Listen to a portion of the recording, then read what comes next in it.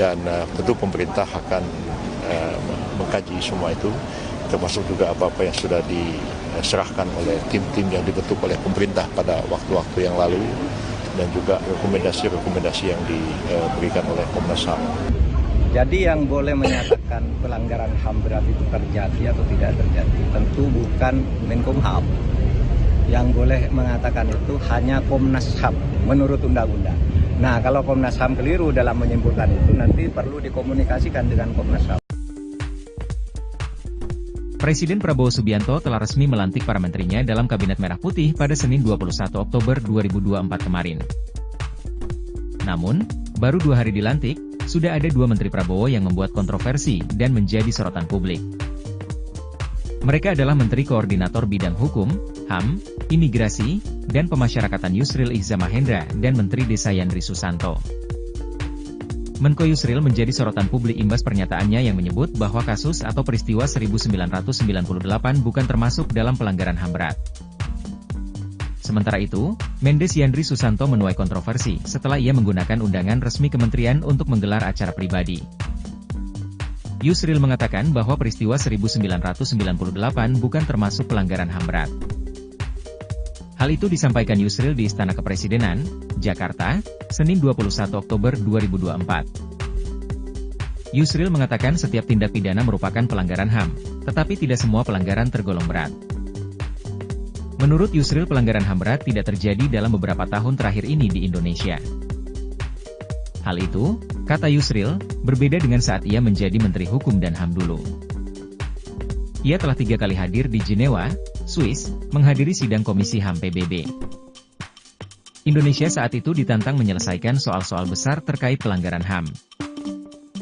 Usai jadi sorotan dan mendapat banyak kritik, Yandri Susanto mengaku ada kesalahan dalam membuat surat tersebut.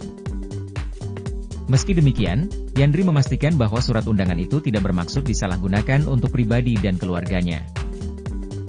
Itu bisa kita koreksi nanti, tapi sekali lagi tidak disalahgunakan, tidak dibelokkan, kata Yandri di Ponpes Bayi Mahdi Soleh Mamun, Serang, Banten, Selasa 22 Oktober 2024. Yandri menegaskan, tidak ada unsur politik dalam undangan dan acara tersebut. Istri Yandri, Ratu Zakiah, menjadi calon Bupati Serang pada kontestasi Pilkada tahun 2024. Tapi hari ini murni betul-betul kegiatan Hari Santri, haul emak kami, dan bersyukur kepada Allah Subhanahu wa Ta'ala, tidak ada unsur yang lain, kata Yandri. Lebih lanjut, Yandri berterima kasih kepada Mahfud MD karena telah mengingatkannya. Wakil Ketua Partai Amanat Nasional PAN itu pun berjanji tidak akan mengulangi kesalahannya.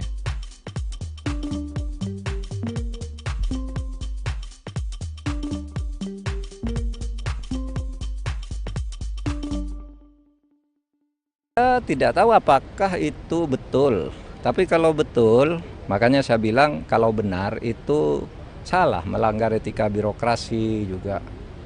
Ya mudah-mudahan nanti segera diklarifikasi, kan tidak boleh ya urusan pribadi, urusan tahlilan, urusan syukuran gitu lalu menggunakan kop dan stempel menteri. Untuk tahu masalah segala segi pertahanan, dan ini adalah alma mater saya sehingga saya datang menyempatkan. Ada alasan khusus nggak Pak?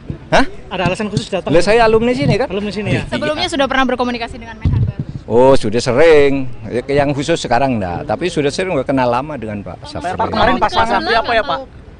Pasangan Mahfud sama Ganjar nggak datang kemarin Pak? Itu kan rame di mana? Nah, saya sudah mau datang tapi terus ibu saya masih sakit, sekarang masih di Surabaya. PR pertama untuk Pak Safri apa ya Pak? PR pertamanya untuk Pak Safri gitu di Kemenhan? Wah, Pak Safri udah lebih tahu kan, sudah disusun oleh tim ya. Tim pemerintahan Pak Prabowo. Saya kira banyak lah. Jadi sosok Pak Safri itu sosok yang tepat ya untuk melanjutkan. Sosoknya seperti apa Pak Safri? Pastilah dipilih oleh presiden itu pasti memenuhi syarat minimal yang dibutuhkan. Kedepannya hubungan sipil militer menurut Pak Mahfud baiknya seperti apa sih Pak?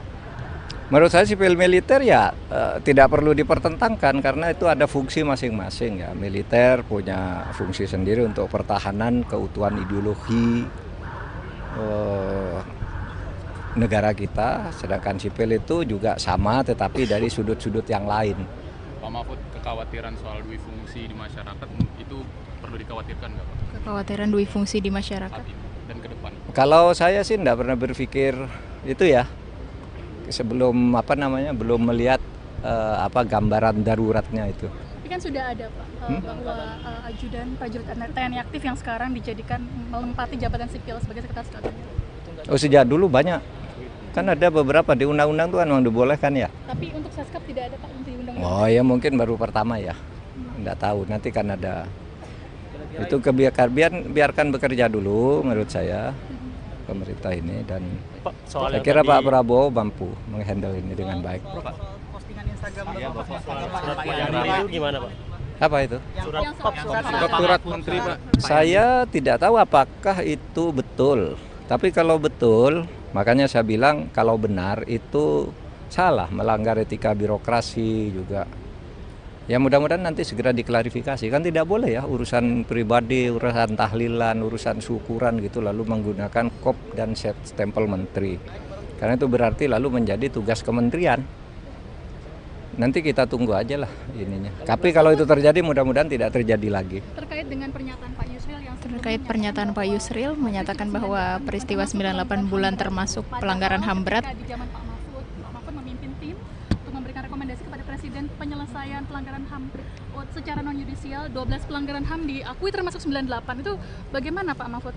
Gini, yang menurut undang-undang ya, menurut TAP MPR, pelanggaran HAM berat itu harus diselidiki. Sesudah diselidiki ada 18 pelanggaran HAM berat. 5 sudah diadili. Ya, tapi 34 tersangkanya itu bebas semua. Jadi yang boleh menyatakan pelanggaran HAM berat itu terjadi atau tidak terjadi tentu bukan Menkumham. Yang boleh mengatakan itu hanya Komnas HAM menurut undang-undang. Nah, kalau Komnas HAM keliru dalam menyimpulkan itu nanti perlu dikomunikasikan dengan Komnas HAM. Oleh sebab itu waktu saya dulu, karena menurut undang-undang yang menentukan pelanggaran HAM berat itu adalah Komnas HAM, maka apa yang ditetapkan oleh Komnas HAM kita laksanakan. Seperti yang 12 yang sudah diakui oleh Presiden dan diapresiasi oleh PBB. Karena itu ditetapkan oleh lembaga yang menurut undang-undang berwenang menetapkan. Sebaliknya yang dipaksakan disuruh jadikan pelanggaran HAM berat, padahal menurut Komnas HAM tidak, itu saya Menko Polhukam menganggap tidak ada. Misalnya kasus KM50, ya kan itu didesakkan oleh Pak Amin Rais dan sebagainya supaya itu ditetapkan pelanggaran HAM berat. Saya bilang ya bilang dong Komnas HAM. Kalau Komnas HAM bilang begitu kita laksanakan. Kasus Kanjuruhan yang menewaskan 156 orang. Itu kan diminta agar dijadikan kasus pelanggaran HAM berat. Saya bilang, Komnas HAM tidak bilang begitu. Itu kejahatan. Beda antara pelanggaran HAM berat dan kejahatan. Kejahatan berat korbannya bisa 200 orang, pelanggaran HAM berat itu bisa 2 orang bisa.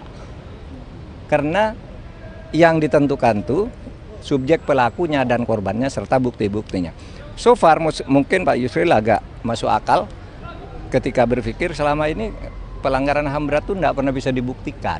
Nah itu aja masalahnya. Oleh sebab itu kalau waktu saya tidak menutup kasus itu, tetapi ya sudah ditetapkan oleh Komnas HAM, diakui saja. Tapi kita tidak pernah minta maaf kepada siapapun. Wah, itu kan kesalahan pemerintah yang lalu-lalu yang sudah ditindak. Gitu ya.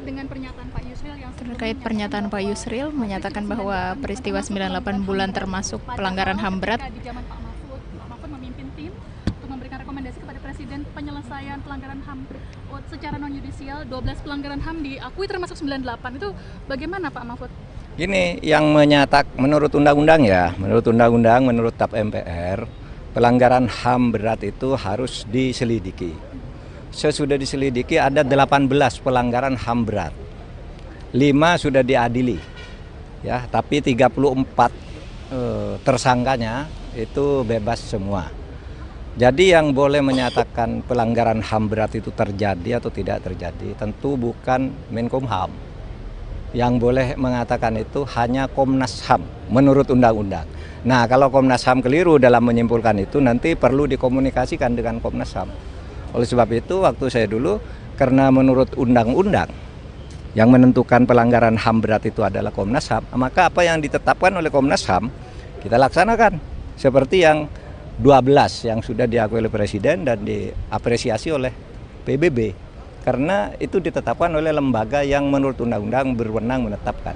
Sebaliknya yang dipaksakan disuruh jadikan pelanggaran HAM berat, padahal menurut Komnas HAM tidak, itu saya Menko Polhukam menganggap tidak ada. Misalnya kasus KM 50, ya kan itu didesakkan oleh Pak Amin Rais dan sebagainya supaya itu ditetapkan pelanggaran HAM berat.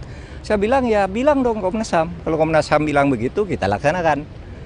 Kasus Kanjuruhan yang menewaskan 156 orang, itu kan diminta agar dijadikan kasus pelanggaran HAM berat.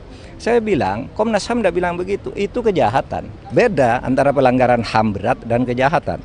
Kejahatan berat korbannya bisa 200 orang, pelanggaran HAM berat itu bisa 2 orang bisa.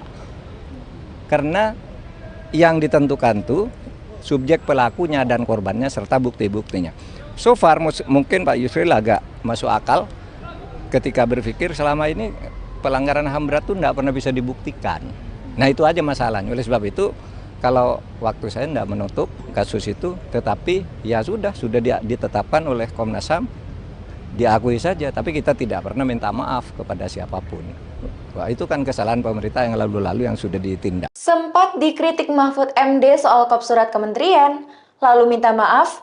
Kini Yandri dihujat kembali usai pakai backdrop kementerian di acara haul ibunya. Aduh, lagian ada aja gebrakannya menteri yang satu ini gak belajar dari kesalahan pertamanya. Sebelumnya, Menteri Desa dan Pembangunan Daerah Tertinggal, Yandri Susanto menerima banyak kritikan. Salah satunya dari mantan Menko Polhukam Mahfud MD. Kritikan tersebut ia terima usai aksinya yang menggunakan kop surat kementerian sebagai undangan acara keluarga ke elemen masyarakat. Mengutip dari unggahan akun X @johnsitorus_18, Yandri tampak masih memakai label kementerian dalam acara haul ibunya.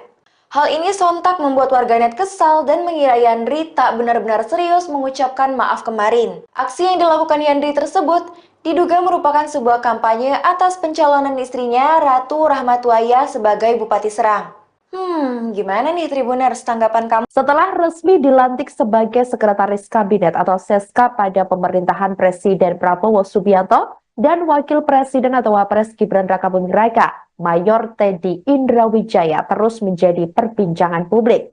Seperti diketahui, Mayor Teddy dilantik menjadi Seskap di Istana Kepresidenan Jakarta pada Senin 21 Oktober 2024 sore lalu. Ia menduduki kursi jabatan Seskap Presiden Prabowo saat posisinya juga masih aktif sebagai prajurit TNI Angkatan Darat. Anggota DPR RI fraksi PDIP TB Hasanuddin sebelumnya menyarankan agar Mayor Teddy mundur dari TNI seusai resmi dilantik Seskap oleh Presiden Prabowo Subianto. Sebab dijelaskan olehnya bahwa penempatan prajurit TNI aktif hanya dapat ditempatkan di 10 lembaga atau kementerian. TB Hasanuddin mengungkapkan 10 lembaga atau kementerian yang dimaksud adalah Badan Intelijen Kemenhan, BSSN, BNN, Sesmilpres, MA, Polhukam, Kemenhan, Wantanas, Lemhanas, dan SAR. Untuk itu, TB Hasanuddin menyarankan agar tidak melanggar undang-undang atau UU TNI. Dikatakan olehnya, sebaiknya Mayor Teddy mundur dari prajurit TNI. Namun, TB Hasanuddin menjelaskan, jika Mayor Teddy tidak mundur, sebaiknya UU TNI direvisi terlebih dahulu. Sebelumnya diketahui, Ketua Harian Gerindra Sufmi Dasko Ahmad turut menanggapi hal tersebut. Ia mengatakan Mayor Teddy tidak pensiun dari TNI karena posisi Seskap bukan setingkat menteri. Dia menjelaskan Seskap kini menjadi bagian dari Kementerian Sekretariat Negara atau Kemensetnek. Dasko mengatakan perubahan struktur Seskap itu telah diatur dalam peraturan Presiden atau Perpres. Dia mengatakan Seskap bisa dijabat oleh aparatur sipil negara dengan pangkat setinggi-tingginya eselon 2 atau brigadir jenderal. Atas dasar itulah Dasko mengatakan bahwa jabatan Seskap sama saja dengan jabatan di kementerian yang dapat diisi oleh personil TNI atau Polri. Dia mengatakan Mayor Teddy tidak perlu pensiun dari TNI.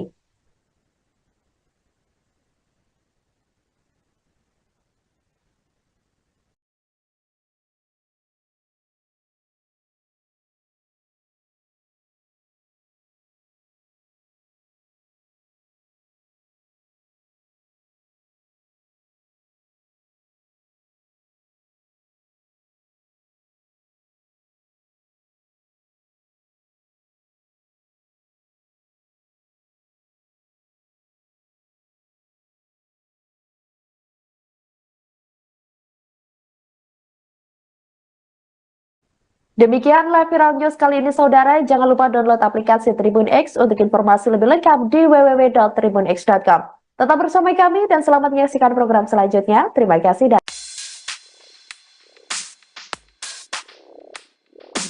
Belakangan ini, muncul polemik setelah pelantikan Mayor Teddy menjadi Sekretaris Kabinet, Seskap, pemerintahan Prabowo Gibran.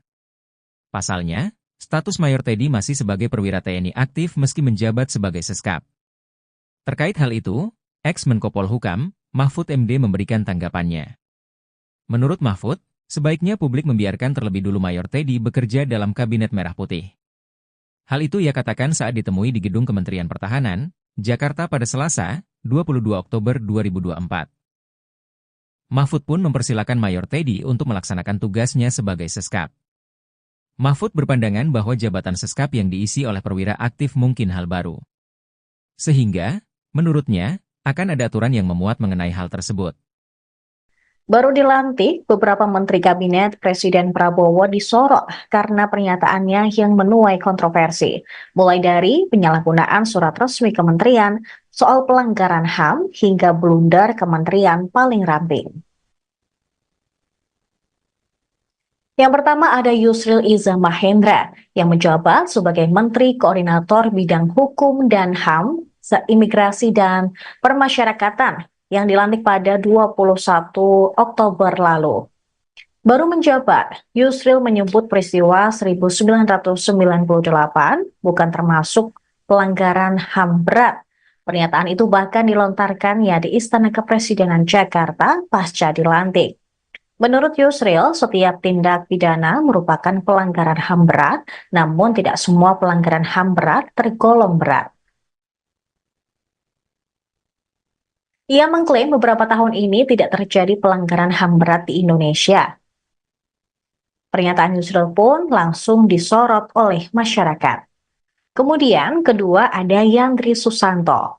Menteri Desa dan Pembangunan Daerah Tertinggal ini disorot setelah ketahuan menggunakan kop surat dan stempel kementerian untuk undangan pribadi, haul ibunya, sekaligus hari santri dan tasyukuran. Kegiatan itu mengundang kepala desa, sekretaris desa, staf desa, ketua RT, RW, kader PKK, serta posyandu yang ada di Kabupaten Serang. Tangkapan layar undangan tersebut beredar luas di media sosial. Bahkan, mantan Menko Polhukam Mahfud MD juga turut mengunggahnya di akun Instagram pribadi. Yandri pun mengaku kelalaiannya tersebut dan berjanji tidak akan mengulangi membuat surat resmi yang dikeluarkan oleh kementerian untuk kegiatan pribadinya. Kemudian ketiga, Mayor Teddy Indrawijaya. Pasca dilantik sebagai Sekretaris Kabinet, Mayor Teddy ternyata masih berstatus TNI aktif. Sejumlah pihak pun menyarankan Mayor Teddy untuk keluar dari TNI, sebab berpotensi melanggar ketentuan pasal 47 ayat 1 Undang-Undang Nomor 34 Tahun 2004 tentang TNI, bahwa prajurit hanya dapat menduduki jabatan sipil setelah mengundurkan diri atau pensiun dini dari dinas aktif keprajuritan. Namun Ketua Harian Partai Gerindra, Sufmi Dasko Ahmad mengatakan struktur Seskap saat ini berada di bawah Menteri Sekretaris Negara, sehingga Mayor Teddy tidak perlu pensiun dini dari dinas aktif keprajuritan TNI, sebab posisi Seskap maupun Mensesnek tidak termasuk ke dalam jabatan sipil sebagaimana ketentuan pasal 47 ayat 2 Undang-Undang TNI. Kemudian Raffi Ahmad, aktor yang juga masuk ke dalam jajaran Kabinet Merah Putih ini baru dilantik pada hari Senin kemarin. Dia resmi menjabat sebagai utusan khusus Presiden bidang pembinaan generasi muda dan pekerja seni. Ketika dilantik di Istana Negara Jakarta Senin kemarin, gelar honoris causa Raffi Ahmad turut disebut dan tercantum dalam Kepres. Gelar ini diberikan oleh Universal Institute of Professional Management atau UIPM di Thailand. Pemberian gelar ini pun sempat jadi perbincangan hangat karena UIPM disebut belum memiliki izin operasional di Indonesia. Bahkan warga Indonesia yang berada di Thailand juga sempat mengecek alamat kampus yang memberikan gelar tersebut dan hasilnya adalah bangunan sebuah hotel.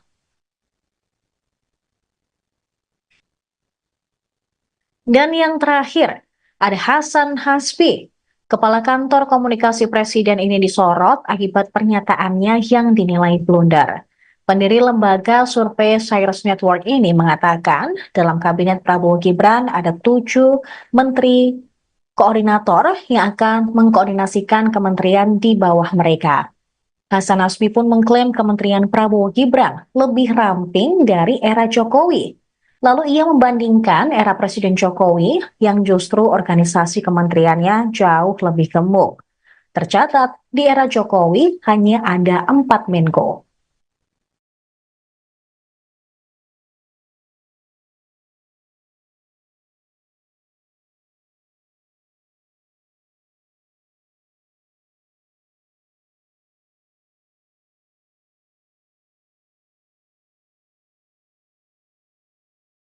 Menteri Hak Asasi Manusia, Natalius Pigai, mendapat sorotan publik setelah meminta agar anggaran Kementerian HAM dapat segera dilakukan perombakan. Menurut Natalius Pigai, anggaran Kementerian HAM saat ini hanya 64 miliar rupiah. Jumlah ini menurut Pigai sangatlah kecil, sehingga sulit untuk merealisasikan visi dan misi Presiden Prabowo Subianto. Oleh sebab itu, Pigai meminta agar dilakukan perombakan anggaran kementerian menjadi 20 triliun rupiah. Pigai mengatakan ada 3 tugas pemerintah terkait HAM berdasarkan konstitusi, yakni penyelamatan HAM melalui regulasi, melindungi warga negara, dan memenuhi kebutuhan warga negara. Kegiatan-kegiatan tersebut sulit terlaksana dengan ketersediaan anggaran yang kecil. Untuk diketahui, Kementerian HAM adalah kementerian baru yang dibentuk pada Kabinet Merah Putih. Kementerian ini merupakan salah satu pecahan dari Kementerian Hukum dan HAM. Selain Kementerian HAM, Presiden Prabowo Subianto juga membentuk Kementerian Hukum serta Kementerian Imigrasi dan Pemasyarakatan.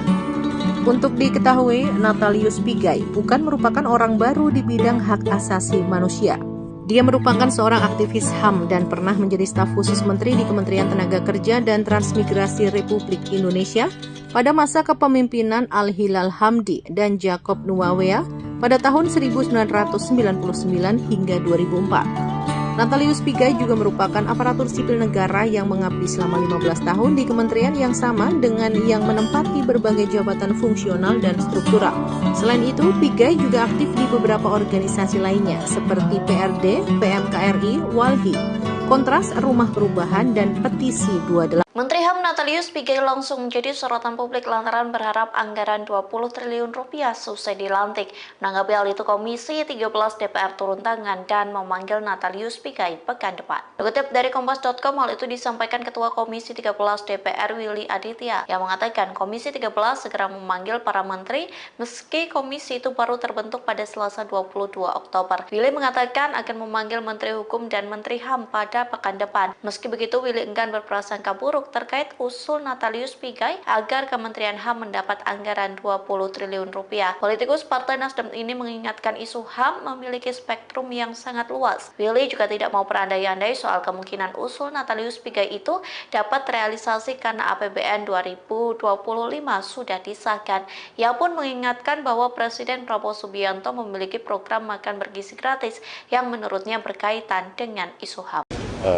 Genocide ataukah ethnic cleansing, kalau memang 2 poin itu yang ditanyakan memang tidak terjadi pada tahun 1998. Saya cukup paham terhadap Undang-Undang Pengadilan HAM karena memang saya sendiri yang pada waktu itu mengajukan RUU Pengadilan HAM itu ke DPR dan tentu saya paham hal-hal yang dikategorikan sebagai pelanggaran HAM berat yang diatur di dalam Undang-Undang Pengadilan HAM kita sendiri.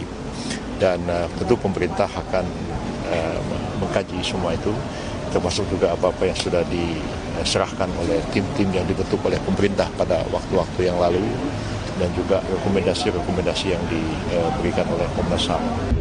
Jadi yang boleh menyatakan pelanggaran HAM berat itu terjadi atau tidak terjadi tentu bukan Menkumham. Yang boleh mengatakan itu hanya Komnas HAM menurut undang-undang. Nah, kalau Komnas HAM keliru dalam menyimpulkan itu nanti perlu dikomunikasikan dengan Komnas HAM. Presiden Prabowo Subianto telah resmi melantik para menterinya dalam Kabinet Merah Putih pada Senin 21 Oktober 2024 kemarin. Namun, baru 2 hari dilantik, sudah ada 2 Menteri Prabowo yang membuat kontroversi dan menjadi sorotan publik. Mereka adalah Menteri Koordinator Bidang Hukum, HAM, Imigrasi, dan Pemasyarakatan Yusril Iza Mahendra dan Menteri Desa Yandri Susanto. Menko Yusril menjadi sorotan publik imbas pernyataannya yang menyebut bahwa kasus atau peristiwa 1998 bukan termasuk dalam pelanggaran HAM berat. Sementara itu, Mendes Yandri Susanto menuai kontroversi setelah ia menggunakan undangan resmi kementerian untuk menggelar acara pribadi. Yusril mengatakan bahwa peristiwa 1998 bukan termasuk pelanggaran HAM berat. Hal itu disampaikan Yusril di Istana Kepresidenan, Jakarta, Senin 21 Oktober 2024. Yusril mengatakan setiap tindak pidana merupakan pelanggaran HAM, tetapi tidak semua pelanggaran tergolong berat. Menurut Yusril, pelanggaran HAM berat tidak terjadi dalam beberapa tahun terakhir ini di Indonesia. Hal itu, kata Yusril, berbeda dengan saat ia menjadi Menteri Hukum dan HAM dulu. Ia telah 3 kali hadir di Jenewa, Swiss, menghadiri sidang Komisi HAM PBB. Indonesia saat itu ditantang menyelesaikan soal-soal besar terkait pelanggaran HAM. Usai jadi sorotan dan mendapat banyak kritik, Yandri Susanto mengaku ada kesalahan dalam membuat surat tersebut. Meski demikian, Yandri memastikan bahwa surat undangan itu tidak bermaksud disalahgunakan untuk pribadi dan keluarganya. Itu bisa kita koreksi nanti, tapi sekali lagi tidak disalahgunakan, tidak dibelokkan, kata Yandri di Ponpes Bayi Mahdi Soleh Mamun, Serang, Banten, Selasa 22 Oktober 2024. Yandri menegaskan, tidak ada unsur politik dalam undangan dan acara tersebut.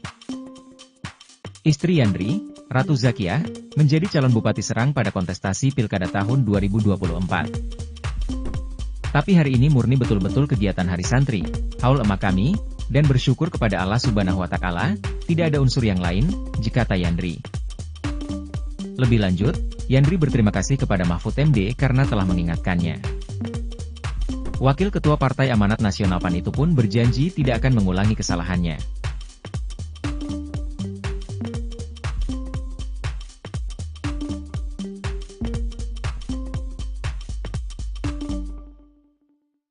Saya tidak tahu apakah itu betul, tapi kalau betul, makanya saya bilang kalau benar itu salah, melanggar etika birokrasi juga.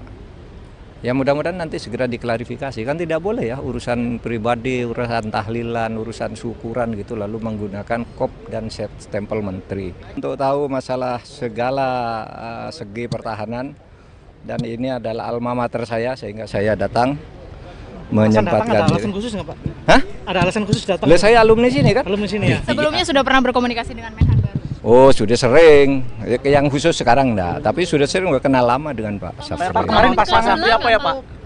Pasangan Mahfud sama Ganjar nggak datang kemarin Pak? Itu kan rame di mana? Nah, saya sudah mau datang tapi terus ibu saya masih sakit, sekarang masih di Surabaya. PR pertama untuk Pak Syafri apa ya Pak? PR pertamanya untuk Pak Syafri gitu di Kemenhan.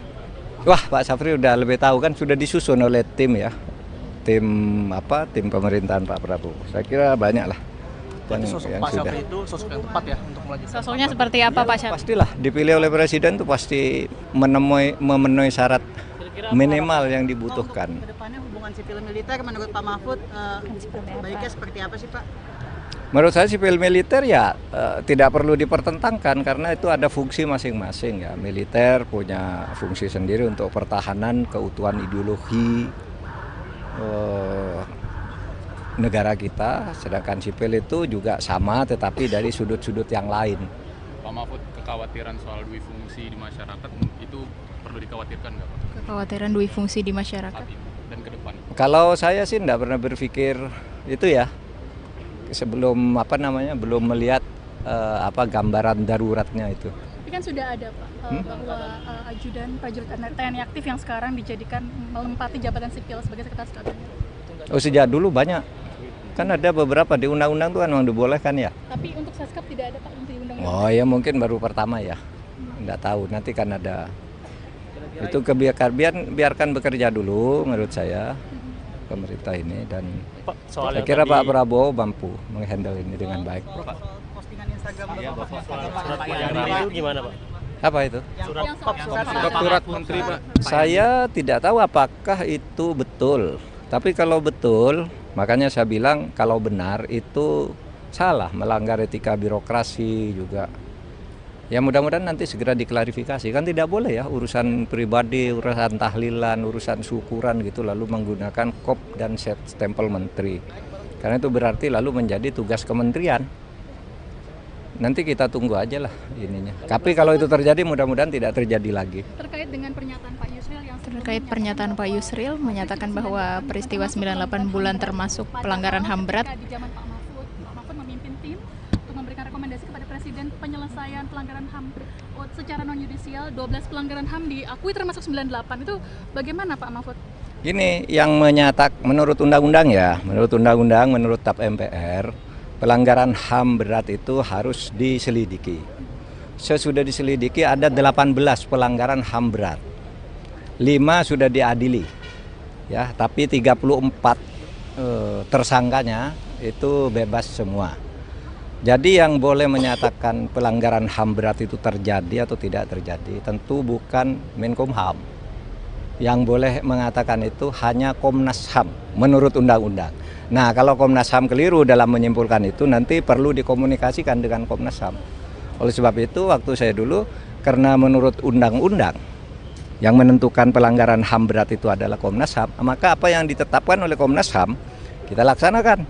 Seperti yang 12 yang sudah diakui oleh Presiden dan diapresiasi oleh PBB. Karena itu ditetapkan oleh lembaga yang menurut undang-undang berwenang menetapkan. Sebaliknya yang dipaksakan disuruh jadikan pelanggaran HAM berat, padahal menurut Komnas HAM tidak, itu saya Menko Polhukam menganggap tidak ada. Misalnya kasus KM 50, ya kan itu didesakkan oleh Pak Amin Rais dan sebagainya supaya itu ditetapkan pelanggaran HAM berat. Saya bilang ya bilang dong Komnas HAM, kalau Komnas HAM bilang begitu kita laksanakan. Kasus Kanjuruhan yang menewaskan 156 orang. Itu kan diminta agar dijadikan kasus pelanggaran HAM berat. Saya bilang, Komnas HAM tidak bilang begitu, itu kejahatan. Beda antara pelanggaran HAM berat dan kejahatan. Kejahatan berat korbannya bisa 200 orang, pelanggaran HAM berat itu bisa 2 orang bisa. Karena yang ditentukan tuh subjek pelakunya dan korbannya serta bukti-buktinya. So far mungkin Pak Yusril agak masuk akal ketika berpikir selama ini pelanggaran HAM berat itu tidak pernah bisa dibuktikan. Nah itu aja masalahnya. Oleh sebab itu kalau waktu saya tidak menutup kasus itu, tetapi ya sudah ditetapkan oleh Komnas HAM, diakui saja. Tapi kita tidak pernah minta maaf kepada siapapun. Wah, itu kan kesalahan pemerintah yang lalu-lalu yang sudah ditindak. Gitu ya.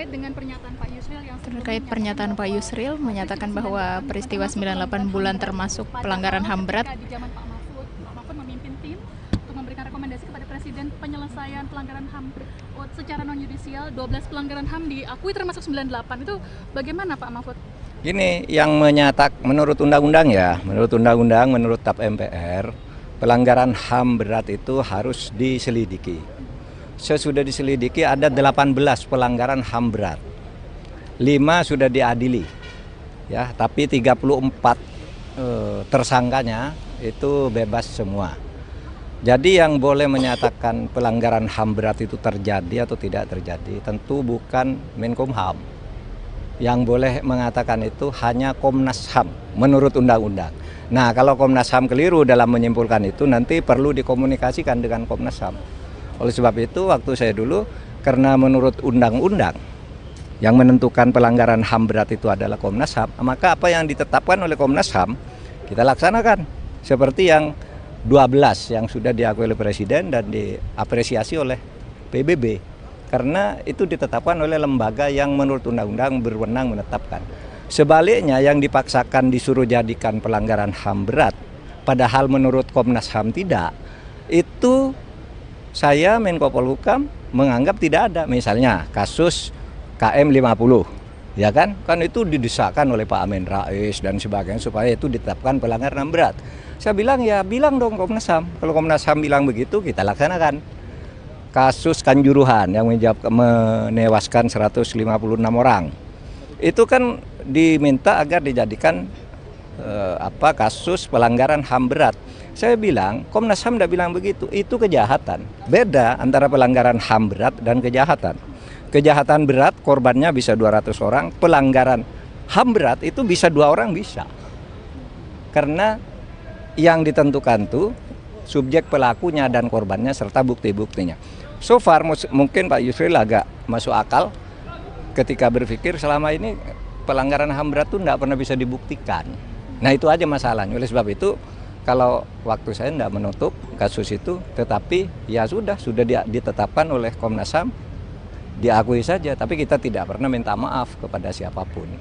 Wah, itu kan kesalahan pemerintah yang lalu-lalu yang sudah ditindak. Sempat dikritik Mahfud MD soal kop surat kementerian, lalu minta maaf, kini Yandri dihujat kembali usai pakai backdrop kementerian di acara haul ibunya. Aduh, lagian ada aja gebrakannya menteri yang satu ini, gak belajar dari kesalahan pertamanya. Sebelumnya, Menteri Desa dan Pembangunan Daerah Tertinggal, Yandri Susanto menerima banyak kritikan. Salah satunya dari mantan Menko Polhukam Mahfud MD. Kritikan tersebut ia terima usai aksinya yang menggunakan kop surat kementerian sebagai undangan acara keluarga ke elemen masyarakat.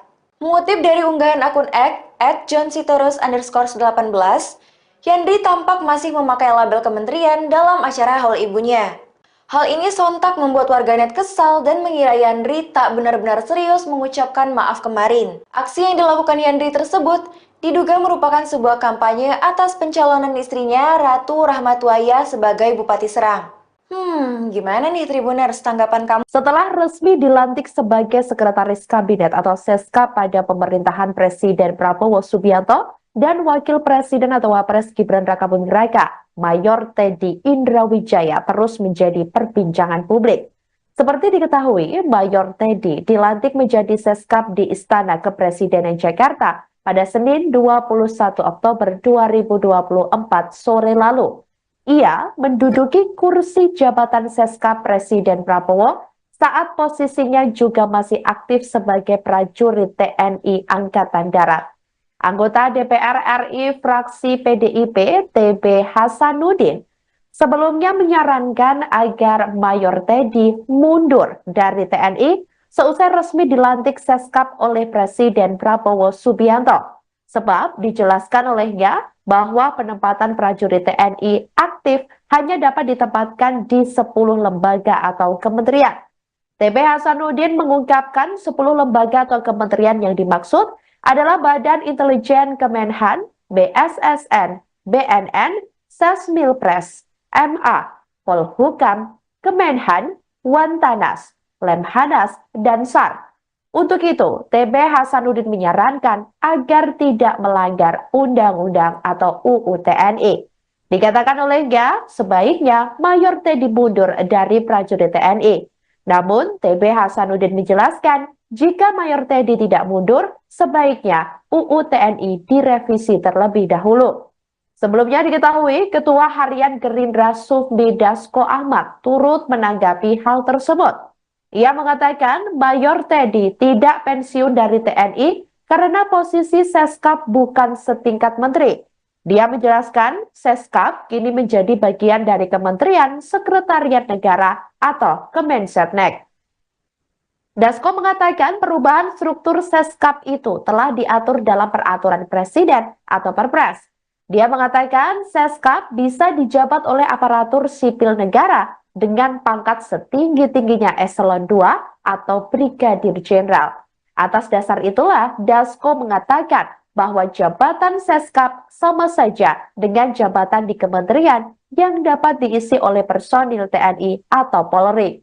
Dia mengatakan Mayor Teddy tidak perlu pensiun dari TNI.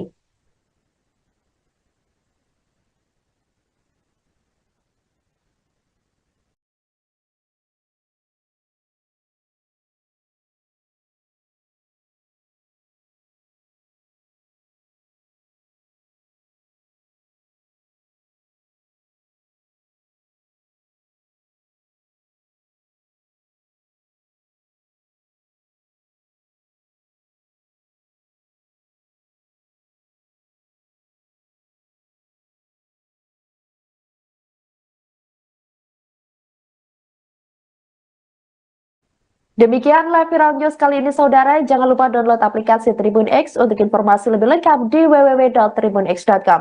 Tetap bersama kami dan selamat menyaksikan program selanjutnya. Terima kasih dan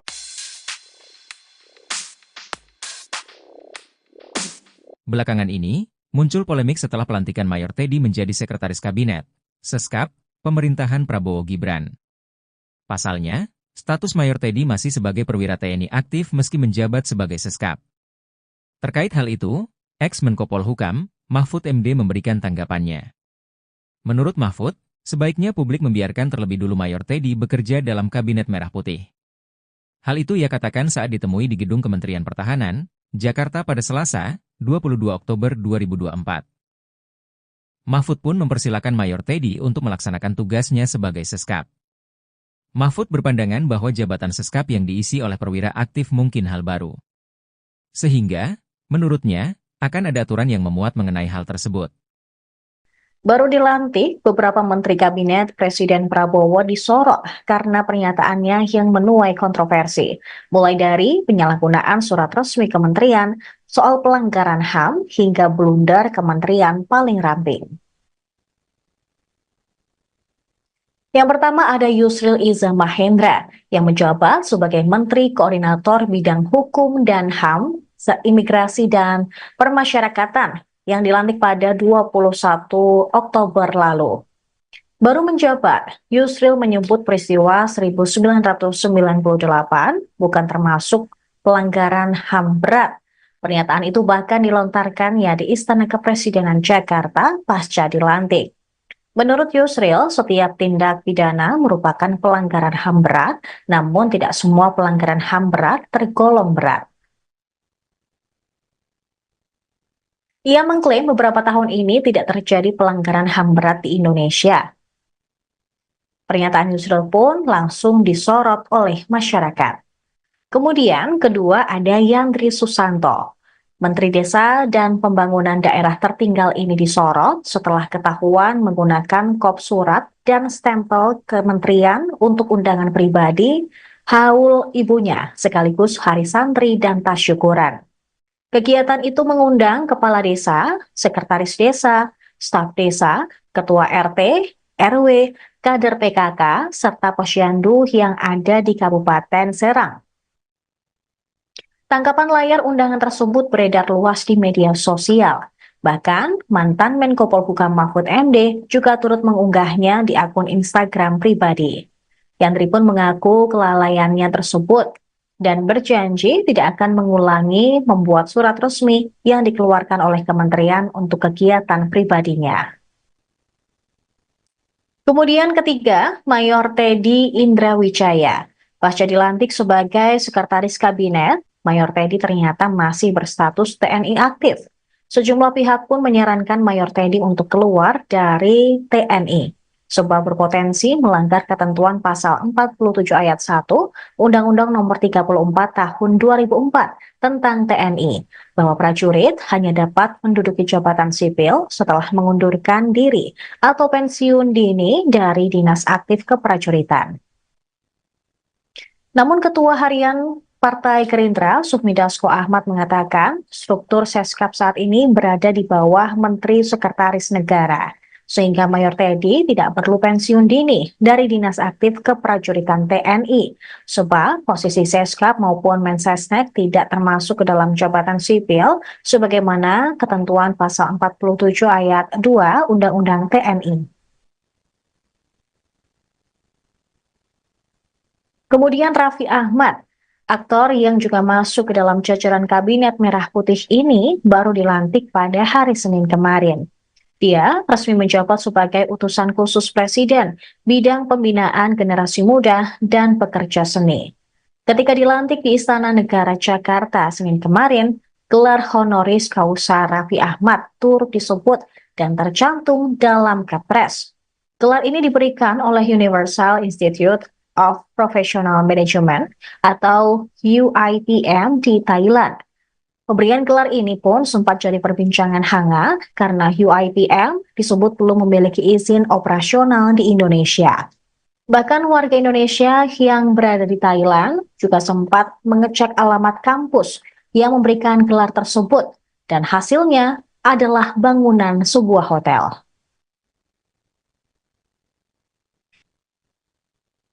Dan yang terakhir, ada Hasan Hasbi. Kepala Kantor Komunikasi Presiden ini disorot akibat pernyataannya yang dinilai blunder. Pendiri lembaga survei Cyrus Network ini mengatakan dalam kabinet Prabowo Gibran ada 7 menteri koordinator yang akan mengkoordinasikan kementerian di bawah mereka. Hasan Hasbi pun mengklaim kementerian Prabowo Gibran lebih ramping dari era Jokowi. Lalu ia membandingkan era Presiden Jokowi yang justru organisasi kementeriannya jauh lebih gemuk.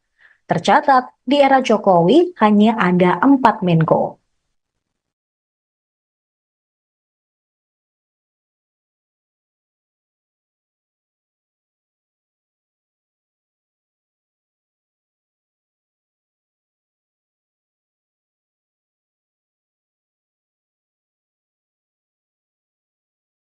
Menteri Hak Asasi Manusia Natalius Pigai mendapat sorotan publik setelah meminta agar anggaran Kementerian HAM dapat segera dilakukan perombakan. Menurut Natalius Pigai, anggaran Kementerian HAM saat ini hanya 64 miliar rupiah. Jumlah ini menurut Pigai sangatlah kecil sehingga sulit untuk merealisasikan visi dan misi Presiden Prabowo Subianto. Oleh sebab itu, Pigai meminta agar dilakukan perombakan anggaran kementerian menjadi 20 triliun rupiah. Pigai mengatakan ada 3 tugas pemerintah terkait HAM berdasarkan konstitusi, yakni penyelamatan HAM melalui regulasi, melindungi warga negara, dan memenuhi kebutuhan warga negara. Kegiatan-kegiatan tersebut sulit terlaksana dengan ketersediaan anggaran yang kecil. Untuk diketahui, Kementerian HAM adalah kementerian baru yang dibentuk pada Kabinet Merah Putih. Kementerian ini merupakan salah satu pecahan dari Kementerian Hukum dan HAM. Selain Kementerian HAM, Presiden Prabowo Subianto juga membentuk Kementerian Hukum serta Kementerian Imigrasi dan Pemasyarakatan. Untuk diketahui, Natalius Pigai bukan merupakan orang baru di bidang hak asasi manusia. Dia merupakan seorang aktivis HAM dan pernah menjadi staf khusus menteri di Kementerian Tenaga Kerja dan Transmigrasi Republik Indonesia pada masa kepemimpinan Al-Hilal Hamdi dan Jacob Nuawea pada tahun 1999 hingga 2004. Natalius Pigai juga merupakan aparatur sipil negara yang mengabdi selama 15 tahun di kementerian yang sama dengan yang menempati berbagai jabatan fungsional dan struktural. Selain itu, Pigai juga aktif di beberapa organisasi lainnya seperti PRD, PMKRI, Walhi, Kontras, Rumah Perubahan, dan Petisi 28. Menteri HAM Natalius Pigai langsung menjadi sorotan publik lantaran berharap anggaran 20 triliun rupiah selesai dilantik. Menanggapi hal itu, Komisi 13 DPR turun tangan dan memanggil Natalius Pigai pekan depan. Dikutip dari Kompas.com, hal itu disampaikan Ketua Komisi 13 DPR Willy Aditya yang mengatakan Komisi 13 segera memanggil para menteri meski komisi itu baru terbentuk pada Selasa 22 Oktober. Willy mengatakan akan memanggil Menteri Hukum dan Menteri HAM pada pekan depan. Meski begitu, Willy enggan berprasangka buruk terkait usul Natalius Pigai agar Kementerian HAM mendapat anggaran 20 triliun rupiah. Politikus Partai Nasdem ini mengingatkan isu HAM memiliki spektrum yang sangat luas. Willy juga tidak mau berandai-andai soal kemungkinan usul Natalius Pigai itu dapat terrealisasi karena APBN 2025 sudah disahkan. Ia pun mengingatkan bahwa Presiden Prabowo Subianto memiliki program makan bergizi gratis yang menurutnya berkaitan dengan isu HAM. Genocide ataukah ethnic cleansing, kalau memang 2 poin itu yang ditanyakan memang tidak terjadi pada 1998. Saya cukup paham terhadap Undang-Undang Pengadilan HAM karena memang saya sendiri yang pada waktu itu mengajukan RUU Pengadilan HAM itu ke DPR dan tentu saya paham hal-hal yang dikategorikan sebagai pelanggaran HAM berat yang diatur di dalam Undang-Undang Pengadilan HAM kita sendiri. Dan tentu pemerintah akan mengkaji semua itu, termasuk juga apa-apa yang sudah diserahkan oleh tim-tim yang dibentuk oleh pemerintah pada waktu-waktu yang lalu dan juga rekomendasi-rekomendasi yang diberikan oleh Komnas HAM. Jadi yang boleh menyatakan pelanggaran HAM berat itu terjadi atau tidak terjadi tentu bukan Menkumham. Yang boleh mengatakan itu hanya Komnas HAM menurut undang-undang. Nah, kalau Komnas HAM keliru dalam menyimpulkan itu nanti perlu dikomunikasikan dengan Komnas HAM. Presiden Prabowo Subianto telah resmi melantik para menterinya dalam Kabinet Merah Putih pada Senin 21 Oktober 2024 kemarin.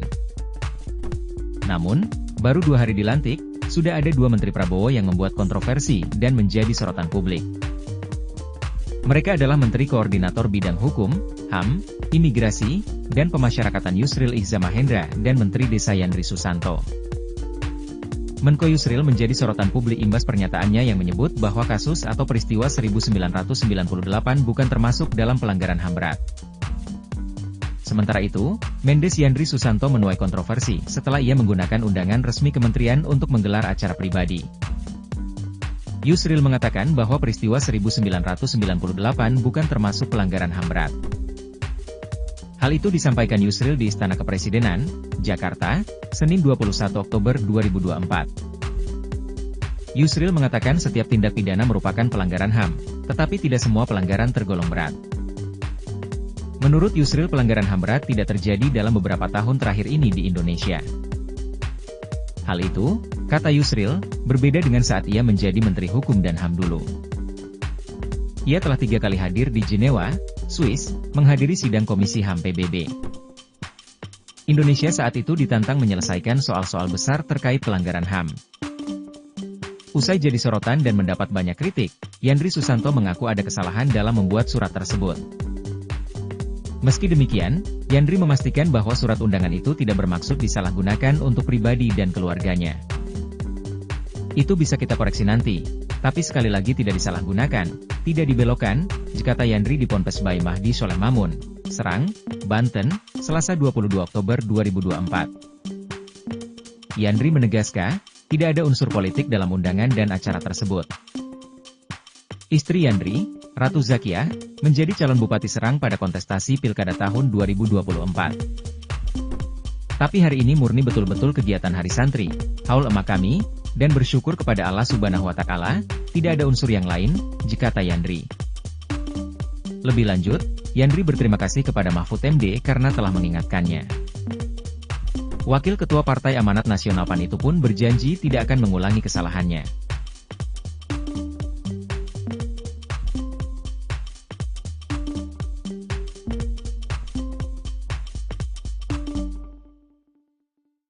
Tidak tahu apakah itu betul, tapi kalau betul, makanya saya bilang kalau benar itu salah, melanggar etika birokrasi juga.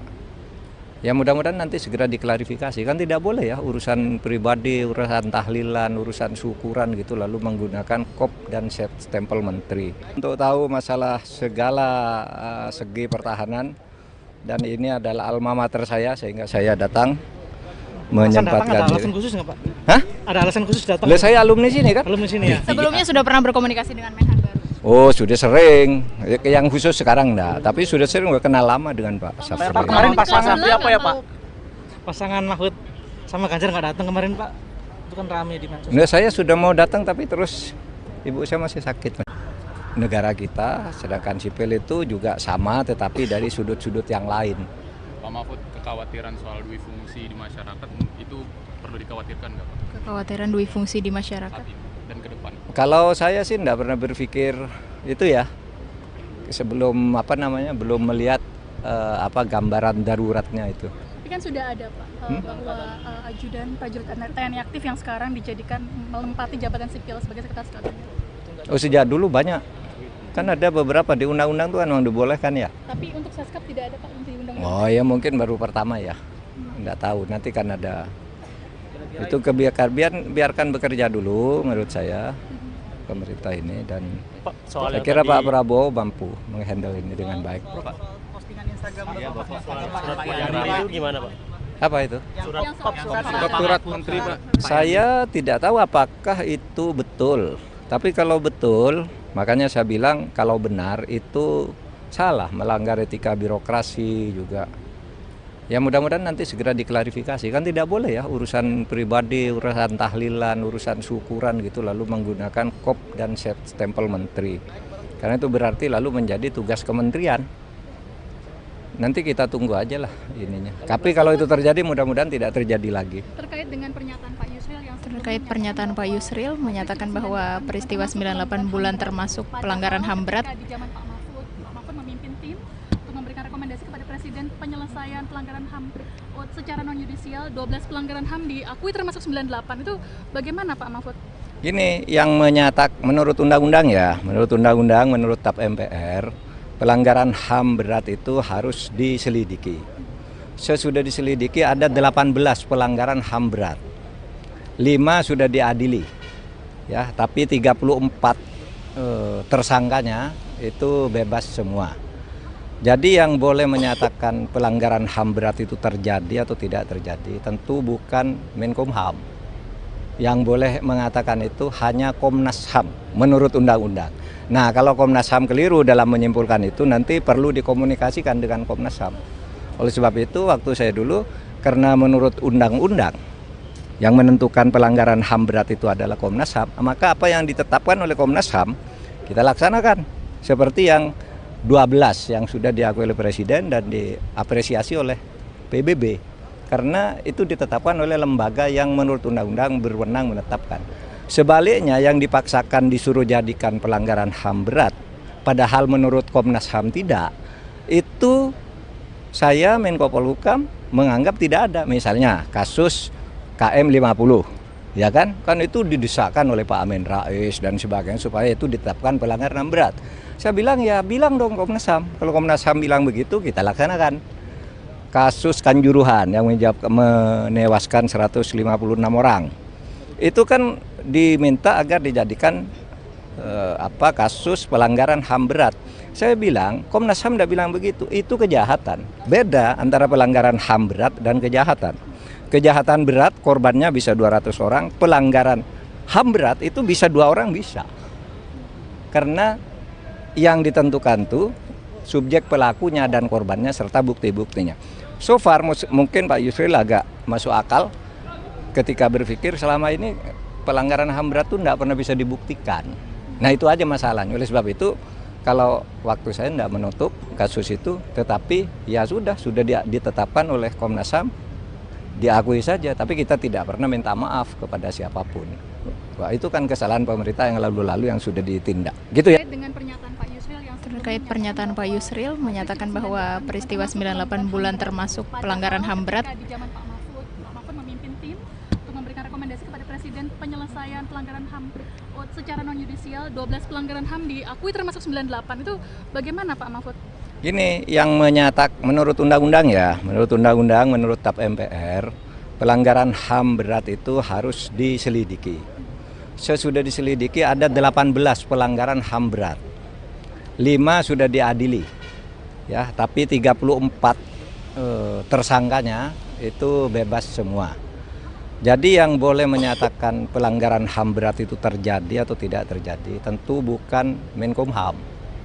Yang boleh mengatakan itu hanya Komnas HAM menurut undang-undang. Nah, kalau Komnas HAM keliru dalam menyimpulkan itu nanti perlu dikomunikasikan dengan Komnas HAM.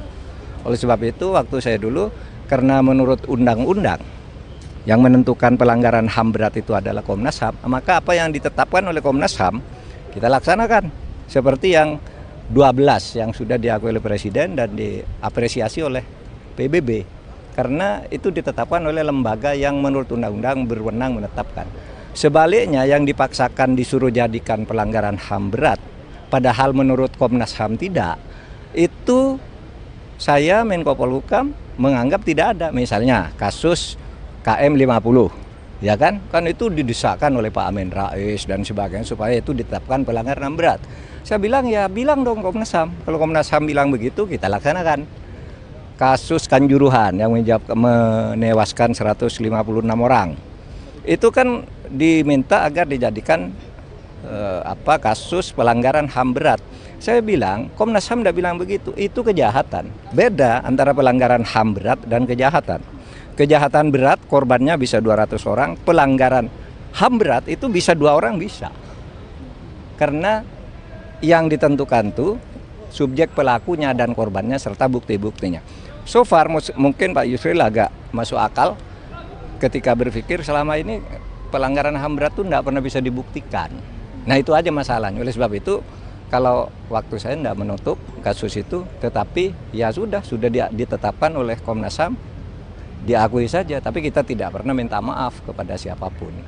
Wah, itu kan kesalahan pemerintah yang lalu-lalu yang sudah ditindak. Sempat dikritik Mahfud MD soal kop surat kementerian, lalu minta maaf, kini Yandri dihujat kembali usai pakai backdrop kementerian di acara haul ibunya. Aduh, lagian ada aja gebrakannya menteri yang satu ini, gak belajar dari kesalahan pertamanya. Sebelumnya, Menteri Desa dan Pembangunan Daerah Tertinggal, Yandri Susanto menerima banyak kritikan.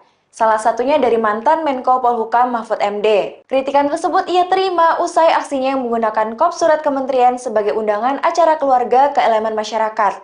Mengutip dari unggahan akun X @johnsitorus_18, Yandri tampak masih memakai label kementerian dalam acara haul ibunya. Hal ini sontak membuat warganet kesal dan mengira Yandri tak benar-benar serius mengucapkan maaf kemarin. Aksi yang dilakukan Yandri tersebut diduga merupakan sebuah kampanye atas pencalonan istrinya Ratu Rahmatwaya sebagai Bupati Serang. Gimana nih Tribuners tanggapan kamu? Setelah resmi dilantik sebagai Sekretaris Kabinet atau Seska pada pemerintahan Presiden Prabowo Subianto dan Wakil Presiden atau Wapres Gibran Rakabuming Raka, Mayor Teddy Indrawijaya terus menjadi perbincangan publik.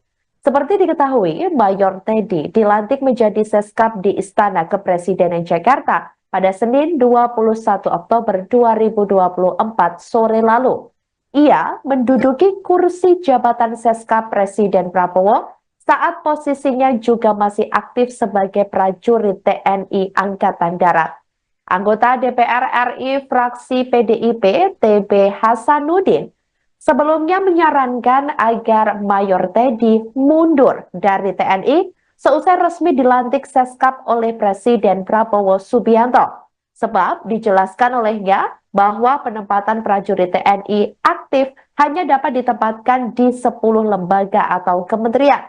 TB Hasanuddin mengungkapkan 10 lembaga atau kementerian yang dimaksud adalah Badan Intelijen Kemenhan, BSSN, BNN, Sesmilpres, MA, Polhukam, Kemenhan, Wantanas, Lemhanas, dan SAR. Untuk itu, TB Hasanuddin menyarankan agar tidak melanggar undang-undang atau UU TNI. Dikatakan olehnya, sebaiknya Mayor Teddy mundur dari prajurit TNI. Namun, TB Hasanuddin menjelaskan, jika Mayor Teddy tidak mundur, sebaiknya UU TNI direvisi terlebih dahulu. Sebelumnya diketahui, Ketua Harian Gerindra Sufmi Dasko Ahmad turut menanggapi hal tersebut.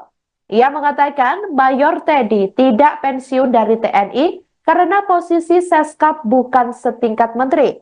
Dia menjelaskan Seskap kini menjadi bagian dari Kementerian Sekretariat Negara atau Kemensetnek. Dasko mengatakan perubahan struktur Seskap itu telah diatur dalam peraturan presiden atau Perpres. Dia mengatakan Seskap bisa dijabat oleh aparatur sipil negara dengan pangkat setinggi-tingginya eselon 2 atau brigadir jenderal. Atas dasar itulah Dasko mengatakan bahwa jabatan Seskap sama saja dengan jabatan di kementerian yang dapat diisi oleh personil TNI atau Polri. Dia mengatakan Mayor Teddy tidak perlu pensiun dari TNI.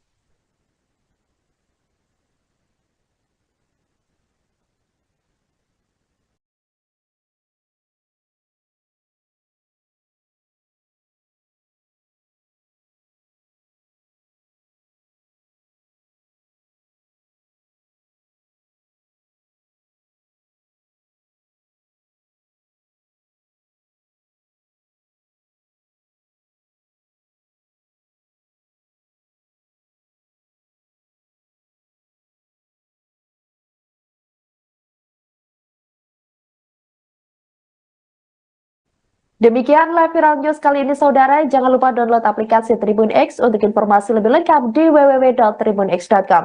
Tetap bersama kami dan selamat menyaksikan program selanjutnya. Terima kasih dan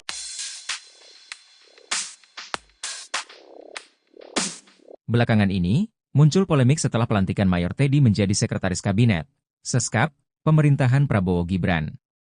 Pasalnya, status Mayor Teddy masih sebagai perwira TNI aktif meski menjabat sebagai Seskap. Terkait hal itu, ex-Menko Polhukam, Mahfud MD memberikan tanggapannya. Menurut Mahfud, sebaiknya publik membiarkan terlebih dulu Mayor Teddy bekerja dalam Kabinet Merah Putih. Hal itu ia katakan saat ditemui di Gedung Kementerian Pertahanan, Jakarta pada Selasa, 22 Oktober 2024. Mahfud pun mempersilakan Mayor Teddy untuk melaksanakan tugasnya sebagai Seskap. Mahfud berpandangan bahwa jabatan Seskap yang diisi oleh perwira aktif mungkin hal baru. Sehingga, menurutnya, akan ada aturan yang memuat mengenai hal tersebut. Baru dilantik, beberapa menteri kabinet Presiden Prabowo disorot karena pernyataannya yang menuai kontroversi, mulai dari penyalahgunaan surat resmi kementerian, soal pelanggaran HAM, hingga blunder kementerian paling ramping. Yang pertama ada Yusril Iza Mahendra yang menjabat sebagai Menteri Koordinator Bidang Hukum dan HAM, Imigrasi dan Permasyarakatan yang dilantik pada 21 Oktober lalu. Baru menjabat, Yusril menyebut peristiwa 1998 bukan termasuk pelanggaran HAM berat. Pernyataan itu bahkan dilontarkannya di Istana Kepresidenan Jakarta pasca dilantik. Menurut Yusril, setiap tindak pidana merupakan pelanggaran HAM berat, namun tidak semua pelanggaran HAM berat tergolong berat.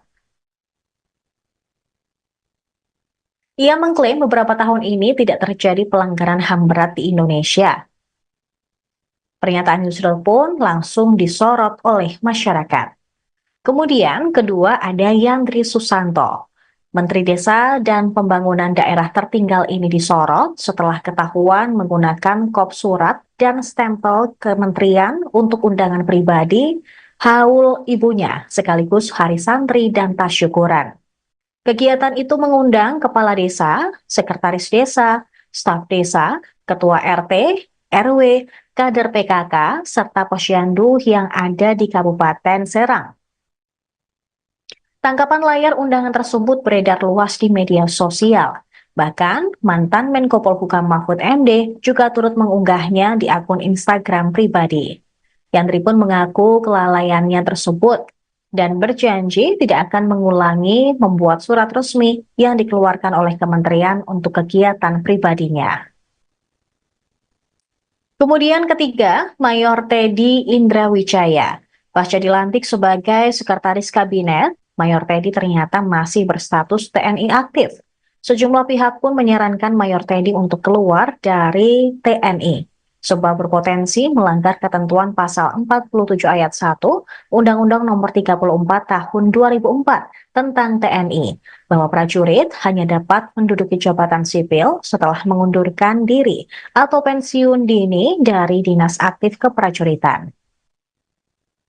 Namun Ketua Harian Partai Gerindra, Sufmi Dasko Ahmad mengatakan struktur Seskap saat ini berada di bawah Menteri Sekretaris Negara, sehingga Mayor Teddy tidak perlu pensiun dini dari dinas aktif keprajuritan TNI, sebab posisi Seskap maupun Mensesnek tidak termasuk ke dalam jabatan sipil, sebagaimana ketentuan pasal 47 ayat 2 Undang-Undang TNI. Kemudian Raffi Ahmad, aktor yang juga masuk ke dalam jajaran Kabinet Merah Putih ini baru dilantik pada hari Senin kemarin. Dia resmi menjabat sebagai utusan khusus Presiden bidang pembinaan generasi muda dan pekerja seni. Ketika dilantik di Istana Negara Jakarta Senin kemarin, gelar honoris causa Raffi Ahmad turut disebut dan tercantum dalam Kepres. Gelar ini diberikan oleh Universal Institute of Professional Management atau UIPM di Thailand. Pemberian gelar ini pun sempat jadi perbincangan hangat karena UIPM disebut belum memiliki izin operasional di Indonesia. Bahkan warga Indonesia yang berada di Thailand juga sempat mengecek alamat kampus yang memberikan gelar tersebut dan hasilnya adalah bangunan sebuah hotel.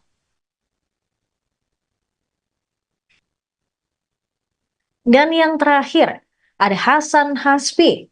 Kepala Kantor Komunikasi Presiden ini disorot akibat pernyataannya yang dinilai blunder. Pendiri lembaga survei Cyrus Network ini mengatakan dalam Kabinet Prabowo Gibran ada 7 menteri koordinator yang akan mengkoordinasikan kementerian di bawah mereka. Hasan Hasbi pun mengklaim Kementerian Prabowo Gibran lebih ramping dari era Jokowi. Lalu ia membandingkan era Presiden Jokowi yang justru organisasi kementeriannya jauh lebih gemuk. Tercatat, di era Jokowi hanya ada 4 Menko.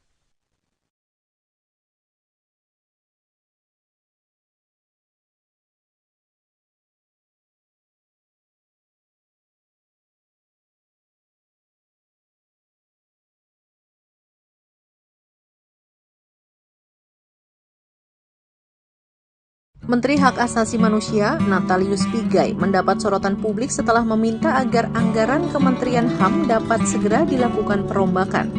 Menurut Natalius Pigai, anggaran Kementerian HAM saat ini hanya 64 miliar rupiah. Jumlah ini menurut Pigai sangatlah kecil, sehingga sulit untuk merealisasikan visi dan misi Presiden Prabowo Subianto. Oleh sebab itu, Pigai meminta agar dilakukan perombakan anggaran kementerian menjadi 20 triliun rupiah. Pigai mengatakan ada 3 tugas pemerintah terkait HAM berdasarkan konstitusi, yakni penyelamatan HAM melalui regulasi, melindungi warga negara, dan memenuhi kebutuhan warga negara. Kegiatan-kegiatan tersebut sulit terlaksana dengan ketersediaan anggaran yang kecil.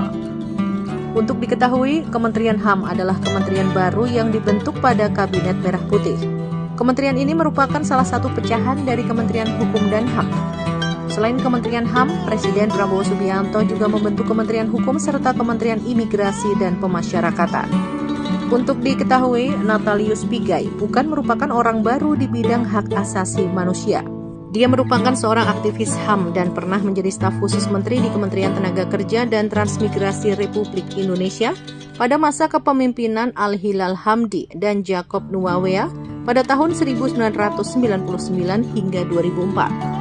Natalius Pigai juga merupakan aparatur sipil negara yang mengabdi selama 15 tahun di kementerian yang sama dengan yang menempati berbagai jabatan fungsional dan struktural. Selain itu, Pigai juga aktif di beberapa organisasi lainnya seperti PRD, PMKRI, Walhi, Kontras, Rumah Perubahan, dan Petisi 28. Menteri HAM Natalius Pigai langsung menjadi sorotan publik lantaran berharap anggaran 20 triliun rupiah selesai dilantik. Menanggapi hal itu, Komisi 13 DPR turun tangan dan memanggil Natalius Pigai pekan depan. Dikutip dari Kompas.com, hal itu disampaikan Ketua Komisi 13 DPR Willy Aditya yang mengatakan Komisi 13 segera memanggil para menteri meski komisi itu baru terbentuk pada Selasa 22 Oktober. Willy mengatakan akan memanggil Menteri Hukum dan Menteri HAM pada pekan depan. Meski begitu, Willy enggan berprasangka buruk terkait usul Natalius Pigai agar Kementerian HAM mendapat anggaran 20 triliun rupiah. Politikus Partai Nasdem ini mengingatkan isu HAM memiliki spektrum yang sangat luas. Willy juga tidak mau berandai-andai soal kemungkinan usul Natalius Pigai itu dapat terrealisasi karena APBN 2025 sudah disahkan. Ia pun mengingatkan bahwa Presiden Prabowo Subianto memiliki program makan bergizi gratis yang menurutnya berkaitan dengan isu HAM. Genocide ataukah ethnic cleansing, kalau memang 2 poin itu yang ditanyakan memang tidak terjadi pada tahun 1998. Saya cukup paham terhadap Undang-Undang Pengadilan HAM karena memang saya sendiri yang pada waktu itu mengajukan RUU Pengadilan HAM itu ke DPR dan tentu saya paham hal-hal yang dikategorikan sebagai pelanggaran HAM berat yang diatur di dalam Undang-Undang Pengadilan HAM kita sendiri. Dan tentu pemerintah akan mengkaji semua itu, termasuk juga apa-apa yang sudah diserahkan oleh tim-tim yang dibentuk oleh pemerintah pada waktu-waktu yang lalu dan juga rekomendasi-rekomendasi yang diberikan oleh Komnas HAM. Jadi yang boleh menyatakan pelanggaran HAM berat itu terjadi atau tidak terjadi tentu bukan Menkumham. Yang boleh mengatakan itu hanya Komnas HAM menurut undang-undang. Nah, kalau Komnas HAM keliru dalam menyimpulkan itu nanti perlu dikomunikasikan dengan Komnas HAM. Presiden Prabowo Subianto telah resmi melantik para menterinya dalam Kabinet Merah Putih pada Senin 21 Oktober 2024 kemarin. Namun, baru 2 hari dilantik, sudah ada 2 Menteri Prabowo yang membuat kontroversi dan menjadi sorotan publik. Mereka adalah Menteri Koordinator Bidang Hukum, HAM, Imigrasi, dan Pemasyarakatan Yusril Iza Mahendra dan Menteri Desa Yandri Susanto. Menko Yusril menjadi sorotan publik imbas pernyataannya yang menyebut bahwa kasus atau peristiwa 1998 bukan termasuk dalam pelanggaran HAM berat. Sementara itu, Mendes Yandri Susanto menuai kontroversi setelah ia menggunakan undangan resmi kementerian untuk menggelar acara pribadi. Yusril mengatakan bahwa peristiwa 1998 bukan termasuk pelanggaran HAM berat.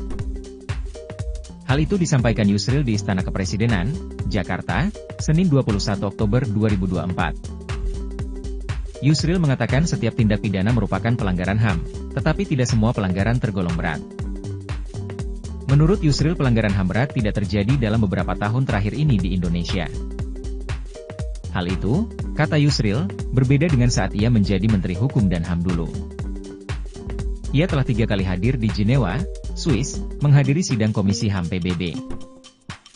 Indonesia saat itu ditantang menyelesaikan soal-soal besar terkait pelanggaran HAM. Usai jadi sorotan dan mendapat banyak kritik, Yandri Susanto mengaku ada kesalahan dalam membuat surat tersebut. Meski demikian, Yandri memastikan bahwa surat undangan itu tidak bermaksud disalahgunakan untuk pribadi dan keluarganya. Itu bisa kita koreksi nanti, tapi sekali lagi tidak disalahgunakan, tidak dibelokkan, kata Yandri di Ponpes Bayi Mahdi Soleh Mamun, Serang, Banten, Selasa 22 Oktober 2024. Yandri menegaskan, tidak ada unsur politik dalam undangan dan acara tersebut. Istri Yandri, Ratu Zakiah, menjadi calon Bupati Serang pada kontestasi Pilkada tahun 2024. Tapi hari ini murni betul-betul kegiatan Hari Santri, haul emak kami, dan bersyukur kepada Allah Subhanahu wa Ta'ala, tidak ada unsur yang lain, kata Yandri. Lebih lanjut, Yandri berterima kasih kepada Mahfud MD karena telah mengingatkannya. Wakil Ketua Partai Amanat Nasional PAN itu pun berjanji tidak akan mengulangi kesalahannya.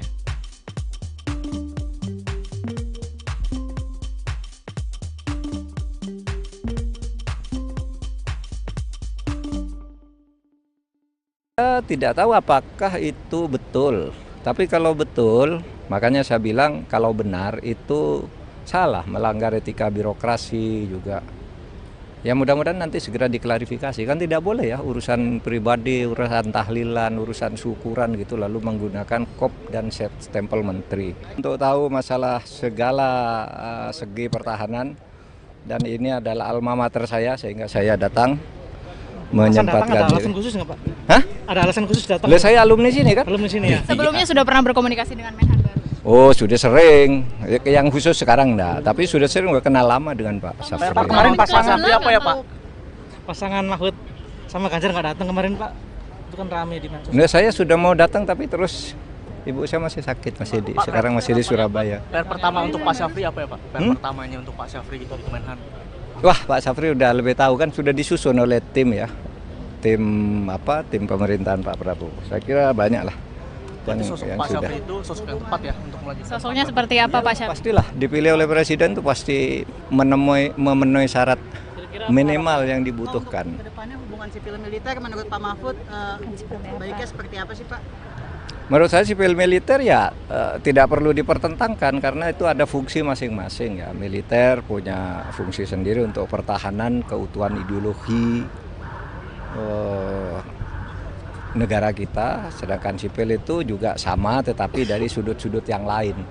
Pak Mahfud, kekhawatiran soal dui fungsi di masyarakat itu perlu dikhawatirkan nggak Pak? Kekhawatiran dui fungsi di masyarakat dan ke depan. Kalau saya sih tidak pernah berpikir itu ya.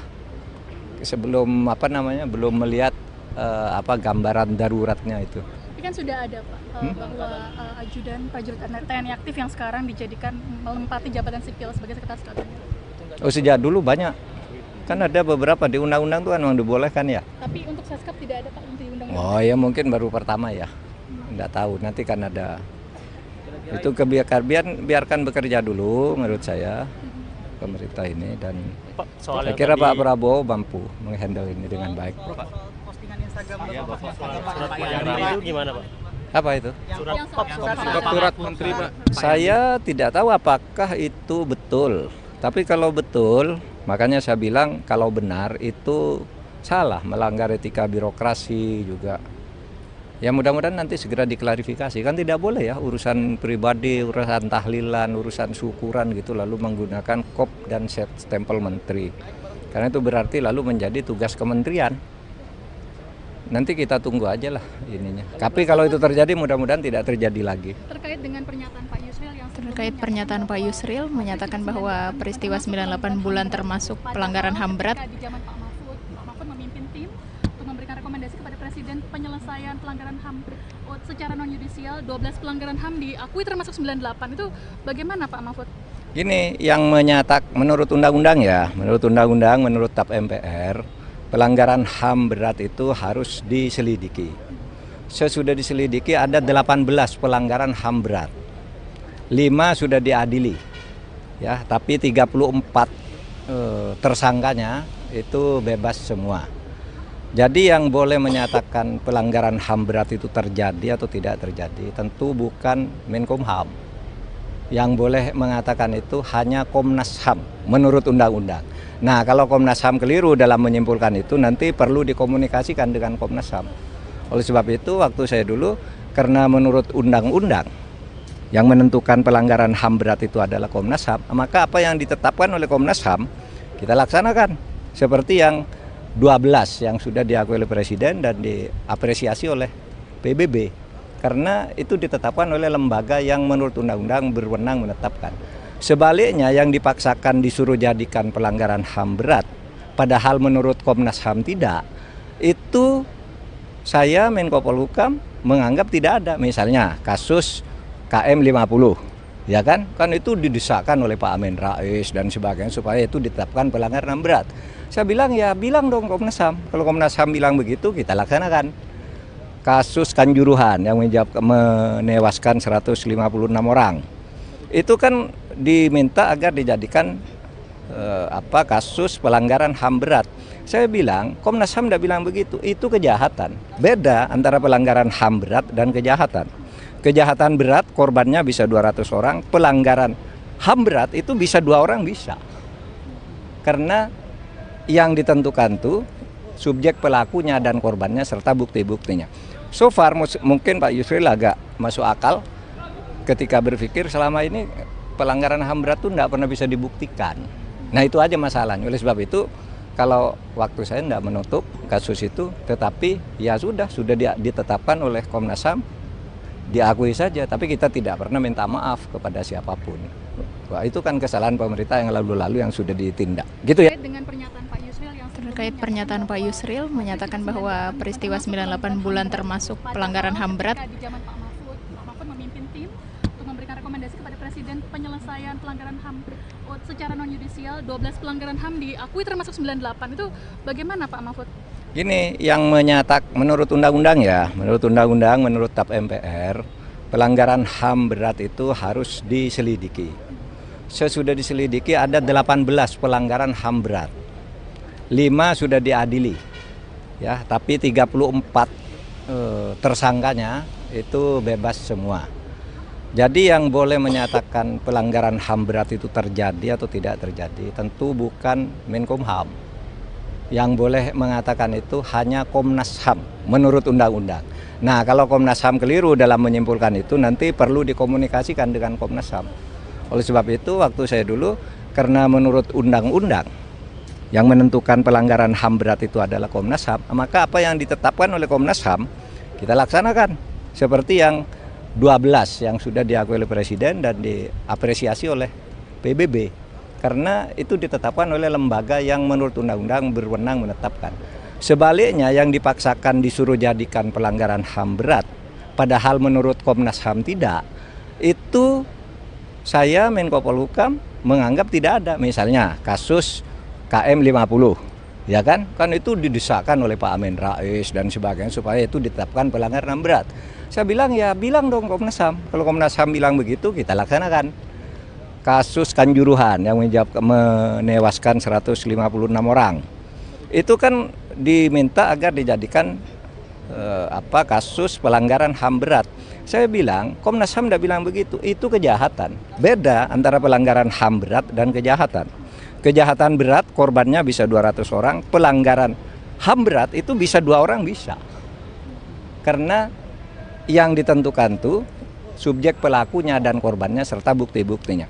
So far mungkin Pak Yusril agak masuk akal ketika berpikir selama ini pelanggaran HAM berat itu tidak pernah bisa dibuktikan. Nah itu aja masalahnya. Oleh sebab itu kalau waktu saya tidak menutup kasus itu, tetapi ya sudah ditetapkan oleh Komnas HAM, diakui saja, tapi kita tidak pernah minta maaf kepada siapapun.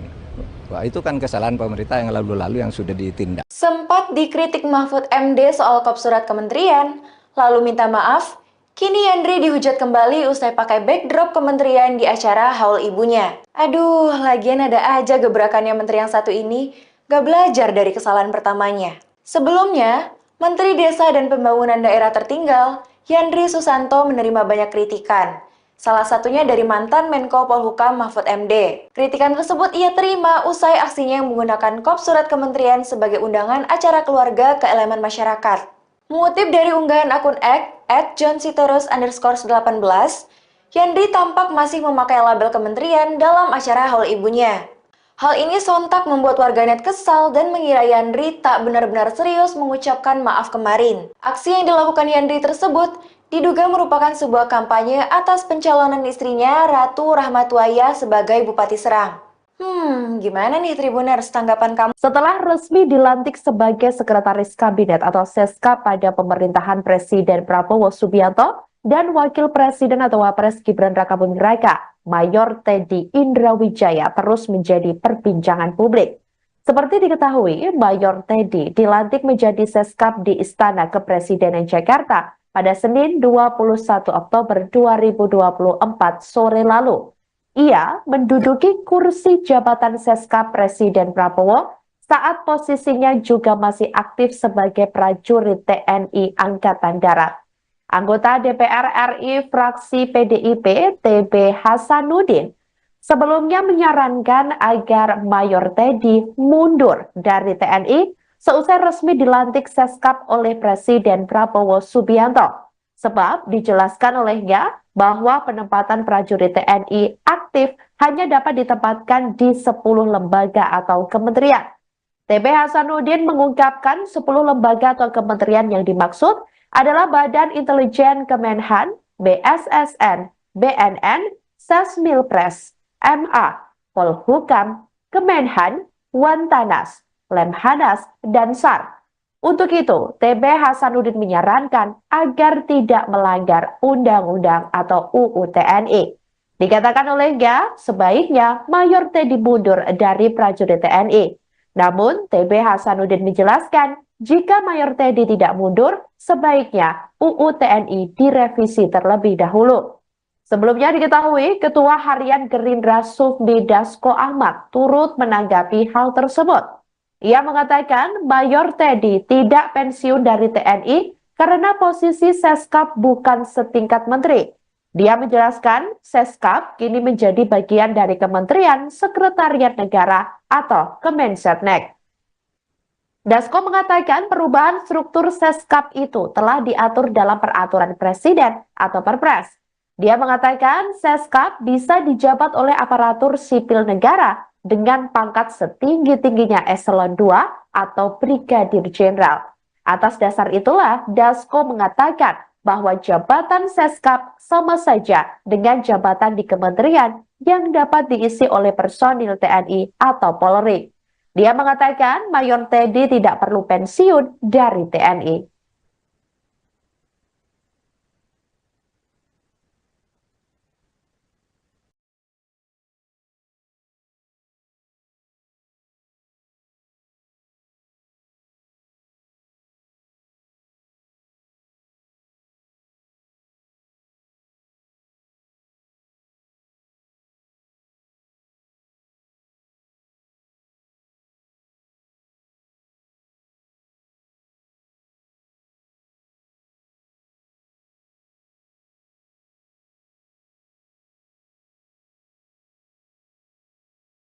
Demikian live viral news kali ini saudara, jangan lupa download aplikasi Tribun X untuk informasi lebih lengkap di www.tribunx.com. Tetap bersama kami dan selamat menyaksikan program selanjutnya. Terima kasih dan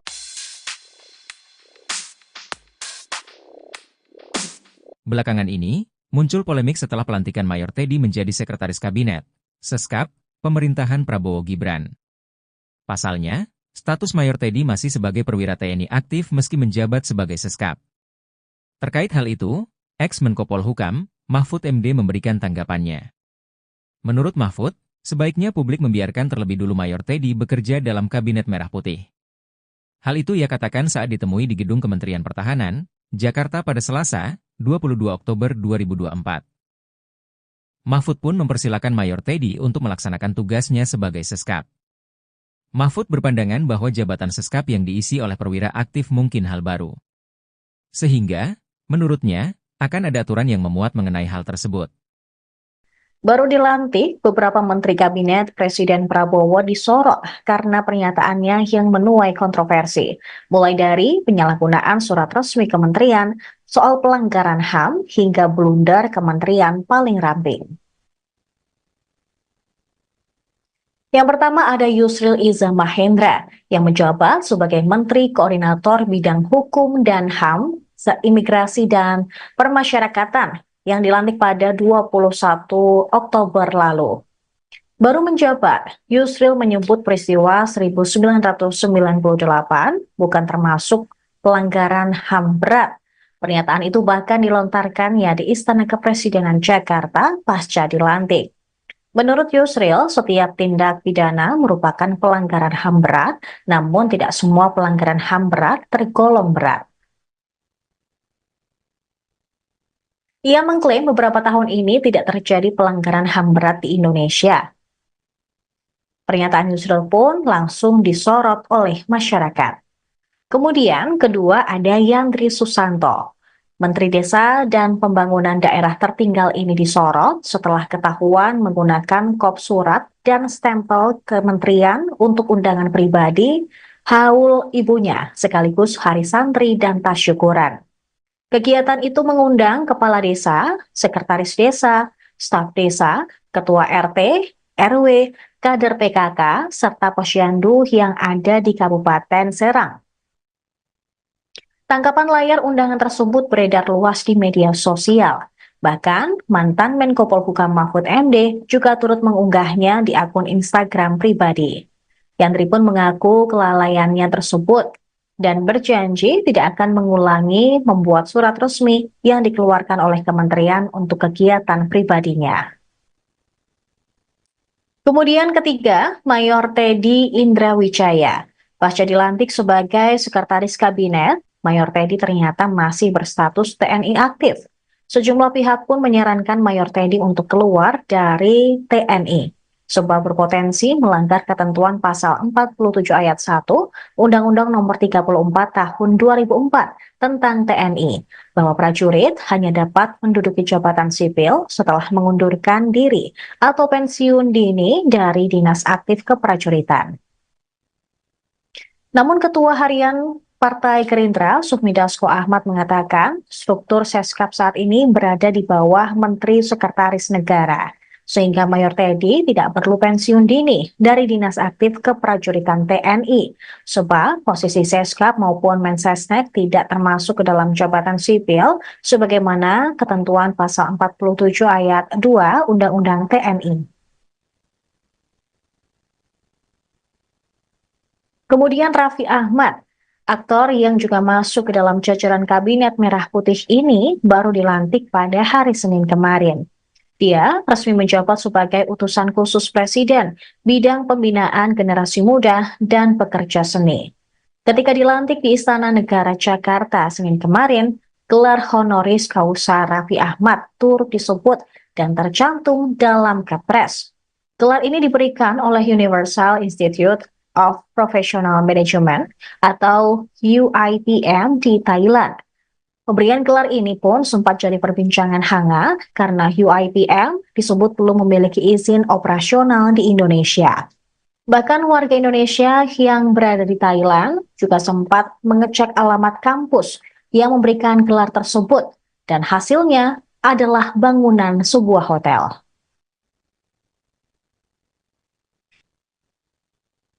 Dan yang terakhir, ada Hasan Hasbi.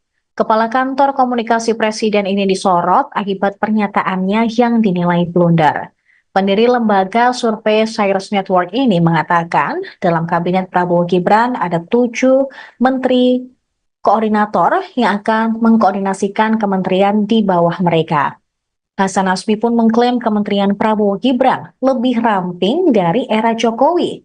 Lalu ia membandingkan era Presiden Jokowi yang justru organisasi kementeriannya jauh lebih gemuk. Tercatat, di era Jokowi hanya ada 4 Menko.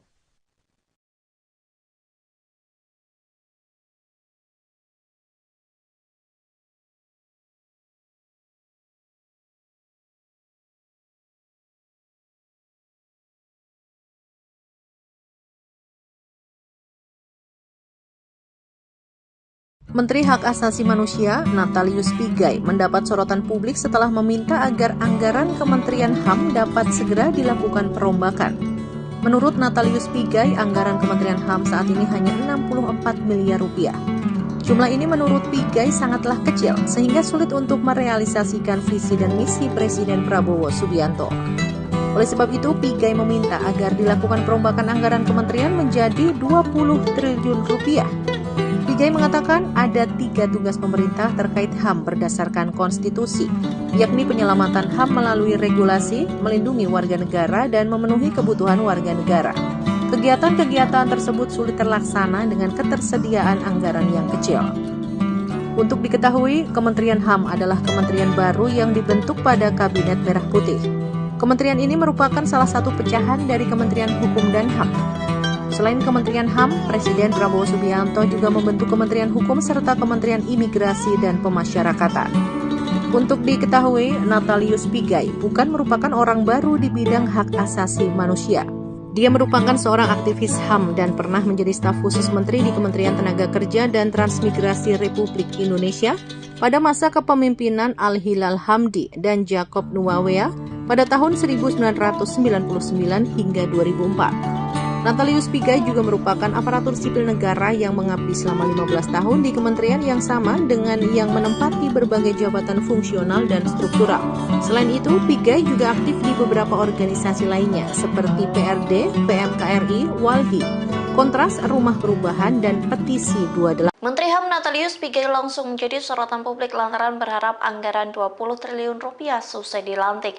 Menanggapi hal itu, Komisi 13 DPR turun tangan dan memanggil Natalius Pigai pekan depan. Dikutip dari Kompas.com, hal itu disampaikan Ketua Komisi 13 DPR Willy Aditya yang mengatakan Komisi 13 segera memanggil para menteri meski komisi itu baru terbentuk pada Selasa 22 Oktober. Willy mengatakan akan memanggil Menteri Hukum dan Menteri HAM pada pekan depan. Meski begitu, Willy enggan berprasangka buruk terkait usul Natalius Pigai agar Kementerian HAM mendapat anggaran 20 triliun rupiah. Politikus Partai Nasdem ini mengingatkan isu HAM memiliki spektrum yang sangat luas. Willy juga tidak mau berandai-andai soal kemungkinan usul Natalius Pigai itu dapat terrealisasi karena APBN 2025 sudah disahkan. Ia pun mengingatkan bahwa Presiden Prabowo Subianto memiliki program makan bergizi gratis yang menurutnya berkaitan dengan isu HAM. Genocide ataukah ethnic cleansing, kalau memang 2 poin itu yang ditanyakan memang tidak terjadi pada tahun 1998. Saya cukup paham terhadap undang-undang pengadilan HAM karena memang saya sendiri yang pada waktu itu mengajukan RUU pengadilan HAM itu ke DPR dan tentu saya paham hal-hal yang dikategorikan sebagai pelanggaran HAM berat yang diatur di dalam undang-undang pengadilan HAM kita sendiri.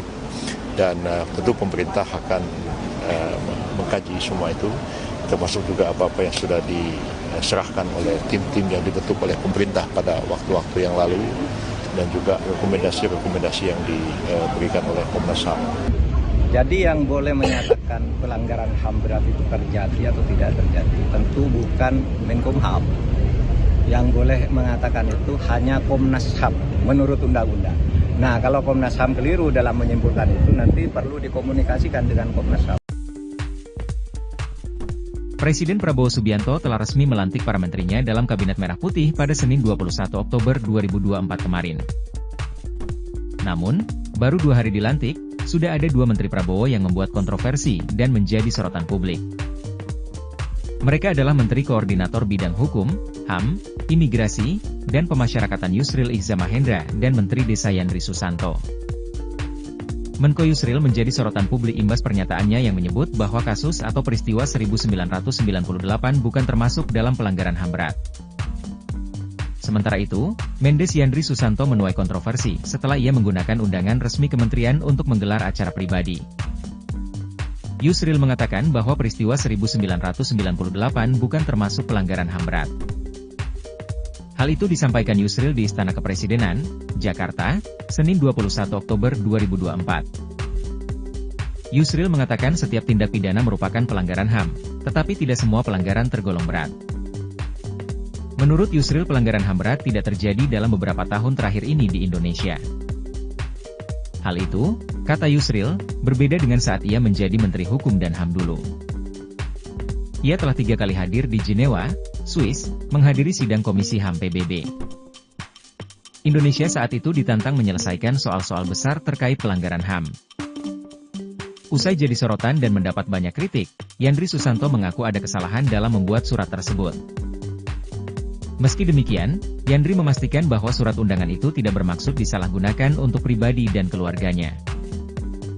Itu bisa kita koreksi nanti, tapi sekali lagi tidak disalahgunakan, tidak dibelokkan, kata Yandri di Ponpes Bayi Mahdi Soleh Mamun, Serang, Banten, Selasa 22 Oktober 2024. Yandri menegaskan, tidak ada unsur politik dalam undangan dan acara tersebut.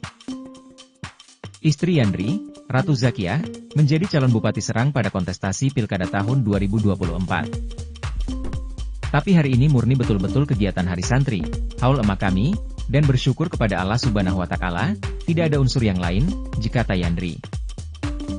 Lebih lanjut, Yandri berterima kasih kepada Mahfud MD karena telah mengingatkannya. Wakil Ketua Partai Amanat Nasional PAN itu pun berjanji tidak akan mengulangi kesalahannya.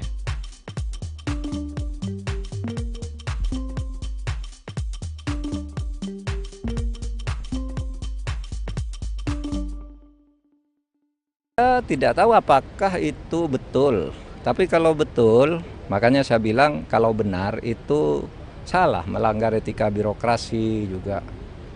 Ya mudah-mudahan nanti segera diklarifikasi, kan tidak boleh ya urusan pribadi, urusan tahlilan, urusan syukuran gitu lalu menggunakan kop dan stempel menteri. Untuk tahu masalah segala segi pertahanan, dan ini adalah alma mater saya sehingga saya datang menyempatkan ada alasan diri. khusus nggak Pak? Hah? Ada alasan khusus datang? Saya alumni sini kan? Alumni sini ya? Sebelumnya sudah pernah berkomunikasi dengan Menhan baru? Oh sudah sering, yang khusus sekarang enggak, tapi sudah sering udah kenal lama dengan Pak Safri. Kemarin pasangan apa ya Pak?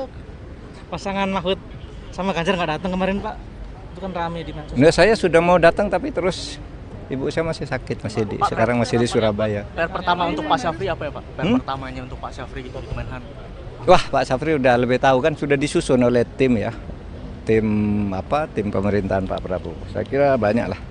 Sosok Pak Syafri itu sosok yang tepat ya untuk melanjutkan. Sosoknya seperti apa Pak Syafri? Pastilah dipilih oleh presiden itu pasti memenuhi syarat minimal yang dibutuhkan. Kedepannya hubungan sipil militer menurut Pak Mahfud baiknya seperti apa sih Pak? Menurut saya sipil militer ya tidak perlu dipertentangkan karena itu ada fungsi masing-masing ya. Militer punya fungsi sendiri untuk pertahanan keutuhan ideologi negara kita, sedangkan sipil itu juga sama tetapi dari sudut-sudut yang lain. Pak Mahfud, kekhawatiran soal dui fungsi di masyarakat itu perlu dikhawatirkan nggak Pak? Kekhawatiran dui fungsi di masyarakat dan ke depan. Kalau saya sih tidak pernah berpikir itu ya. Sebelum belum melihat gambaran daruratnya itu. Tapi kan sudah ada Pak bahwa ajudan prajurit TNI aktif yang sekarang dijadikan menempati jabatan sipil sebagai sekretaris kabinet. Oh sejak dulu banyak, kan ada beberapa di undang-undang tuh kan memang dibolehkan ya. Tapi untuk Seskap tidak ada Pak untuk undang-undang. Oh ya mungkin baru pertama ya, nggak tahu nanti kan ada. Itu biarkan bekerja dulu menurut saya. Pemerintah ini dan saya kira Pak Prabowo mampu menghandle ini dengan baik. Postingan Instagram itu gimana Pak? Apa itu? Surat menteri Pak. Saya tidak tahu apakah itu betul. Tapi kalau betul, makanya saya bilang kalau benar itu salah, melanggar etika birokrasi juga. Ya mudah-mudahan nanti segera diklarifikasi, kan tidak boleh ya urusan pribadi, urusan tahlilan, urusan syukuran gitu lalu menggunakan kop dan stempel menteri. Karena itu berarti lalu menjadi tugas kementerian. Nanti kita tunggu aja lah ininya. Tapi kalau itu terjadi mudah-mudahan tidak terjadi lagi. Terkait dengan pernyataan Pak Yusril yang terkait pernyataan Pak Yusril menyatakan bahwa peristiwa 98 bulan termasuk pelanggaran HAM berat. Di zaman Pak Mahfud memimpin tim untuk memberikan rekomendasi kepada Presiden penyelesaian pelanggaran HAM secara non-yudisial, 12 pelanggaran HAM diakui termasuk 98. Itu bagaimana Pak Mahfud? Ini yang menurut undang-undang ya, menurut TAP MPR, pelanggaran HAM berat itu harus diselidiki. Sesudah diselidiki ada 18 pelanggaran HAM berat. 5 sudah diadili. Ya, tapi 34 tersangkanya itu bebas semua. Jadi yang boleh menyatakan pelanggaran HAM berat itu terjadi atau tidak terjadi tentu bukan Menkumham. Yang boleh mengatakan itu hanya Komnas HAM menurut undang-undang. Nah, kalau Komnas HAM keliru dalam menyimpulkan itu nanti perlu dikomunikasikan dengan Komnas HAM.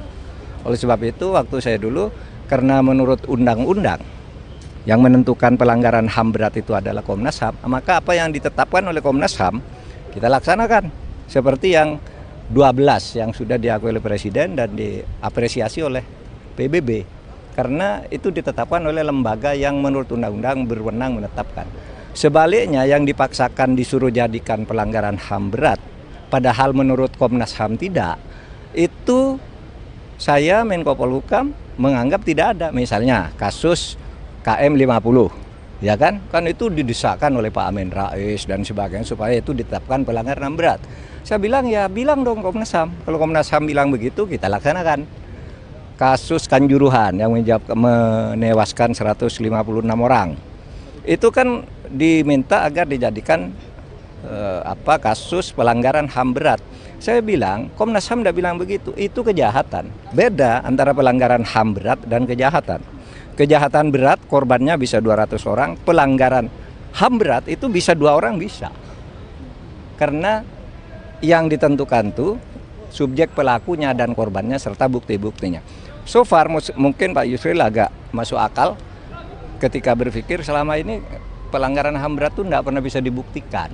Nah itu aja masalahnya. Oleh sebab itu kalau waktu saya tidak menutup kasus itu, tetapi ya sudah ditetapkan oleh Komnas HAM, diakui saja, tapi kita tidak pernah minta maaf kepada siapapun. Wah, itu kan kesalahan pemerintah yang lalu-lalu yang sudah ditindak. Gitu ya. Terkait pernyataan Pak Yusril menyatakan bahwa peristiwa 98 bulan termasuk pelanggaran HAM berat. Di zaman Pak Mahfud memimpin tim untuk memberikan rekomendasi kepada Presiden penyelesaian pelanggaran HAM secara non-yudisial, 12 pelanggaran HAM diakui termasuk 98. Itu bagaimana Pak Mahfud? Gini, yang menurut undang-undang ya, menurut TAP MPR, pelanggaran HAM berat itu harus diselidiki. Sesudah diselidiki ada 18 pelanggaran HAM berat. 5 sudah diadili. Ya, tapi 34 tersangkanya itu bebas semua. Jadi yang boleh menyatakan pelanggaran HAM berat itu terjadi atau tidak terjadi tentu bukan Menkumham. Yang boleh mengatakan itu hanya Komnas HAM menurut undang-undang. Nah, kalau Komnas HAM keliru dalam menyimpulkan itu nanti perlu dikomunikasikan dengan Komnas HAM.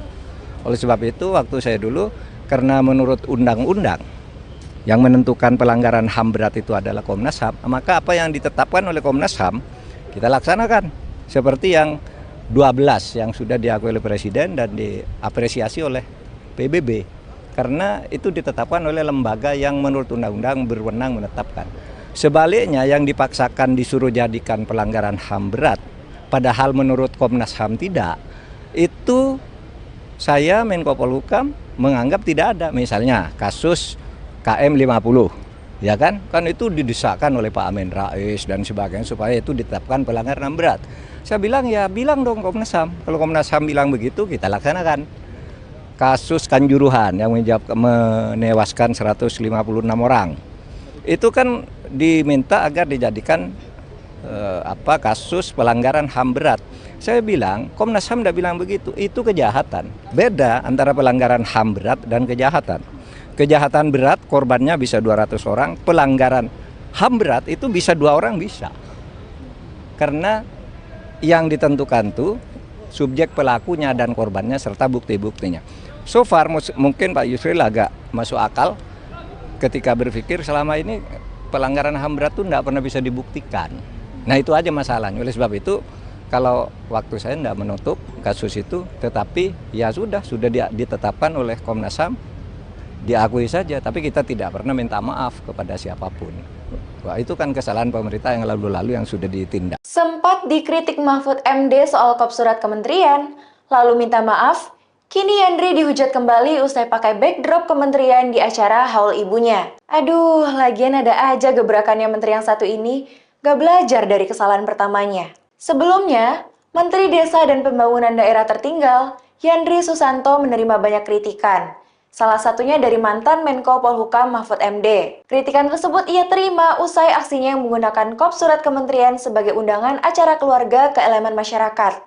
Mengutip dari unggahan akun X @johnsitorus_18, Yandri tampak masih memakai label kementerian dalam acara haul ibunya. Hal ini sontak membuat warganet kesal dan mengira Yandri tak benar-benar serius mengucapkan maaf kemarin. Aksi yang dilakukan Yandri tersebut diduga merupakan sebuah kampanye atas pencalonan istrinya Ratu Rahmatwaya sebagai Bupati Serang. Gimana nih Tribuners tanggapan kamu? Setelah resmi dilantik sebagai Sekretaris Kabinet atau Seska pada pemerintahan Presiden Prabowo Subianto dan Wakil Presiden atau Wapres Gibran Rakabuming Raka, Mayor Teddy Indrawijaya terus menjadi perbincangan publik. Seperti diketahui, Mayor Teddy dilantik menjadi Seskap di Istana Kepresidenan Jakarta pada Senin 21 Oktober 2024 sore lalu. Ia menduduki kursi jabatan Seskap Presiden Prabowo saat posisinya juga masih aktif sebagai prajurit TNI Angkatan Darat. Anggota DPR RI fraksi PDIP TB Hasanuddin sebelumnya menyarankan agar Mayor Teddy mundur dari TNI seusai resmi dilantik Seskap oleh Presiden Prabowo Subianto. Sebab dijelaskan olehnya bahwa penempatan prajurit TNI aktif hanya dapat ditempatkan di 10 lembaga atau kementerian. TB Hasanuddin mengungkapkan 10 lembaga atau kementerian yang dimaksud adalah Badan Intelijen Kemenhan, BSSN, BNN, Sesmilpres, MA, Polhukam, Kemenhan, Wantanas, Lemhanas, dan SAR. Untuk itu, TB Hasanuddin menyarankan agar tidak melanggar Undang-Undang atau UU TNI. Dikatakan olehnya, sebaiknya Mayor Teddy mundur dari prajurit TNI. Namun, TB Hasanuddin menjelaskan, jika Mayor Teddy tidak mundur, sebaiknya UU TNI direvisi terlebih dahulu. Sebelumnya diketahui, Ketua Harian Gerindra Sufmi Dasko Ahmad turut menanggapi hal tersebut. Ia mengatakan Mayor Teddy tidak pensiun dari TNI karena posisi Seskap bukan setingkat menteri. Dia menjelaskan Seskap kini menjadi bagian dari Kementerian Sekretariat Negara atau Kemensetnek. Dasko mengatakan perubahan struktur Seskap itu telah diatur dalam peraturan presiden atau Perpres. Dia mengatakan Seskap bisa dijabat oleh aparatur sipil negara dengan pangkat setinggi-tingginya eselon 2 atau brigadir jenderal. Atas dasar itulah Dasko mengatakan bahwa jabatan Seskap sama saja dengan jabatan di kementerian yang dapat diisi oleh personil TNI atau Polri. Dia mengatakan Mayor Teddy tidak perlu pensiun dari TNI.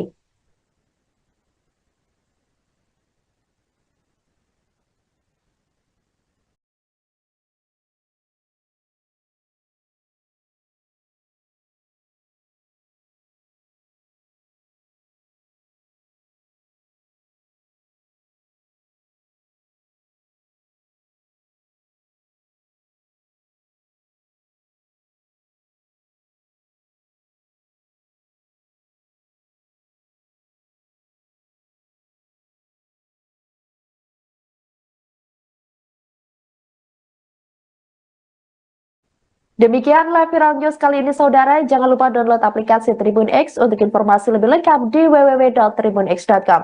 Tetap bersama kami dan selamat menyaksikan program selanjutnya. Terima kasih dan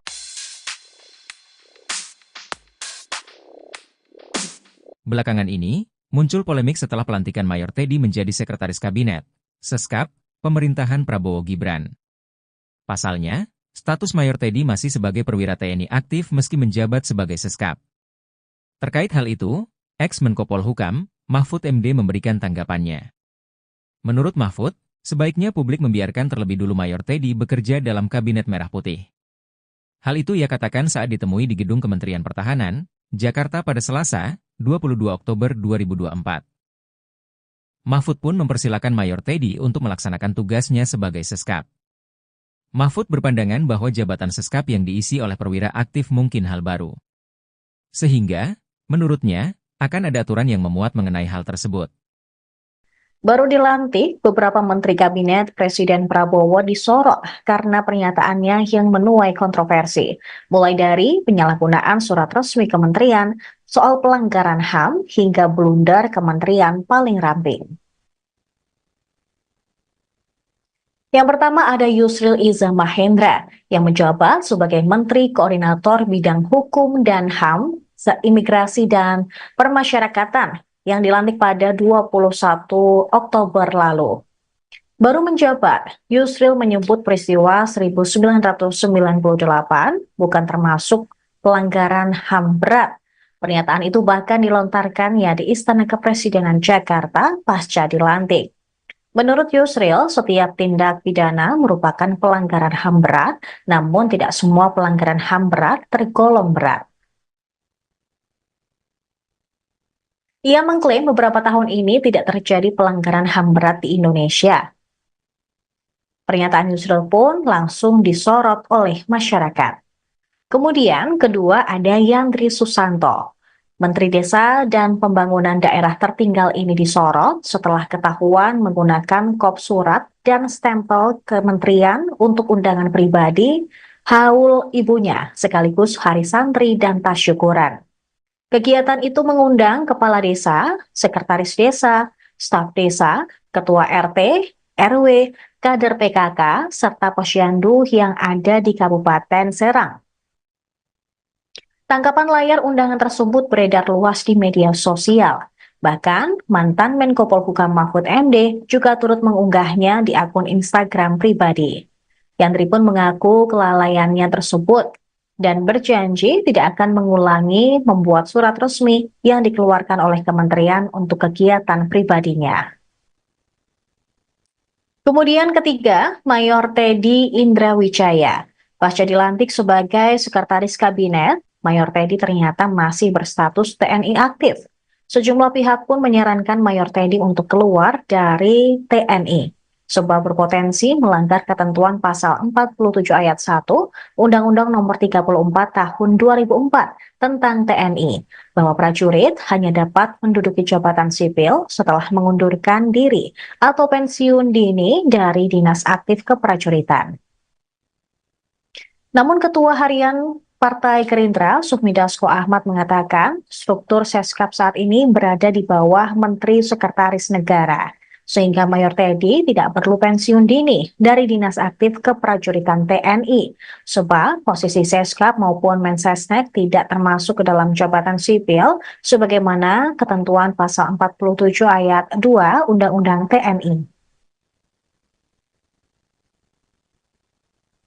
Kemudian Raffi Ahmad, aktor yang juga masuk ke dalam jajaran Kabinet Merah Putih ini baru dilantik pada hari Senin kemarin. Dia resmi menjabat sebagai utusan khusus Presiden bidang pembinaan generasi muda dan pekerja seni. Ketika dilantik di Istana Negara Jakarta Senin kemarin, gelar honoris causa Raffi Ahmad turut disebut dan tercantum dalam Kepres. Gelar ini diberikan oleh Universal Institute of Professional Management atau UIPM di Thailand. Pemberian gelar ini pun sempat jadi perbincangan hangat karena UIPM disebut belum memiliki izin operasional di Indonesia. Bahkan warga Indonesia yang berada di Thailand juga sempat mengecek alamat kampus yang memberikan gelar tersebut dan hasilnya adalah bangunan sebuah hotel. Dan yang terakhir, ada Hasan Hasbi. Kepala Kantor Komunikasi Presiden ini disorot akibat pernyataannya yang dinilai blunder. Pendiri lembaga survei Cyrus Network ini mengatakan dalam Kabinet Prabowo Gibran ada 7 menteri koordinator yang akan mengkoordinasikan kementerian di bawah mereka. Hasan Hasbi pun mengklaim Kementerian Prabowo Gibran lebih ramping dari era Jokowi. Lalu ia membandingkan era Presiden Jokowi yang justru organisasi kementeriannya jauh lebih gemuk. Tercatat, di era Jokowi hanya ada 4 Menko.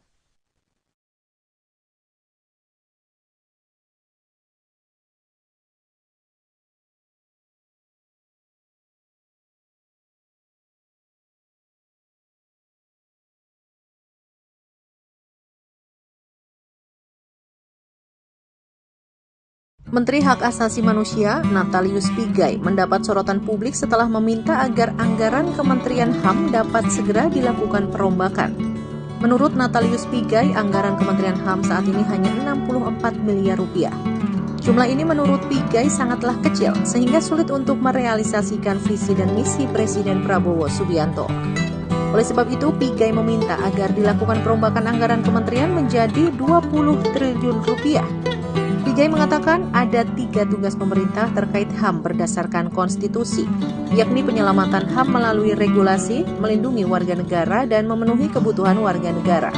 Kegiatan-kegiatan tersebut sulit terlaksana dengan ketersediaan anggaran yang kecil. Untuk diketahui, Kementerian HAM adalah kementerian baru yang dibentuk pada Kabinet Merah Putih. Kementerian ini merupakan salah satu pecahan dari Kementerian Hukum dan HAM. Selain Kementerian HAM, Presiden Prabowo Subianto juga membentuk Kementerian Hukum serta Kementerian Imigrasi dan Pemasyarakatan. Untuk diketahui, Natalius Pigai bukan merupakan orang baru di bidang hak asasi manusia.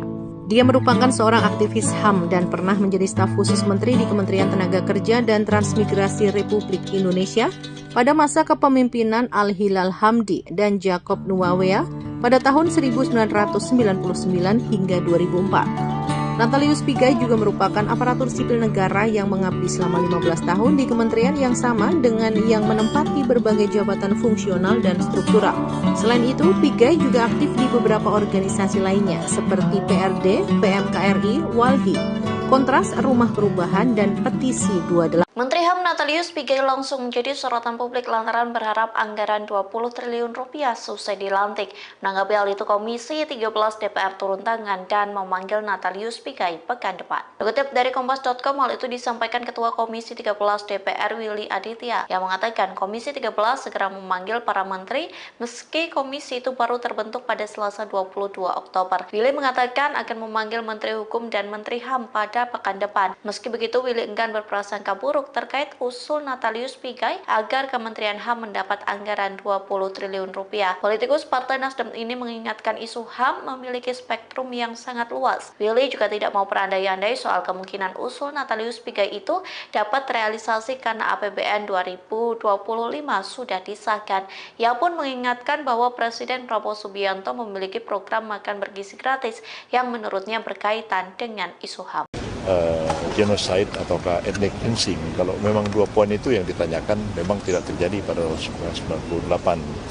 Saya cukup paham terhadap Undang-Undang Pengadilan HAM karena memang saya sendiri yang pada waktu itu mengajukan RUU Pengadilan HAM itu ke DPR dan tentu saya paham hal-hal yang dikategorikan sebagai pelanggaran HAM berat yang diatur di dalam Undang-Undang Pengadilan HAM kita sendiri.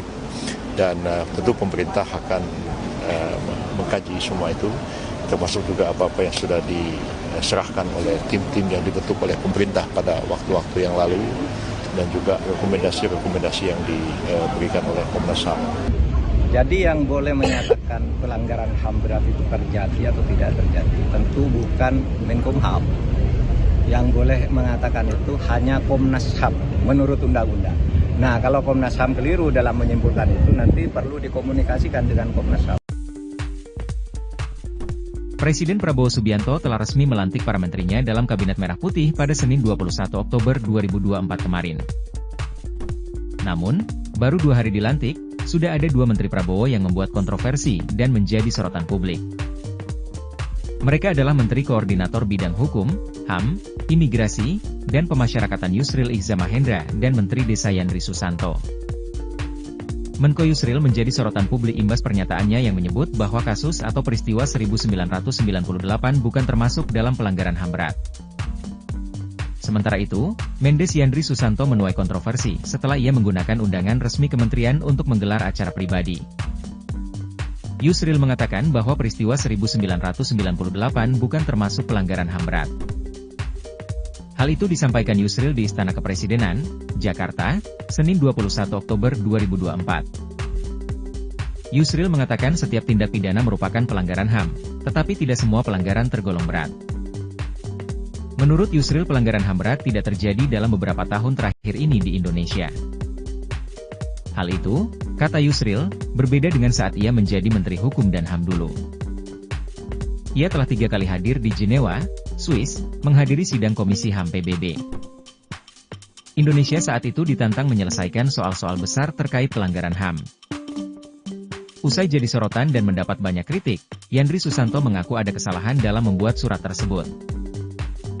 Meski demikian, Yandri memastikan bahwa surat undangan itu tidak bermaksud disalahgunakan untuk pribadi dan keluarganya. Itu bisa kita koreksi nanti, tapi sekali lagi tidak disalahgunakan, tidak dibelokkan, kata Yandri di Ponpes Bayi Mahdi Soleh Mamun, Serang, Banten, Selasa 22 Oktober 2024. Yandri menegaskan, tidak ada unsur politik dalam undangan dan acara tersebut. Istri Yandri, Ratu Zakiah, menjadi calon Bupati Serang pada kontestasi Pilkada tahun 2024. Tapi hari ini murni betul-betul kegiatan Hari Santri, haul emak kami, dan bersyukur kepada Allah Subhanahu wa Ta'ala, tidak ada unsur yang lain, kata Yandri. Lebih lanjut, Yandri berterima kasih kepada Mahfud MD karena telah mengingatkannya. Wakil Ketua Partai Amanat Nasional PAN itu pun berjanji tidak akan mengulangi kesalahannya.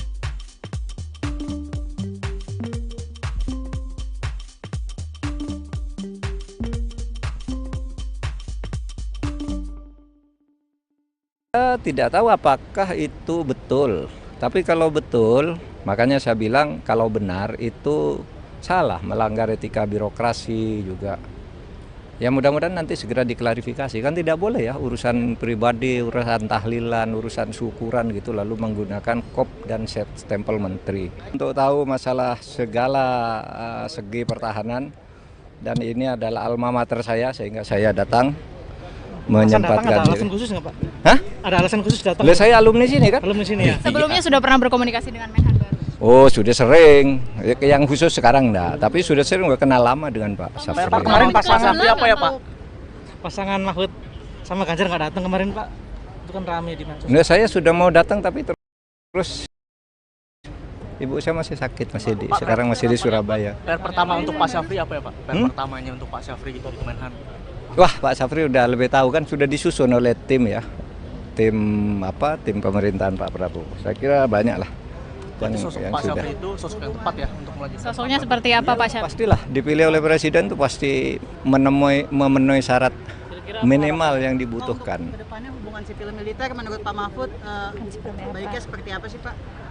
Menurut saya sipil militer ya tidak perlu dipertentangkan karena itu ada fungsi masing-masing ya. Militer punya fungsi sendiri untuk pertahanan keutuhan ideologi negara kita, sedangkan sipil itu juga sama tetapi dari sudut-sudut yang lain. Pak Mahfud, kekhawatiran soal dui fungsi di masyarakat itu perlu dikhawatirkan nggak Pak? Kekhawatiran dui fungsi di masyarakat dan ke depan. Kalau saya sih tidak pernah berpikir itu ya. Sebelum belum melihat gambaran daruratnya itu. Tapi kan sudah ada Pak bahwa ajudan prajurit TNI aktif yang sekarang dijadikan melempati jabatan sipil sebagai sekretaris kabinet. Oh, sejak dulu banyak. Kan ada beberapa di undang-undang tuh kan memang dibolehkan ya. Tapi untuk Seskap tidak ada Pak untuk undang-undang. Oh ya mungkin baru pertama ya. Nggak tahu, nanti kan ada. Itu biarkan bekerja dulu menurut saya pemerintah ini, dan saya kira Pak Prabowo mampu menghandle ini dengan baik. Postingan Instagram itu gimana Pak? Apa itu? Surat menteri Pak. Saya tidak tahu apakah itu betul. Tapi kalau betul, makanya saya bilang kalau benar itu salah, melanggar etika birokrasi juga. Ya mudah-mudahan nanti segera diklarifikasi, kan tidak boleh ya urusan pribadi, urusan tahlilan, urusan syukuran gitu lalu menggunakan kop dan stempel menteri. Karena itu berarti lalu menjadi tugas kementerian.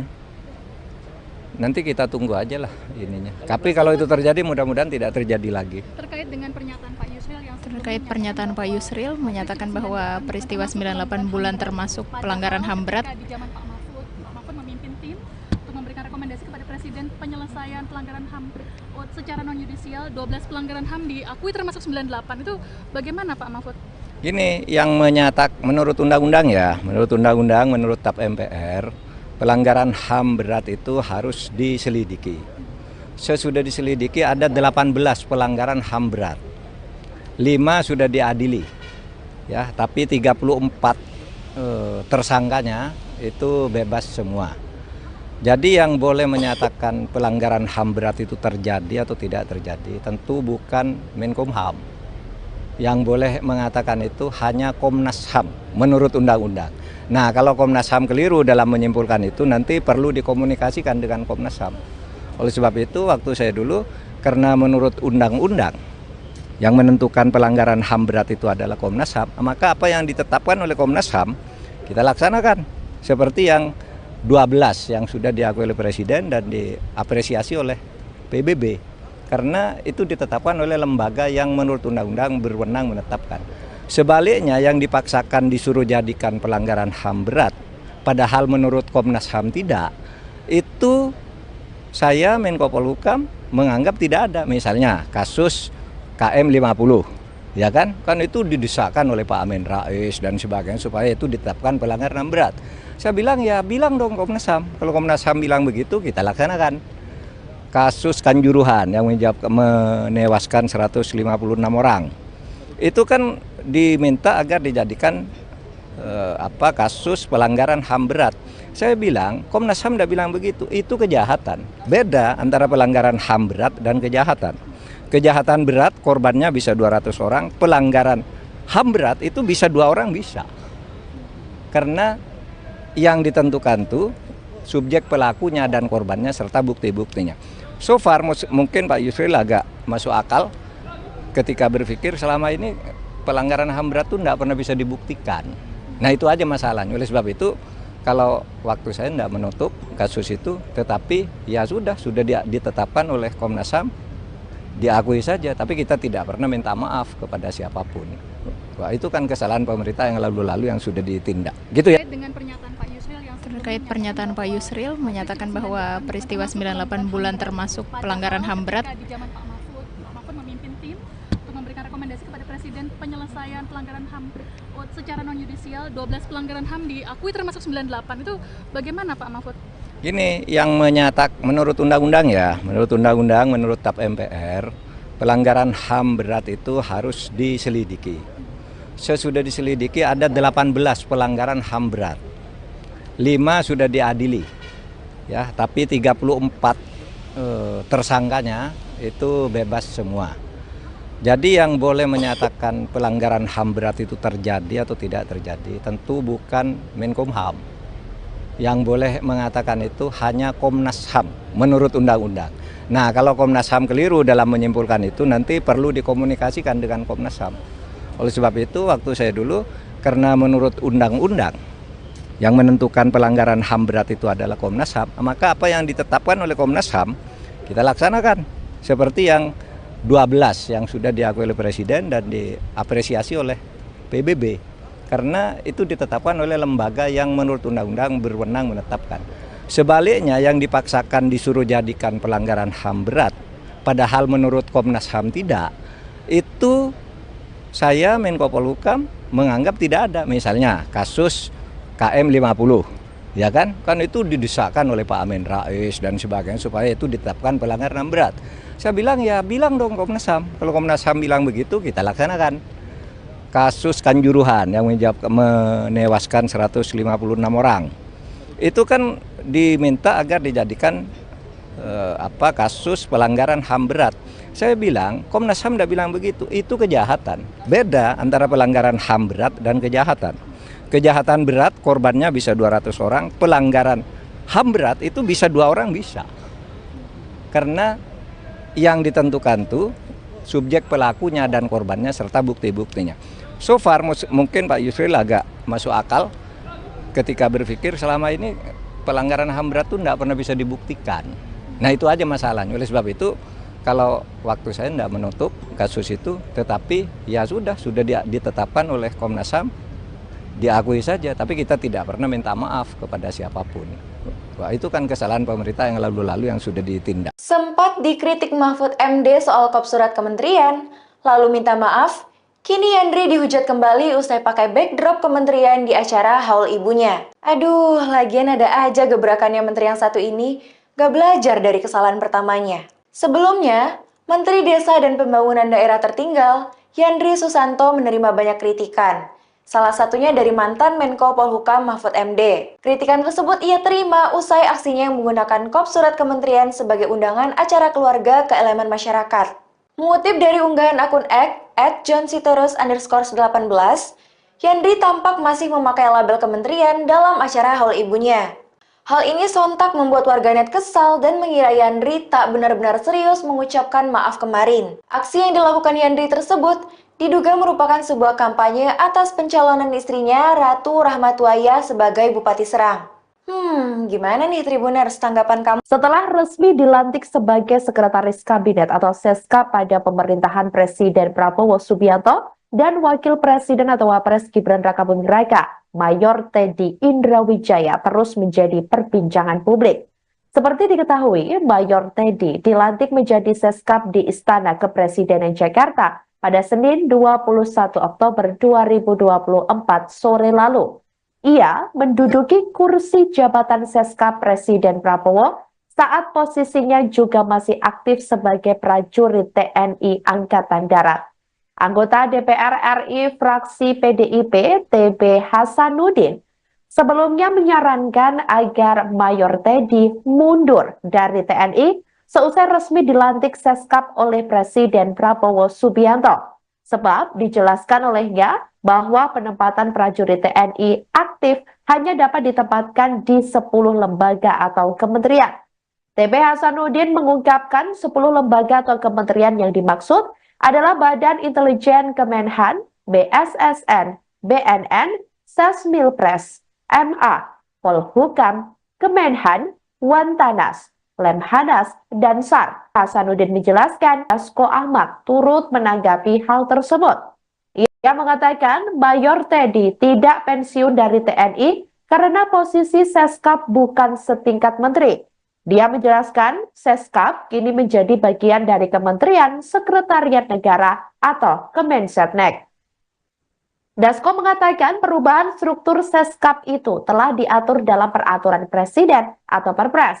Dia mengatakan Seskap bisa dijabat oleh aparatur sipil negara dengan pangkat setinggi-tingginya eselon 2 atau Brigadir Jenderal. Atas dasar itulah Dasko mengatakan bahwa jabatan Seskap sama saja dengan jabatan di kementerian yang dapat diisi oleh personil TNI atau Polri. Dia mengatakan Mayor Teddy tidak perlu pensiun dari TNI.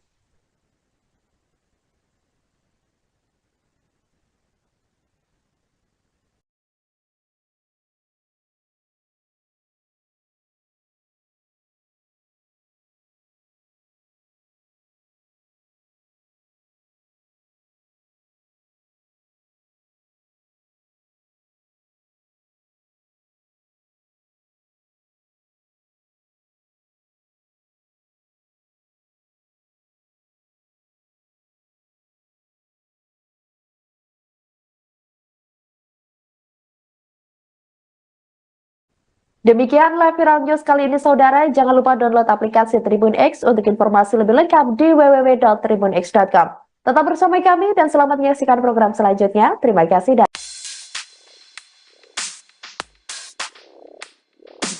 Belakangan ini, muncul polemik setelah pelantikan Mayor Teddy menjadi Sekretaris Kabinet, Seskap, pemerintahan Prabowo Gibran. Pasalnya, status Mayor Teddy masih sebagai perwira TNI aktif meski menjabat sebagai Seskap. Terkait hal itu, ex-Menko Polhukam, Mahfud MD memberikan tanggapannya. Menurut Mahfud, sebaiknya publik membiarkan terlebih dulu Mayor Teddy bekerja dalam Kabinet Merah Putih. Hal itu ia katakan saat ditemui di Gedung Kementerian Pertahanan, Jakarta pada Selasa, 22 Oktober 2024. Mahfud pun mempersilakan Mayor Teddy untuk melaksanakan tugasnya sebagai Seskap. Mahfud berpandangan bahwa jabatan Seskap yang diisi oleh perwira aktif mungkin hal baru. Sehingga, menurutnya, akan ada aturan yang memuat mengenai hal tersebut. Baru dilantik, beberapa menteri kabinet Presiden Prabowo disorot karena pernyataannya yang menuai kontroversi. Mulai dari penyalahgunaan surat resmi kementerian, soal pelanggaran HAM, hingga blunder kementerian paling ramping. Yang pertama ada Yusril Iza Mahendra yang menjabat sebagai Menteri Koordinator Bidang Hukum dan HAM, Imigrasi dan Permasyarakatan, yang dilantik pada 21 Oktober lalu. Baru menjabat, Yusril menyebut peristiwa 1998 bukan termasuk pelanggaran HAM berat. Pernyataan itu bahkan dilontarkannya di Istana Kepresidenan Jakarta pasca dilantik. Menurut Yusril, setiap tindak pidana merupakan pelanggaran HAM berat, namun tidak semua pelanggaran HAM berat tergolong berat. Ia mengklaim beberapa tahun ini tidak terjadi pelanggaran HAM berat di Indonesia. Pernyataan Yusril pun langsung disorot oleh masyarakat. Kemudian kedua ada Yandri Susanto. Menteri Desa dan Pembangunan Daerah Tertinggal ini disorot setelah ketahuan menggunakan kop surat dan stempel kementerian untuk undangan pribadi, haul ibunya, sekaligus hari santri dan tasyukuran. Kegiatan itu mengundang kepala desa, sekretaris desa, staf desa, ketua RT, RW, kader PKK, serta posyandu yang ada di Kabupaten Serang. Tangkapan layar undangan tersebut beredar luas di media sosial. Bahkan, mantan Menko Polhukam Mahfud MD juga turut mengunggahnya di akun Instagram pribadi. Yandri pun mengaku kelalaiannya tersebut dan berjanji tidak akan mengulangi membuat surat resmi yang dikeluarkan oleh kementerian untuk kegiatan pribadinya. Kemudian ketiga, Mayor Teddy Indrawijaya. Pasca dilantik sebagai Sekretaris Kabinet, Mayor Teddy ternyata masih berstatus TNI aktif. Sejumlah pihak pun menyarankan Mayor Teddy untuk keluar dari TNI, sebab berpotensi melanggar ketentuan pasal 47 ayat 1 Undang-Undang Nomor 34 Tahun 2004 tentang TNI, bahwa prajurit hanya dapat menduduki jabatan sipil setelah mengundurkan diri atau pensiun dini dari dinas aktif keprajuritan.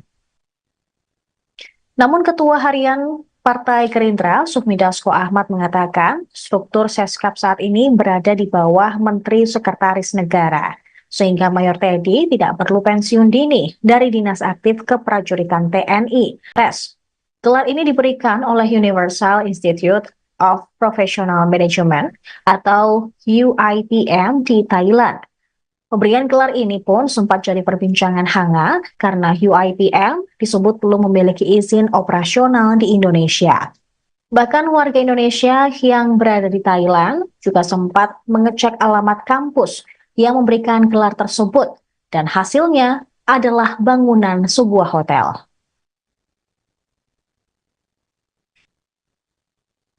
Dan yang terakhir, ada Hasan Hasbi. Kepala Kantor Komunikasi Presiden ini disorot akibat pernyataannya yang dinilai blunder. Pendiri lembaga survei Cyrus Network ini mengatakan dalam kabinet Prabowo Gibran ada 7 menteri koordinator yang akan mengkoordinasikan kementerian di bawah mereka. Hasan Hasbi pun mengklaim kementerian Prabowo Gibran lebih ramping dari era Jokowi. Lalu ia membandingkan era Presiden Jokowi yang justru organisasi kementeriannya jauh lebih gemuk. Tercatat, di era Jokowi hanya ada 4 Menko.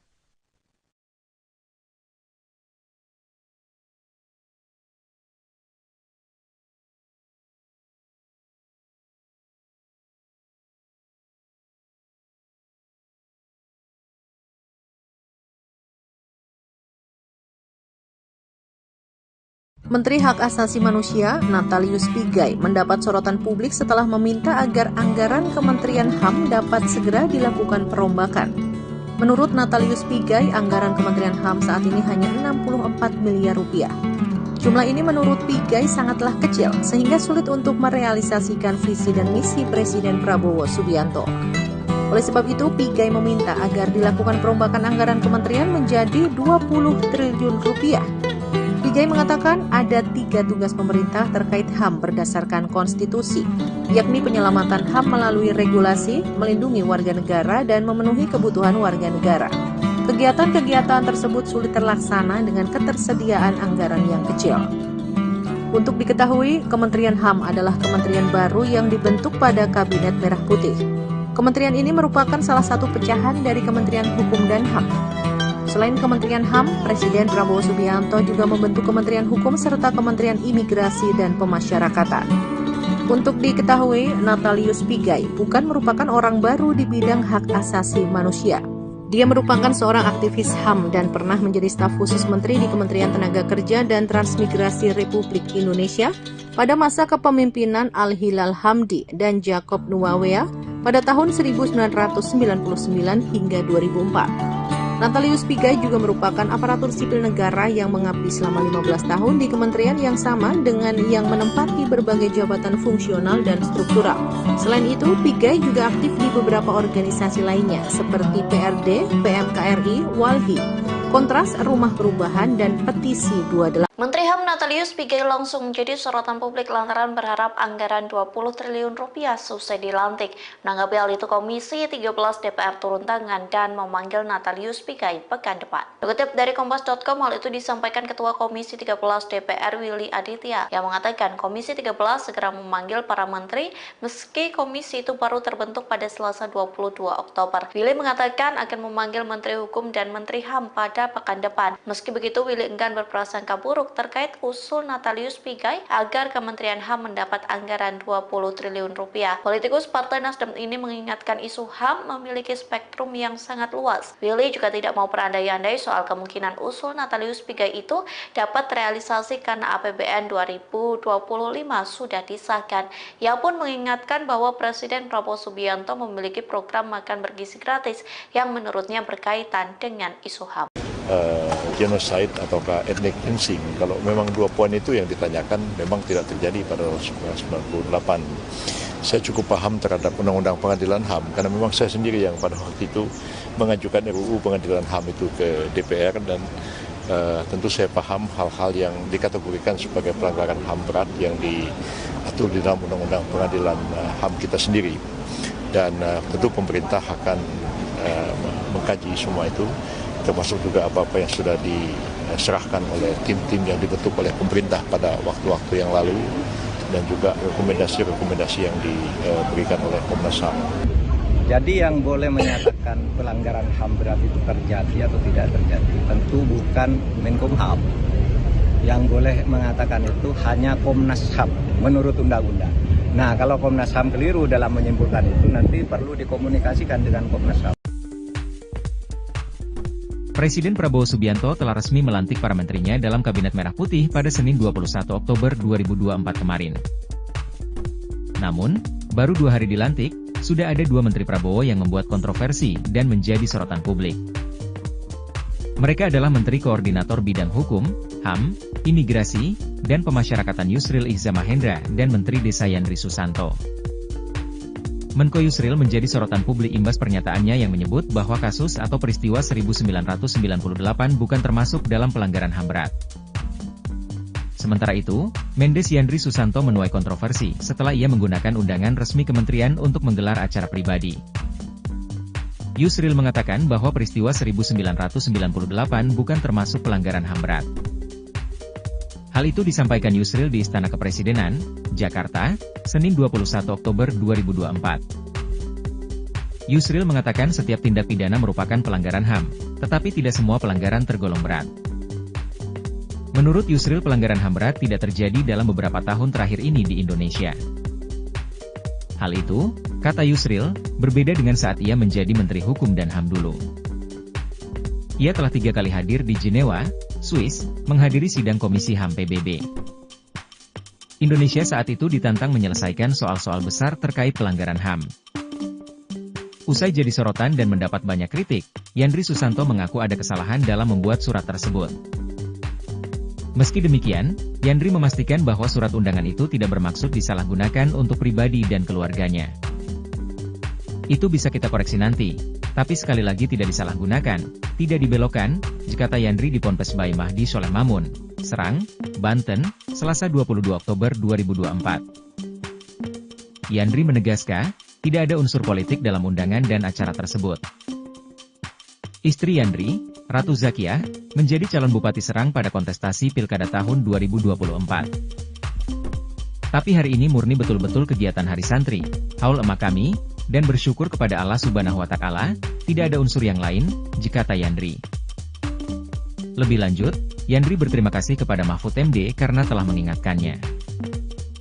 Wakil Ketua Partai Amanat Nasional PAN itu pun berjanji tidak akan mengulangi kesalahannya.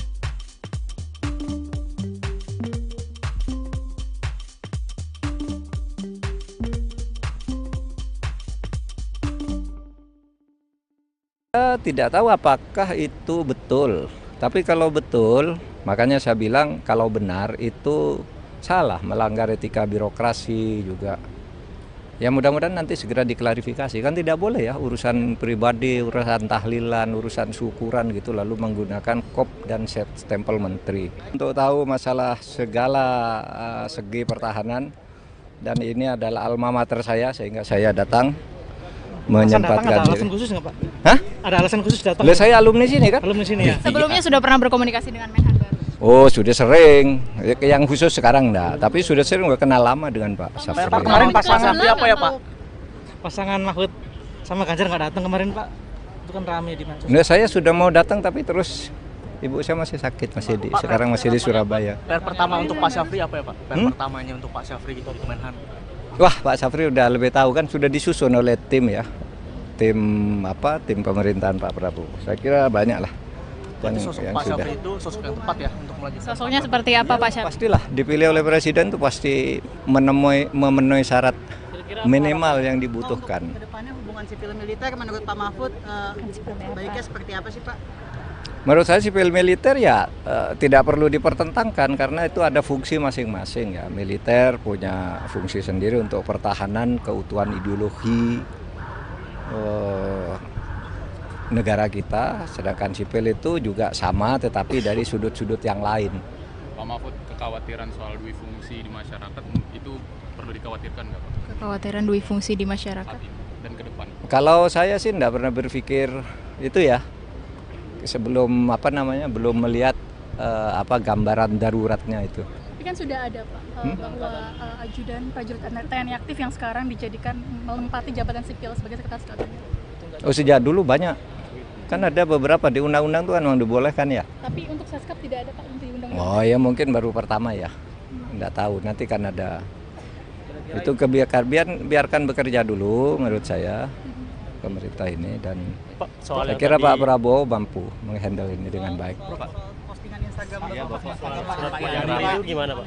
Apa itu? Surat menteri Pak. Saya tidak tahu apakah itu betul. Tapi kalau betul, makanya saya bilang kalau benar itu salah, melanggar etika birokrasi juga. Ya mudah-mudahan nanti segera diklarifikasi, kan tidak boleh ya urusan pribadi, urusan tahlilan, urusan syukuran gitu lalu menggunakan kop dan stempel menteri. Karena itu berarti lalu menjadi tugas kementerian. Nanti kita tunggu aja lah ininya. Tapi kalau itu terjadi mudah-mudahan tidak terjadi lagi. Terkait dengan pernyataan Pak Yusril yang terkait pernyataan Pak Yusril menyatakan bahwa peristiwa 98 bulan termasuk pelanggaran HAM berat. Di zaman Pak Mahfud memimpin tim untuk memberikan rekomendasi kepada Presiden penyelesaian pelanggaran HAM secara non yudisial. 12 pelanggaran HAM diakui termasuk 98. Itu bagaimana Pak Mahfud? Gini, yang menurut undang-undang ya, menurut TAP MPR, pelanggaran HAM berat itu harus diselidiki. Sesudah diselidiki ada 18 pelanggaran HAM berat. 5 sudah diadili. Ya, tapi 34 tersangkanya itu bebas semua. Jadi yang boleh menyatakan pelanggaran HAM berat itu terjadi atau tidak terjadi tentu bukan Menkumham. Yang boleh mengatakan itu hanya Komnas HAM menurut undang-undang. Nah, kalau Komnas HAM keliru dalam menyimpulkan itu nanti perlu dikomunikasikan dengan Komnas HAM. Oleh sebab itu waktu saya dulu karena menurut undang-undang yang menentukan pelanggaran HAM berat itu adalah Komnas HAM, maka apa yang ditetapkan oleh Komnas HAM kita laksanakan seperti yang 12 yang sudah diakui oleh Presiden dan diapresiasi oleh PBB karena itu ditetapkan oleh lembaga yang menurut undang-undang berwenang menetapkan. Sebaliknya yang dipaksakan disuruh jadikan pelanggaran HAM berat padahal menurut Komnas HAM tidak, itu saya Menko Polhukam menganggap tidak ada. Misalnya kasus KM 50 ya kan itu didesakkan oleh Pak Amin Rais dan sebagainya supaya itu ditetapkan pelanggaran HAM berat. Saya bilang ya bilang dong Komnas HAM. Kalau Komnas HAM bilang begitu kita laksanakan. Kasus Kanjuruhan yang menewaskan 156 orang. Itu kan diminta agar dijadikan kasus pelanggaran HAM berat. Saya bilang, Komnas HAM tidak bilang begitu, itu kejahatan. Beda antara pelanggaran HAM berat dan kejahatan. Kejahatan berat korbannya bisa 200 orang, pelanggaran HAM berat itu bisa 2 orang bisa. Karena yang ditentukan tuh subjek pelakunya dan korbannya serta bukti-buktinya. So far mungkin Pak Yusril agak masuk akal ketika berpikir selama ini pelanggaran HAM berat itu tidak pernah bisa dibuktikan. Nah itu aja masalahnya. Oleh sebab itu kalau waktu saya tidak menutup kasus itu, tetapi ya sudah ditetapkan oleh Komnas HAM, diakui saja. Tapi kita tidak pernah minta maaf kepada siapapun. Wah, itu kan kesalahan pemerintah yang lalu-lalu yang sudah ditindak. Gitu ya. Terkait pernyataan Pak Yusril menyatakan bahwa peristiwa 98 bulan termasuk pelanggaran HAM berat. Pak Mahfud memimpin tim untuk memberikan rekomendasi kepada Presiden penyelesaian pelanggaran HAM secara non-yudisial. 12 pelanggaran HAM diakui termasuk 98. Itu bagaimana Pak Mahfud? Gini, yang menurut undang-undang ya, menurut TAP MPR, pelanggaran HAM berat itu harus diselidiki. Sesudah diselidiki ada 18 pelanggaran HAM berat. 5 sudah diadili. Ya, tapi 34 tersangkanya itu bebas semua. Jadi yang boleh menyatakan pelanggaran HAM berat itu terjadi atau tidak terjadi tentu bukan Menkumham. Yang boleh mengatakan itu hanya Komnas HAM menurut undang-undang. Nah, kalau Komnas HAM keliru dalam menyimpulkan itu nanti perlu dikomunikasikan dengan Komnas HAM. Oleh sebab itu waktu saya dulu karena menurut undang-undang yang menentukan pelanggaran HAM berat itu adalah Komnas HAM, maka apa yang ditetapkan oleh Komnas HAM kita laksanakan seperti yang 12 yang sudah diakui oleh Presiden dan diapresiasi oleh PBB, karena itu ditetapkan oleh lembaga yang menurut undang-undang berwenang menetapkan. Sebaliknya yang dipaksakan disuruh jadikan pelanggaran HAM berat padahal menurut Komnas HAM tidak, itu saya Menko Polhukam menganggap tidak ada. Misalnya kasus KM 50, ya kan itu didesakkan oleh Pak Amin Rais dan sebagainya supaya itu ditetapkan pelanggaran HAM berat. Saya bilang ya bilang dong Komnas HAM. Kalau Komnas HAM bilang begitu kita laksanakan. Kasus Kanjuruhan yang menewaskan 156 orang. Itu kan diminta agar dijadikan kasus pelanggaran HAM berat. Saya bilang Komnas HAM tidak bilang begitu. Itu kejahatan. Beda antara pelanggaran HAM berat dan kejahatan. Kejahatan berat korbannya bisa 200 orang, pelanggaran HAM berat itu bisa 2 orang bisa. Karena yang ditentukan tuh subjek pelakunya dan korbannya serta bukti-buktinya. So far mungkin Pak Yusril agak masuk akal ketika berpikir selama ini pelanggaran HAM berat itu tidak pernah bisa dibuktikan. Nah itu aja masalahnya. Oleh sebab itu kalau waktu saya tidak menutup kasus itu, tetapi ya sudah ditetapkan oleh Komnas HAM, diakui saja, tapi kita tidak pernah minta maaf kepada siapapun. Wah, itu kan kesalahan pemerintah yang lalu-lalu yang sudah ditindak. Sempat dikritik Mahfud MD soal kop surat kementerian, lalu minta maaf, kini Yandri dihujat kembali usai pakai backdrop kementerian di acara haul ibunya. Aduh, lagian ada aja gebrakannya menteri yang satu ini, gak belajar dari kesalahan pertamanya. Sebelumnya, Menteri Desa dan Pembangunan Daerah Tertinggal, Yandri Susanto menerima banyak kritikan. Salah satunya dari mantan Menko Polhukam Mahfud MD. Kritikan tersebut ia terima usai aksinya yang menggunakan kop surat kementerian sebagai undangan acara keluarga ke elemen masyarakat. Mengutip dari unggahan akun @johnsiterus_18, Yandri tampak masih memakai label kementerian dalam acara haul ibunya.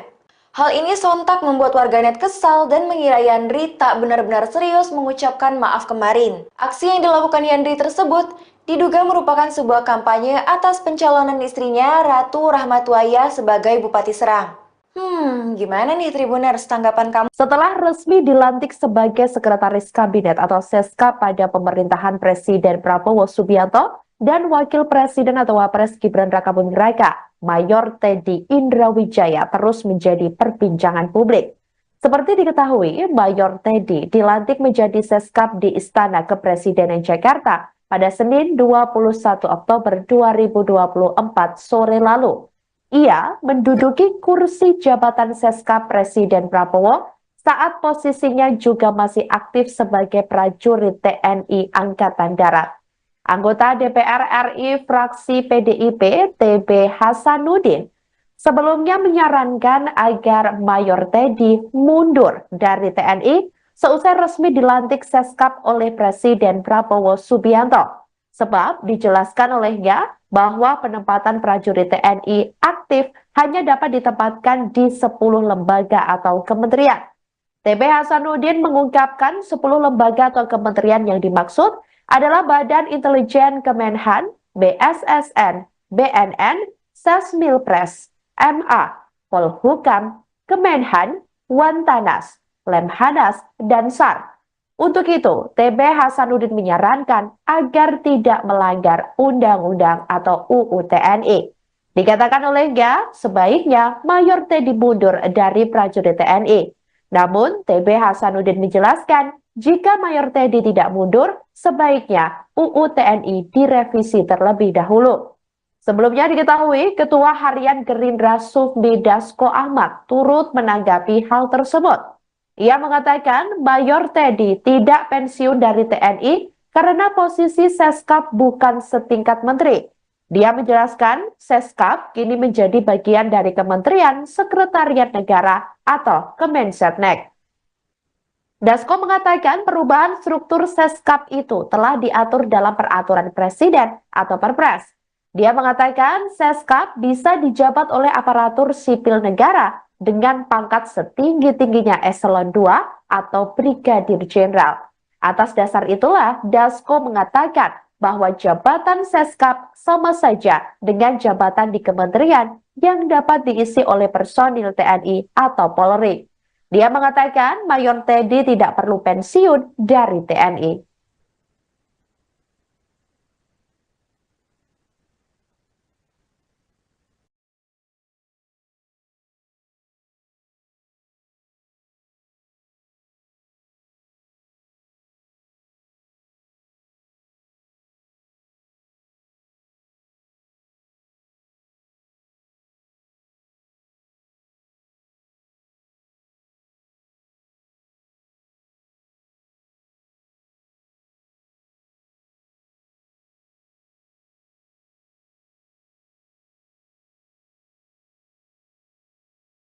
Demikian live viral news kali ini saudara, jangan lupa download aplikasi Tribun X untuk informasi lebih lengkap di www.tribunx.com. Tetap bersama kami dan selamat menyaksikan program selanjutnya. Terima kasih dan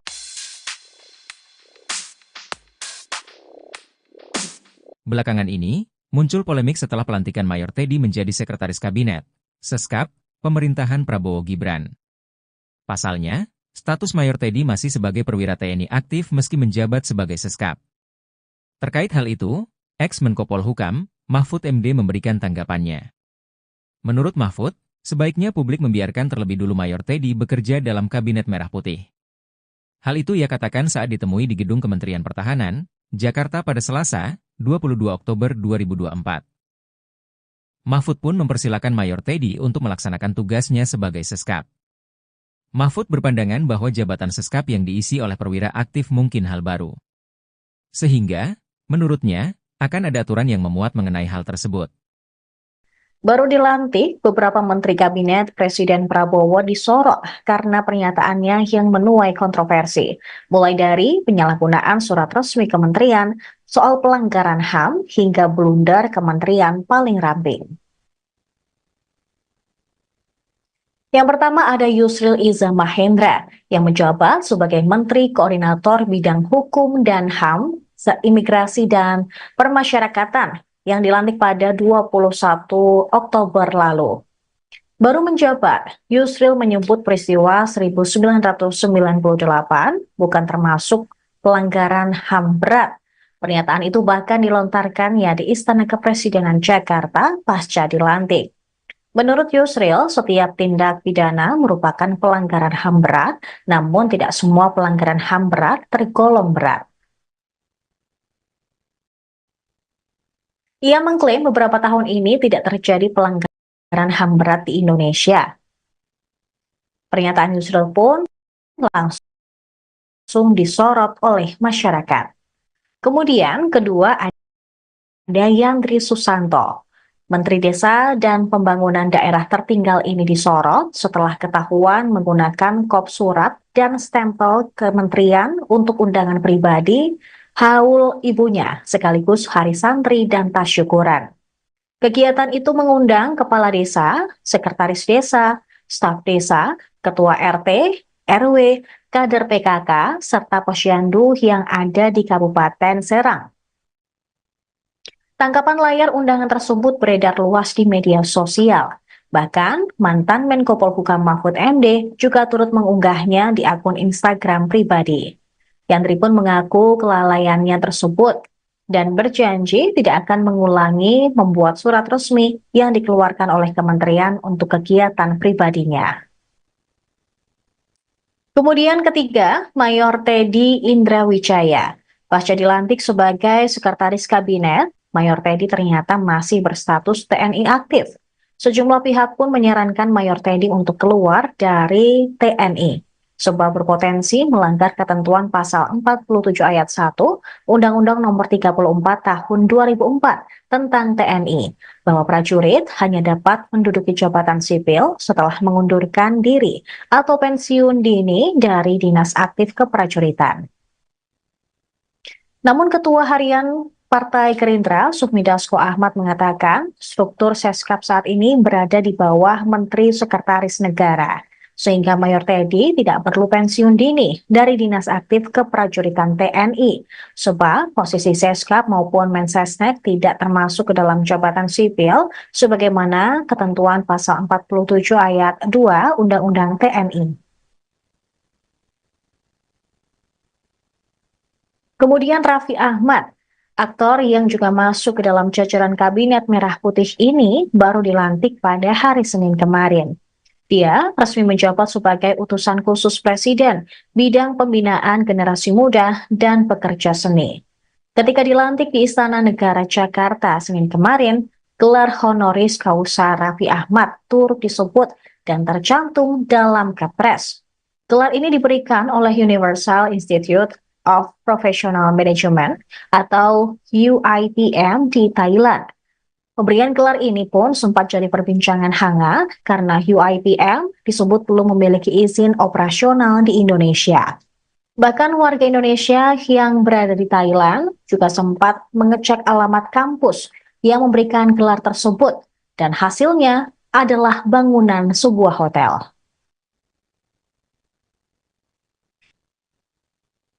Dan yang terakhir, ada Hasan Hasbi. Kepala Kantor Komunikasi Presiden ini disorot akibat pernyataannya yang dinilai blunder. Pendiri lembaga survei Cyrus Network ini mengatakan dalam kabinet Prabowo Gibran ada 7 menteri koordinator yang akan mengkoordinasikan kementerian di bawah mereka. Hasan Hasbi pun mengklaim kementerian Prabowo Gibran lebih ramping dari era Jokowi. Lalu ia membandingkan era Presiden Jokowi yang justru organisasi kementeriannya jauh lebih gemuk. Tercatat, di era Jokowi hanya ada 4 Menko.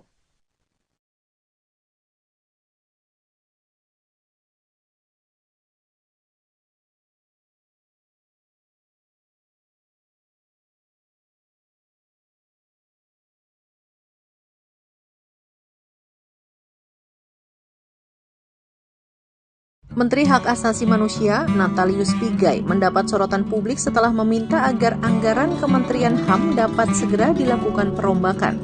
Menurut Natalius Pigai, anggaran Kementerian HAM saat ini hanya 64 miliar rupiah. Jumlah ini menurut Pigai sangatlah kecil, sehingga sulit untuk merealisasikan visi dan misi Presiden Prabowo Subianto. Oleh sebab itu, Pigai meminta agar dilakukan perombakan anggaran kementerian menjadi 20 triliun rupiah. Pigai mengatakan ada 3 tugas pemerintah terkait HAM berdasarkan konstitusi, yakni penyelamatan HAM melalui regulasi, melindungi warga negara, dan memenuhi kebutuhan warga negara. Kegiatan-kegiatan tersebut sulit terlaksana dengan ketersediaan anggaran yang kecil. Untuk diketahui, Kementerian HAM adalah kementerian baru yang dibentuk pada Kabinet Merah Putih. Kementerian ini merupakan salah satu pecahan dari Kementerian Hukum dan HAM. Selain Kementerian HAM, Presiden Prabowo Subianto juga membentuk Kementerian Hukum serta Kementerian Imigrasi dan Pemasyarakatan. Untuk diketahui, Natalius Pigai bukan merupakan orang baru di bidang hak asasi manusia. Dia merupakan seorang aktivis HAM dan pernah menjadi staf khusus menteri di Kementerian Tenaga Kerja dan Transmigrasi Republik Indonesia pada masa kepemimpinan Al-Hilal Hamdi dan Jacob Nuawea pada tahun 1999 hingga 2004. Natalius Pigai juga merupakan aparatur sipil negara yang mengabdi selama 15 tahun di kementerian yang sama dengan yang menempati berbagai jabatan fungsional dan struktural. Selain itu, Pigai juga aktif di beberapa organisasi lainnya seperti PRD, PMKRI, Walhi, Kontras, Rumah Perubahan, dan Petisi 28. Menteri HAM Natalius Pigai langsung menjadi sorotan publik lantaran berharap anggaran 20 triliun rupiah selesai dilantik. Menanggapi hal itu, Komisi 13 DPR turun tangan dan memanggil Natalius Pigai pekan depan. Dikutip dari Kompas.com, hal itu disampaikan Ketua Komisi 13 DPR Willy Aditya yang mengatakan Komisi 13 segera memanggil para menteri meski komisi itu baru terbentuk pada Selasa 22 Oktober. Willy mengatakan akan memanggil Menteri Hukum dan Menteri HAM pada pekan depan. Meski begitu, Willy enggan berprasangka buruk terkait usul Natalius Pigai agar Kementerian HAM mendapat anggaran 20 triliun rupiah. Politikus Partai Nasdem ini mengingatkan isu HAM memiliki spektrum yang sangat luas. Willy juga tidak mau berandai-andai soal kemungkinan usul Natalius Pigai itu dapat terrealisasi karena APBN 2025 sudah disahkan. Ia pun mengingatkan bahwa Presiden Prabowo Subianto memiliki program makan bergizi gratis yang menurutnya berkaitan dengan isu HAM. Genocide ataukah ethnic cleansing, kalau memang 2 poin itu yang ditanyakan memang tidak terjadi pada tahun 1998.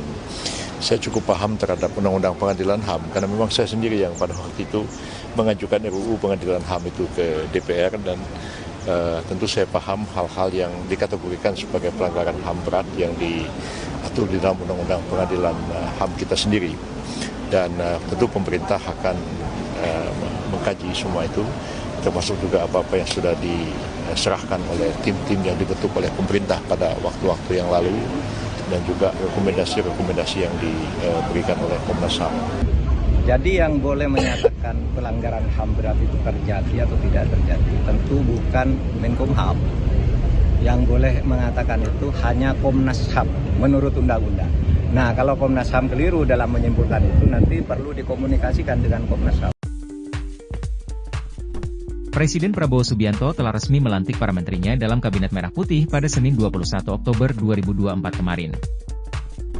Namun, baru 2 hari dilantik, sudah ada 2 Menteri Prabowo yang membuat kontroversi dan menjadi sorotan publik. Mereka adalah Menteri Koordinator Bidang Hukum, HAM, Imigrasi, dan Pemasyarakatan Yusril Iza Mahendra dan Menteri Desa Yandri Susanto.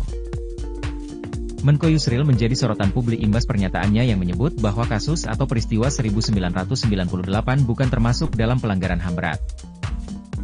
Sementara itu, Mendes Yandri Susanto menuai kontroversi setelah ia menggunakan undangan resmi kementerian untuk menggelar acara pribadi. Yusril mengatakan bahwa peristiwa 1998 bukan termasuk pelanggaran HAM berat.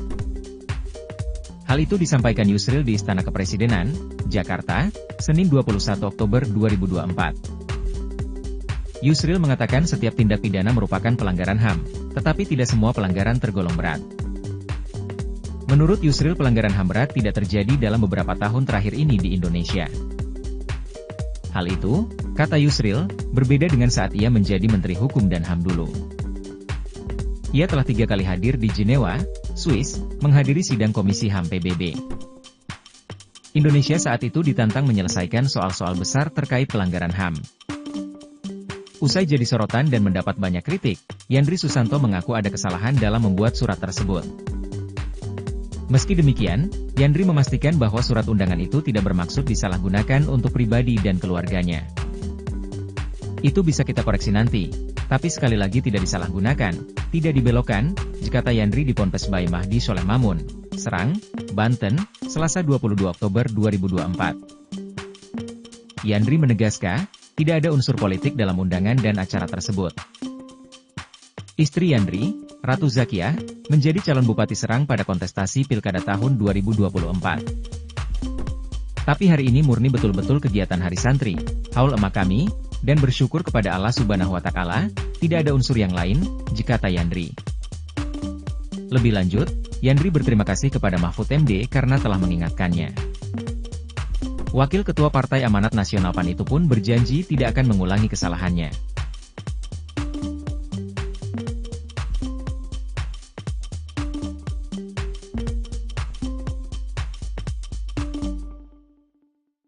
Saya tidak tahu apakah itu betul, tapi kalau betul, makanya saya bilang kalau benar itu salah, melanggar etika birokrasi juga.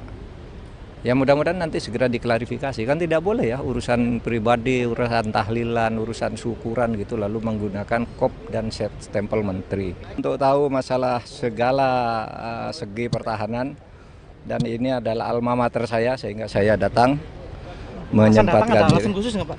Hah? Ada alasan khusus datang? Lah saya alumni sini kan? Alumni sini ya? Sebelumnya sudah pernah berkomunikasi dengan Menhan baru? Oh sudah sering, yang khusus sekarang enggak, tapi sudah sering udah kenal lama dengan Pak Safri. Pak, kemarin pasangan apa ya Pak? Pasangan Mahfud sama Ganjar nggak datang kemarin Pak? Itu kan rame di medsos. Nah, saya sudah mau datang tapi terus ibu saya masih sakit, sekarang masih di Surabaya. PR pertama untuk Pak Syafri apa ya Pak? PR pertamanya untuk Pak Syafri gitu di Kemenhan. Wah, Pak Safri udah lebih tahu kan, sudah disusun oleh tim ya. Tim pemerintahan Pak Prabowo. Saya kira banyak lah. Sosok Pak Syafri itu sosok yang tepat ya untuk melanjutkan. Sosoknya seperti apa Pak Syafri? Pastilah dipilih oleh presiden itu pasti memenuhi syarat minimal yang dibutuhkan. Kedepannya hubungan sipil militer menurut Pak Mahfud baiknya seperti apa sih Pak? Menurut saya sipil militer ya tidak perlu dipertentangkan karena itu ada fungsi masing-masing ya. Militer punya fungsi sendiri untuk pertahanan keutuhan ideologi negara kita, sedangkan sipil itu juga sama tetapi dari sudut-sudut yang lain. Pak Mahfud, kekhawatiran soal dui fungsi di masyarakat itu perlu dikhawatirkan nggak Pak? Kekhawatiran dui fungsi di masyarakat dan ke depan. Kalau saya sih tidak pernah berpikir itu ya. Sebelum belum melihat gambaran daruratnya itu. Tapi kan sudah ada Pak bahwa ajudan prajurit TNI aktif yang sekarang dijadikan melempati jabatan sipil sebagai sekretaris kabinet. Oh sejak dulu banyak. Kan ada beberapa di undang-undang tuh kan memang dibolehkan ya. Tapi untuk Seskap tidak ada Pak untuk undang-undang. Oh ya mungkin baru pertama ya. Nggak tahu nanti kan ada. Itu biarkan bekerja dulu menurut saya pemerintah ini dan saya kira Pak Prabowo mampu menghandle ini dengan baik. Postingan Instagram itu gimana Pak? Apa itu? Surat menteri Pak. Saya tidak tahu apakah itu betul. Tapi kalau betul, makanya saya bilang kalau benar itu salah, melanggar etika birokrasi juga. Ya mudah-mudahan nanti segera diklarifikasi, kan tidak boleh ya urusan pribadi, urusan tahlilan, urusan syukuran gitu lalu menggunakan kop dan stempel menteri. Karena itu berarti lalu menjadi tugas kementerian. Nanti kita tunggu aja lah ininya. Tapi kalau itu terjadi mudah-mudahan tidak terjadi lagi. Terkait dengan pernyataan Pak Yusril yang Terkait pernyataan Pak Yusril menyatakan bahwa peristiwa 98 bulan termasuk pelanggaran HAM berat. Di zaman Pak Mahfud memimpin tim untuk memberikan rekomendasi kepada Presiden penyelesaian pelanggaran HAM secara non-yudisial, 12 pelanggaran HAM diakui termasuk 98. Itu bagaimana Pak Mahfud? Gini, yang menurut undang-undang ya, menurut TAP MPR, pelanggaran HAM berat itu harus diselidiki. Sesudah diselidiki ada 18 pelanggaran HAM berat. 5 sudah diadili. Ya, tapi 34 tersangkanya itu bebas semua. Jadi yang boleh menyatakan pelanggaran HAM berat itu terjadi atau tidak terjadi tentu bukan Menkumham. Yang boleh mengatakan itu hanya Komnas HAM menurut undang-undang. Nah, kalau Komnas HAM keliru dalam menyimpulkan itu nanti perlu dikomunikasikan dengan Komnas HAM. Oleh sebab itu waktu saya dulu karena menurut undang-undang yang menentukan pelanggaran HAM berat itu adalah Komnas HAM, maka apa yang ditetapkan oleh Komnas HAM kita laksanakan. Seperti yang 12 yang sudah diakui oleh Presiden dan diapresiasi oleh PBB. Karena itu ditetapkan oleh lembaga yang menurut undang-undang berwenang menetapkan. Sebaliknya yang dipaksakan disuruh jadikan pelanggaran HAM berat, padahal menurut Komnas HAM tidak, itu saya Menko Polhukam menganggap tidak ada. Misalnya kasus KM 50, ya kan itu didesakkan oleh Pak Amin Rais dan sebagainya supaya itu ditetapkan pelanggaran HAM berat. Saya bilang ya bilang dong Komnas HAM, kalau Komnas HAM bilang begitu kita laksanakan. Kasus Kanjuruhan yang menewaskan 156 orang. Itu kan diminta agar dijadikan kasus pelanggaran HAM berat. Saya bilang, Komnas HAM tidak bilang begitu, itu kejahatan. Beda antara pelanggaran HAM berat dan kejahatan. Kejahatan berat korbannya bisa 200 orang, pelanggaran HAM berat itu bisa 2 orang bisa. Karena yang ditentukan tuh subjek pelakunya dan korbannya serta bukti-buktinya. So far mungkin Pak Yusril agak masuk akal ketika berpikir selama ini pelanggaran HAM berat itu tidak pernah bisa dibuktikan. Nah itu aja masalahnya. Oleh sebab itu kalau waktu saya tidak menutup kasus itu, tetapi ya sudah ditetapkan oleh Komnas HAM, diakui saja. Tapi kita tidak pernah minta maaf kepada siapapun.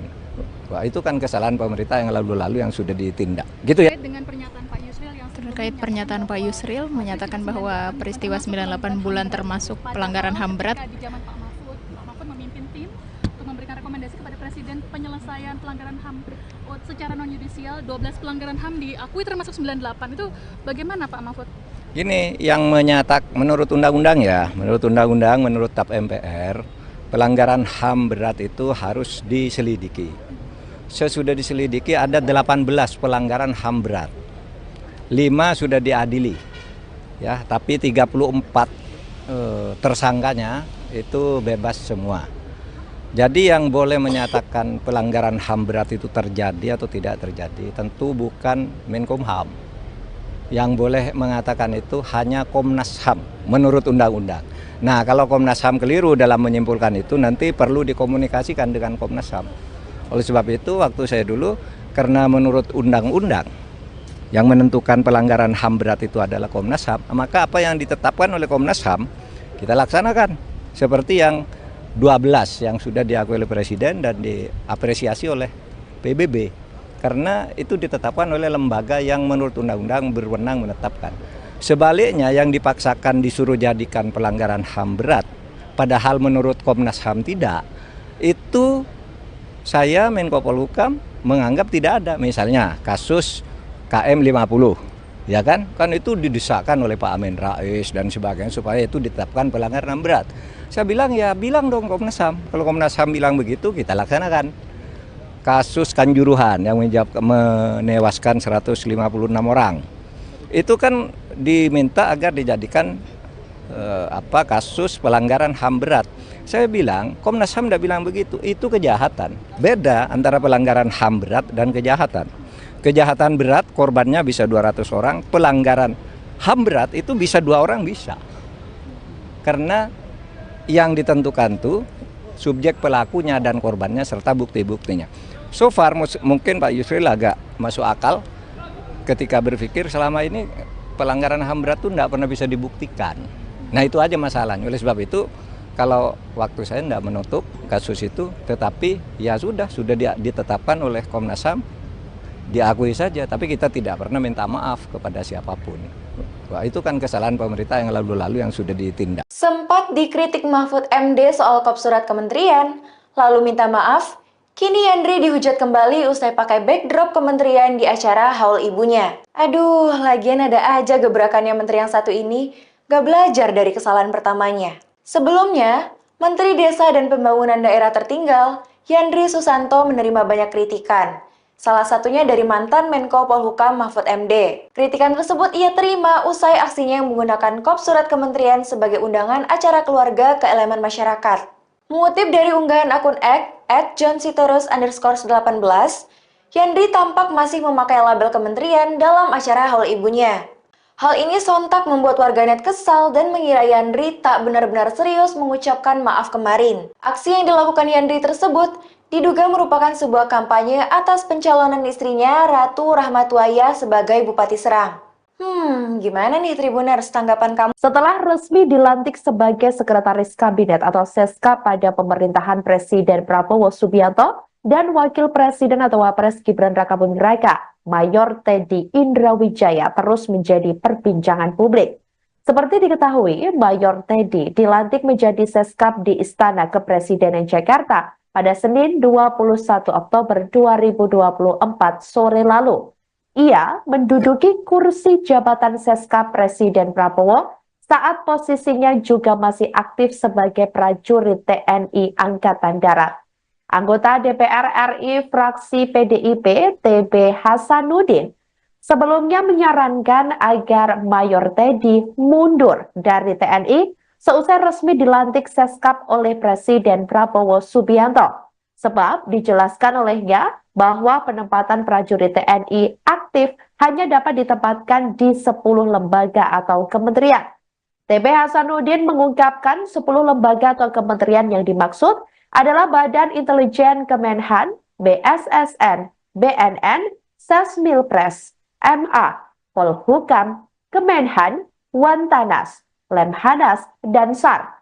Untuk itu, TB Hasanuddin menyarankan agar tidak melanggar undang-undang atau UU TNI. Dikatakan olehnya, sebaiknya Mayor Teddy mundur dari prajurit TNI. Namun, TB Hasanuddin menjelaskan, jika Mayor Teddy tidak mundur, sebaiknya UU TNI direvisi terlebih dahulu. Sebelumnya diketahui, Ketua Harian Gerindra Sufmi Dasko Ahmad turut menanggapi hal tersebut.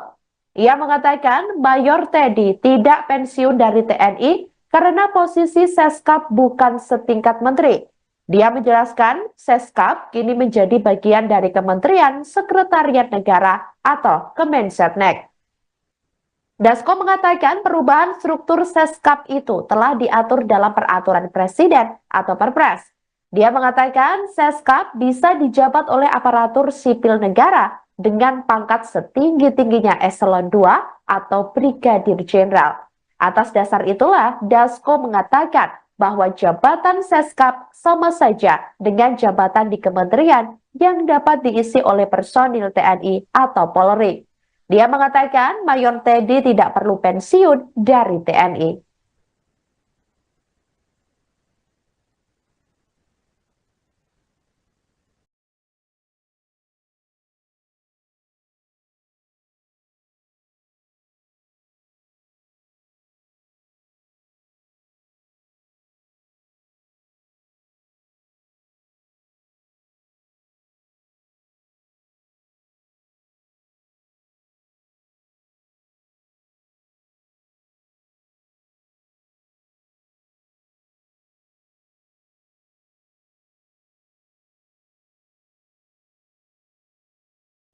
Demikian live viral news kali ini saudara, jangan lupa download aplikasi Tribun X untuk informasi lebih lengkap di www.tribunx.com. Tetap bersama kami dan selamat menyaksikan program selanjutnya. Terima kasih dan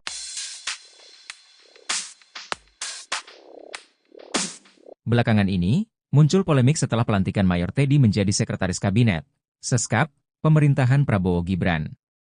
Pasalnya, status Mayor Teddy masih sebagai perwira TNI aktif meski menjabat sebagai Seskap.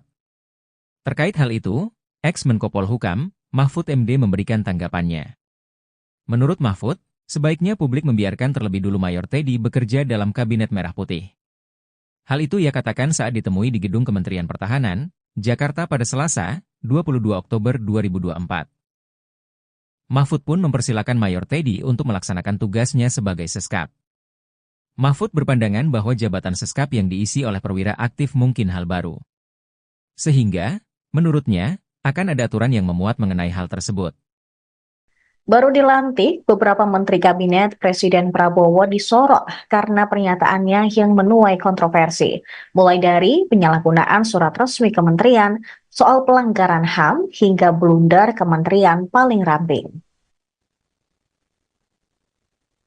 Yang pertama ada Yusril Iza Mahendra, yang menjabat sebagai Menteri Koordinator Bidang Hukum dan HAM, Imigrasi dan Permasyarakatan, yang dilantik pada 21 Oktober lalu. Baru menjabat, Yusril menyebut peristiwa 1998 bukan termasuk pelanggaran HAM berat. Pernyataan itu bahkan dilontarkannya di Istana Kepresidenan Jakarta pasca dilantik. Menurut Yusril, setiap tindak pidana merupakan pelanggaran HAM berat, namun tidak semua pelanggaran HAM berat tergolong berat. Ia mengklaim beberapa tahun ini tidak terjadi pelanggaran HAM berat di Indonesia. Pernyataan Yusril pun langsung disorot oleh masyarakat. Kemudian kedua ada Yandri Susanto. Menteri Desa dan Pembangunan Daerah Tertinggal ini disorot setelah ketahuan menggunakan kop surat dan stempel kementerian untuk undangan pribadi, haul ibunya, sekaligus hari santri dan tasyukuran. Kegiatan itu mengundang kepala desa, sekretaris desa, staf desa, ketua RT, RW, kader PKK, serta posyandu yang ada di Kabupaten Serang. Tangkapan layar undangan tersebut beredar luas di media sosial. Bahkan, mantan Menko Polhukam Mahfud MD juga turut mengunggahnya di akun Instagram pribadi. Yandri pun mengaku kelalaiannya tersebut dan berjanji tidak akan mengulangi membuat surat resmi yang dikeluarkan oleh kementerian untuk kegiatan pribadinya.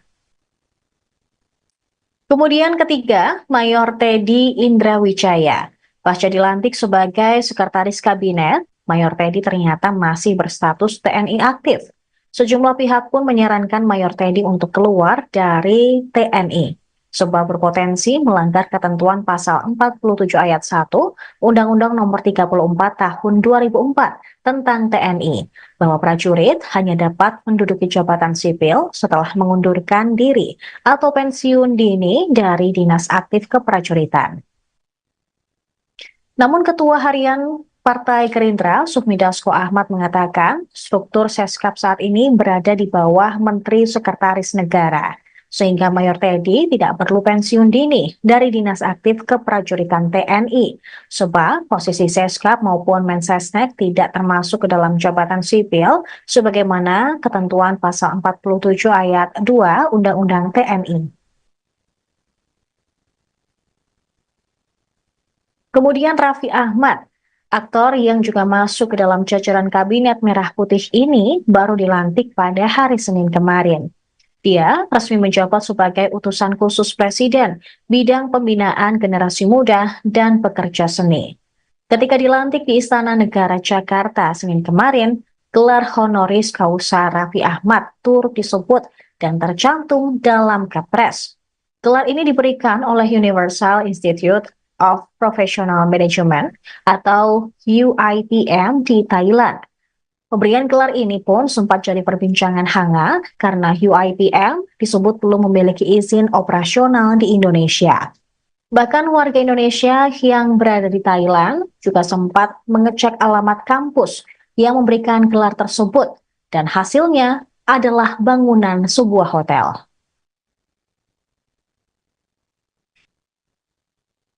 Dan yang terakhir, ada Hasan Hasbi. Kepala Kantor Komunikasi Presiden ini disorot akibat pernyataannya yang dinilai blunder. Pendiri lembaga survei Cyrus Network ini mengatakan dalam kabinet Prabowo Gibran ada 7 menteri koordinator yang akan mengkoordinasikan kementerian di bawah mereka. Hasan Hasbi pun mengklaim kementerian Prabowo Gibran lebih ramping dari era Jokowi. Lalu ia membandingkan era Presiden Jokowi yang justru organisasi kementeriannya jauh lebih gemuk. Tercatat, di era Jokowi hanya ada 4 Menko.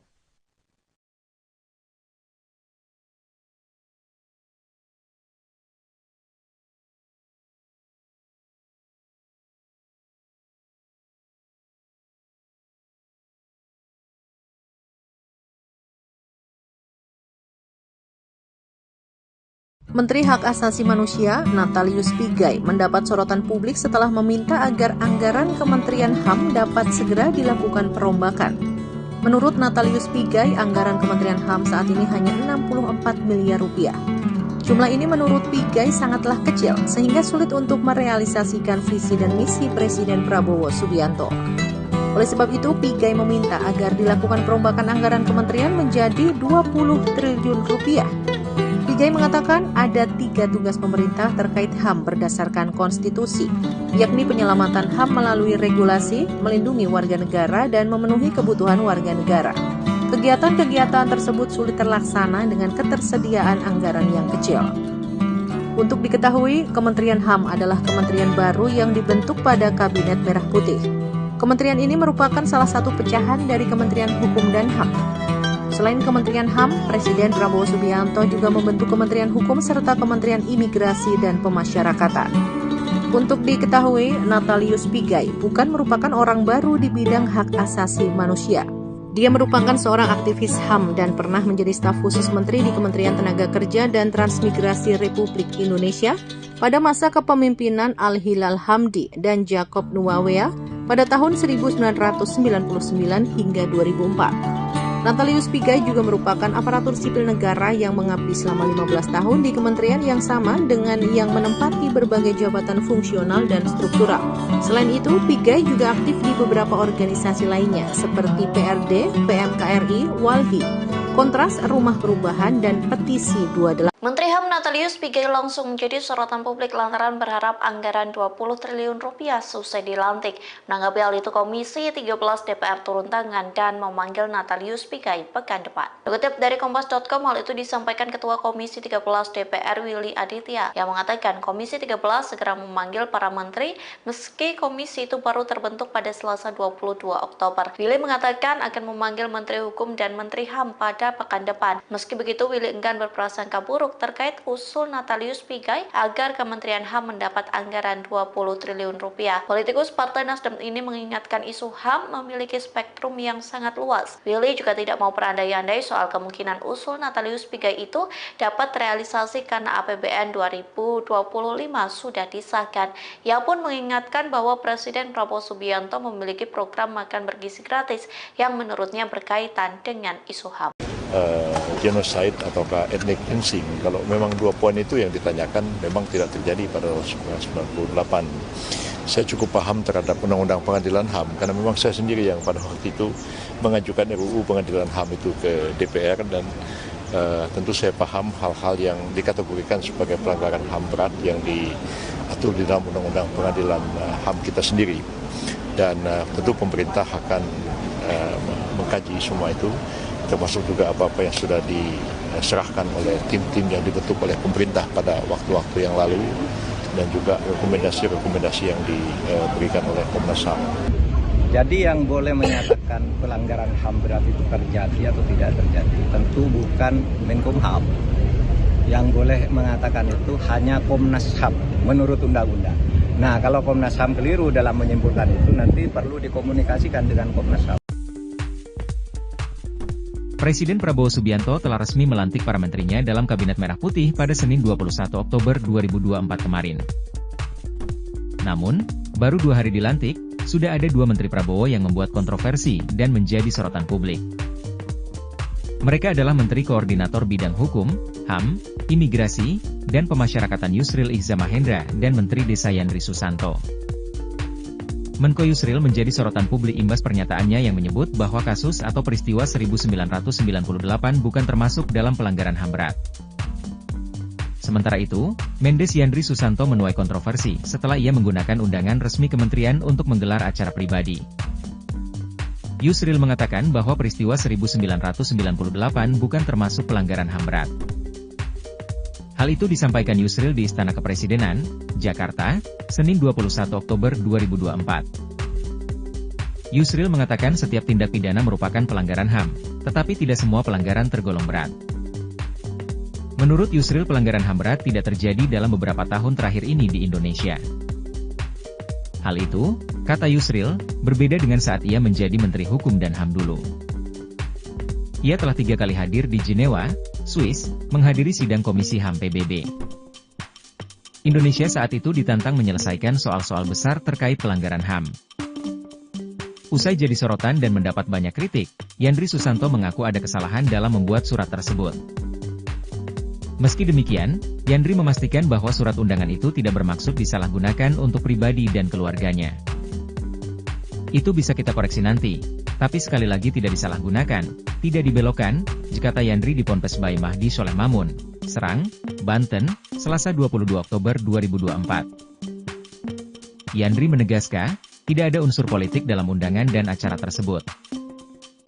Istri Yandri, Ratu Zakiah, menjadi calon Bupati Serang pada kontestasi Pilkada tahun 2024. Tapi hari ini murni betul-betul kegiatan Hari Santri, haul emak kami, dan bersyukur kepada Allah Subhanahu wa Ta'ala, tidak ada unsur yang lain, kata Yandri.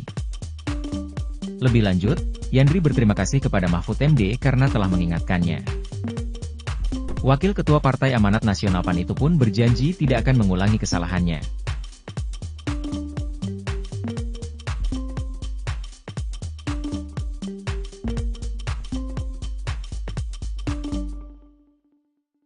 Saya tidak tahu apakah itu betul, tapi kalau betul, makanya saya bilang kalau benar itu salah, melanggar etika birokrasi juga.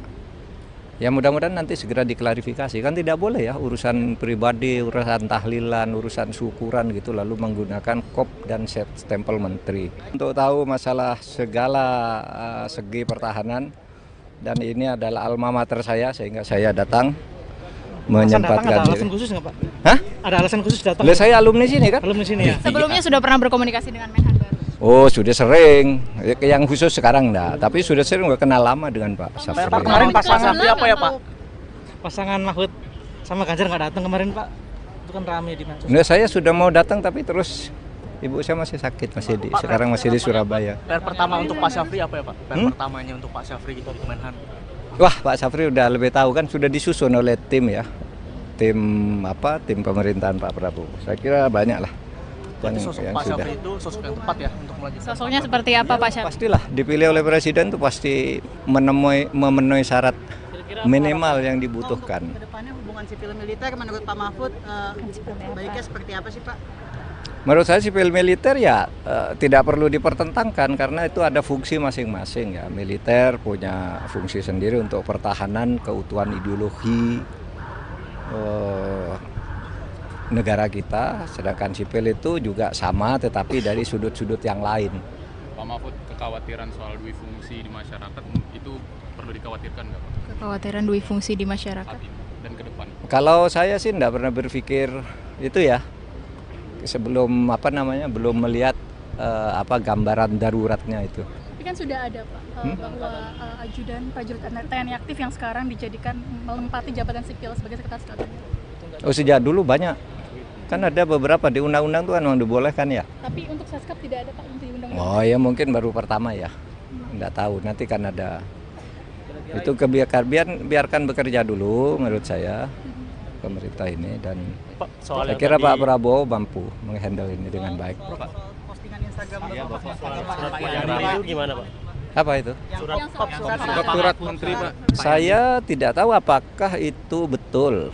Tapi kalau betul, makanya saya bilang kalau benar itu salah, melanggar etika birokrasi juga. Ya mudah-mudahan nanti segera diklarifikasi, kan tidak boleh ya urusan pribadi, urusan tahlilan, urusan syukuran gitu lalu menggunakan kop dan stempel menteri. Karena itu berarti lalu menjadi tugas kementerian. Nanti kita tunggu aja lah ininya. Tapi kalau itu terjadi mudah-mudahan tidak terjadi lagi. Terkait dengan pernyataan Pak Yusril yang terkait pernyataan Pak Yusril menyatakan bahwa peristiwa 98 bulan termasuk pelanggaran HAM berat. Di zaman Pak Mahfud memimpin tim untuk memberikan rekomendasi kepada Presiden penyelesaian pelanggaran HAM secara non-yudisial, 12 pelanggaran HAM diakui termasuk 98. Itu bagaimana Pak Mahfud? Ini yang menurut undang-undang ya, menurut TAP MPR, pelanggaran HAM berat itu harus diselidiki. Sesudah diselidiki ada 18 pelanggaran HAM berat. 5 sudah diadili. Ya, tapi 34 tersangkanya itu bebas semua. Jadi yang boleh menyatakan pelanggaran HAM berat itu terjadi atau tidak terjadi tentu bukan Menkumham. Yang boleh mengatakan itu hanya Komnas HAM menurut undang-undang. Nah, kalau Komnas HAM keliru dalam menyimpulkan itu nanti perlu dikomunikasikan dengan Komnas HAM. Oleh sebab itu waktu saya dulu, karena menurut undang-undang yang menentukan pelanggaran HAM berat itu adalah Komnas HAM, maka apa yang ditetapkan oleh Komnas HAM kita laksanakan. Seperti yang 12 yang sudah diakui oleh Presiden dan diapresiasi oleh PBB. Karena itu ditetapkan oleh lembaga yang menurut undang-undang berwenang menetapkan.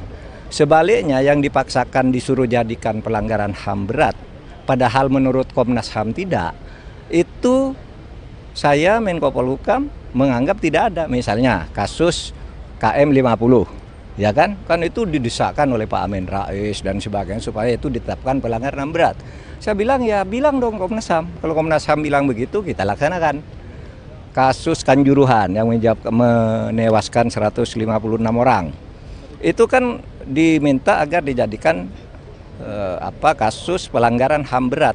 Saya bilang Komnas HAM tidak bilang begitu, itu kejahatan. Beda antara pelanggaran HAM berat dan kejahatan. Kejahatan berat korbannya bisa 200 orang, pelanggaran HAM berat itu bisa 2 orang bisa. Karena yang ditentukan tuh subjek pelakunya dan korbannya serta bukti-buktinya. So far mungkin Pak Yusril agak masuk akal ketika berpikir selama ini pelanggaran HAM berat tuh tidak pernah bisa dibuktikan. Nah itu aja masalahnya. Oleh sebab itu kalau waktu saya tidak menutup kasus itu, tetapi ya sudah ditetapkan oleh Komnas HAM, diakui saja, tapi kita tidak pernah minta maaf kepada siapapun. Wah, itu kan kesalahan pemerintah yang lalu-lalu yang sudah ditindak. Gitu ya. Terkait pernyataan Pak Yusril menyatakan bahwa peristiwa 98 bulan termasuk pelanggaran HAM berat. Di zaman Pak Mahfud memimpin tim untuk memberikan rekomendasi kepada Presiden penyelesaian pelanggaran HAM secara non-yudisial, 12 pelanggaran HAM diakui termasuk 98. Itu bagaimana Pak Mahfud? Ini yang menurut undang-undang ya, menurut TAP MPR, pelanggaran HAM berat itu harus diselidiki. Sesudah diselidiki ada 18 pelanggaran HAM berat. 5 sudah diadili. Ya, tapi 34 tersangkanya itu bebas semua. Jadi yang boleh menyatakan pelanggaran HAM berat itu terjadi atau tidak terjadi tentu bukan Menkumham. Yang boleh mengatakan itu hanya Komnas HAM menurut undang-undang. Nah, kalau Komnas HAM keliru dalam menyimpulkan itu nanti perlu dikomunikasikan dengan Komnas HAM. Oleh sebab itu waktu saya dulu, karena menurut undang-undang yang menentukan pelanggaran HAM berat itu adalah Komnas HAM, maka apa yang ditetapkan oleh Komnas HAM kita laksanakan. Seperti yang 12 yang sudah diakui oleh Presiden dan diapresiasi oleh PBB. Karena itu ditetapkan oleh lembaga yang menurut undang-undang berwenang menetapkan. Sebaliknya yang dipaksakan disuruh jadikan pelanggaran HAM berat, padahal menurut Komnas HAM tidak, itu saya Menko Polhukam menganggap tidak ada. Misalnya kasus KM 50, ya kan itu didesakkan oleh Pak Amin Rais dan sebagainya supaya itu ditetapkan pelanggaran HAM berat. Saya bilang ya bilang dong Komnas HAM. Kalau Komnas HAM bilang begitu kita laksanakan. Kasus Kanjuruhan yang menewaskan 156 orang. Itu kan diminta agar dijadikan kasus pelanggaran HAM berat. Saya bilang, Komnas HAM tidak bilang begitu, itu kejahatan. Beda antara pelanggaran HAM berat dan kejahatan. Kejahatan berat korbannya bisa 200 orang, pelanggaran HAM berat itu bisa 2 orang bisa. Karena yang ditentukan tuh subjek pelakunya dan korbannya serta bukti-buktinya. So far mungkin Pak Yusril agak masuk akal ketika berpikir selama ini pelanggaran HAM berat tuh tidak pernah bisa dibuktikan. Nah itu aja masalahnya. Oleh sebab itu kalau waktu saya tidak menutup kasus itu, tetapi ya sudah ditetapkan oleh Komnas HAM, diakui saja, tapi kita tidak pernah minta maaf kepada siapapun. Wah, itu kan kesalahan pemerintah yang lalu-lalu yang sudah ditindak. Sempat dikritik Mahfud MD soal kop surat kementerian, lalu minta maaf, kini Yandri dihujat kembali usai pakai backdrop kementerian di acara haul ibunya. Aduh, lagian ada aja gebrakannya menteri yang satu ini, gak belajar dari kesalahan pertamanya. Sebelumnya, Menteri Desa dan Pembangunan Daerah Tertinggal, Yandri Susanto menerima banyak kritikan. Salah satunya dari mantan Menko Polhukam Mahfud MD. Kritikan tersebut ia terima usai aksinya yang menggunakan kop surat kementerian sebagai undangan acara keluarga ke elemen masyarakat. Mengutip dari unggahan akun @johnsitorus_18, Yandri tampak masih memakai label kementerian dalam acara haul ibunya.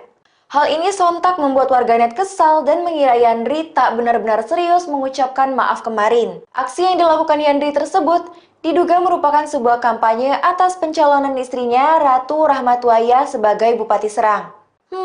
Gimana nih Tribuners tanggapan kamu? Setelah resmi dilantik sebagai Sekretaris Kabinet atau Seska pada pemerintahan Presiden Prabowo Subianto dan Wakil Presiden atau Wapres Gibran Rakabuming Raka, Mayor Teddy Indrawijaya terus menjadi perbincangan publik. Seperti diketahui, Mayor Teddy dilantik menjadi Seskap di Istana Kepresidenan Jakarta pada Senin 21 Oktober 2024 sore lalu. Ia menduduki kursi jabatan Seskap Presiden Prabowo saat posisinya juga masih aktif sebagai prajurit TNI Angkatan Darat. Anggota DPR RI fraksi PDIP TB Hasanuddin sebelumnya menyarankan agar Mayor Teddy mundur dari TNI seusai resmi dilantik Seskap oleh Presiden Prabowo Subianto. Sebab dijelaskan olehnya bahwa penempatan prajurit TNI aktif hanya dapat ditempatkan di 10 lembaga atau kementerian. TB Hasanuddin mengungkapkan 10 lembaga atau kementerian yang dimaksud adalah Badan Intelijen Kemenhan, BSSN, BNN, Sesmilpres, MA, Polhukam, Kemenhan, Wantanas, Lemhanas, dan SAR. Untuk itu, TB Hasanuddin menyarankan agar tidak melanggar undang-undang atau UU TNI. Dikatakan olehnya, sebaiknya Mayor Teddy mundur dari prajurit TNI. Namun, TB Hasanuddin menjelaskan, jika Mayor Teddy tidak mundur, sebaiknya UU TNI direvisi terlebih dahulu. Sebelumnya diketahui, Ketua Harian Gerindra Sufmi Dasko Ahmad turut menanggapi hal tersebut. Ia mengatakan Mayor Teddy tidak pensiun dari TNI karena posisi Seskap bukan setingkat menteri. Dia menjelaskan Seskap kini menjadi bagian dari Kementerian Sekretariat Negara atau Kemensetnek. Dasko mengatakan perubahan struktur Seskap itu telah diatur dalam peraturan presiden atau Perpres.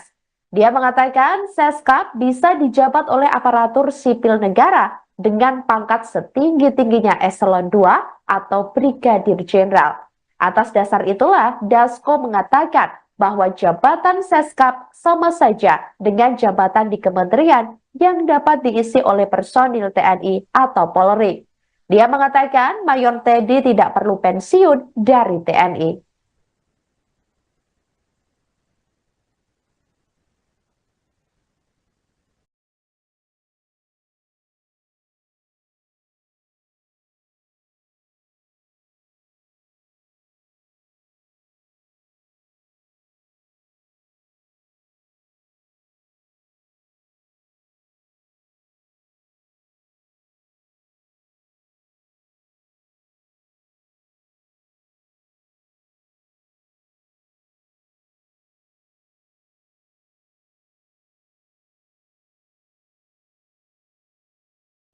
Demikian live viral news kali ini saudara, jangan lupa download aplikasi Tribun X untuk informasi lebih lengkap di www.tribunx.com. Tetap bersama kami dan selamat menyaksikan program selanjutnya. Terima kasih dan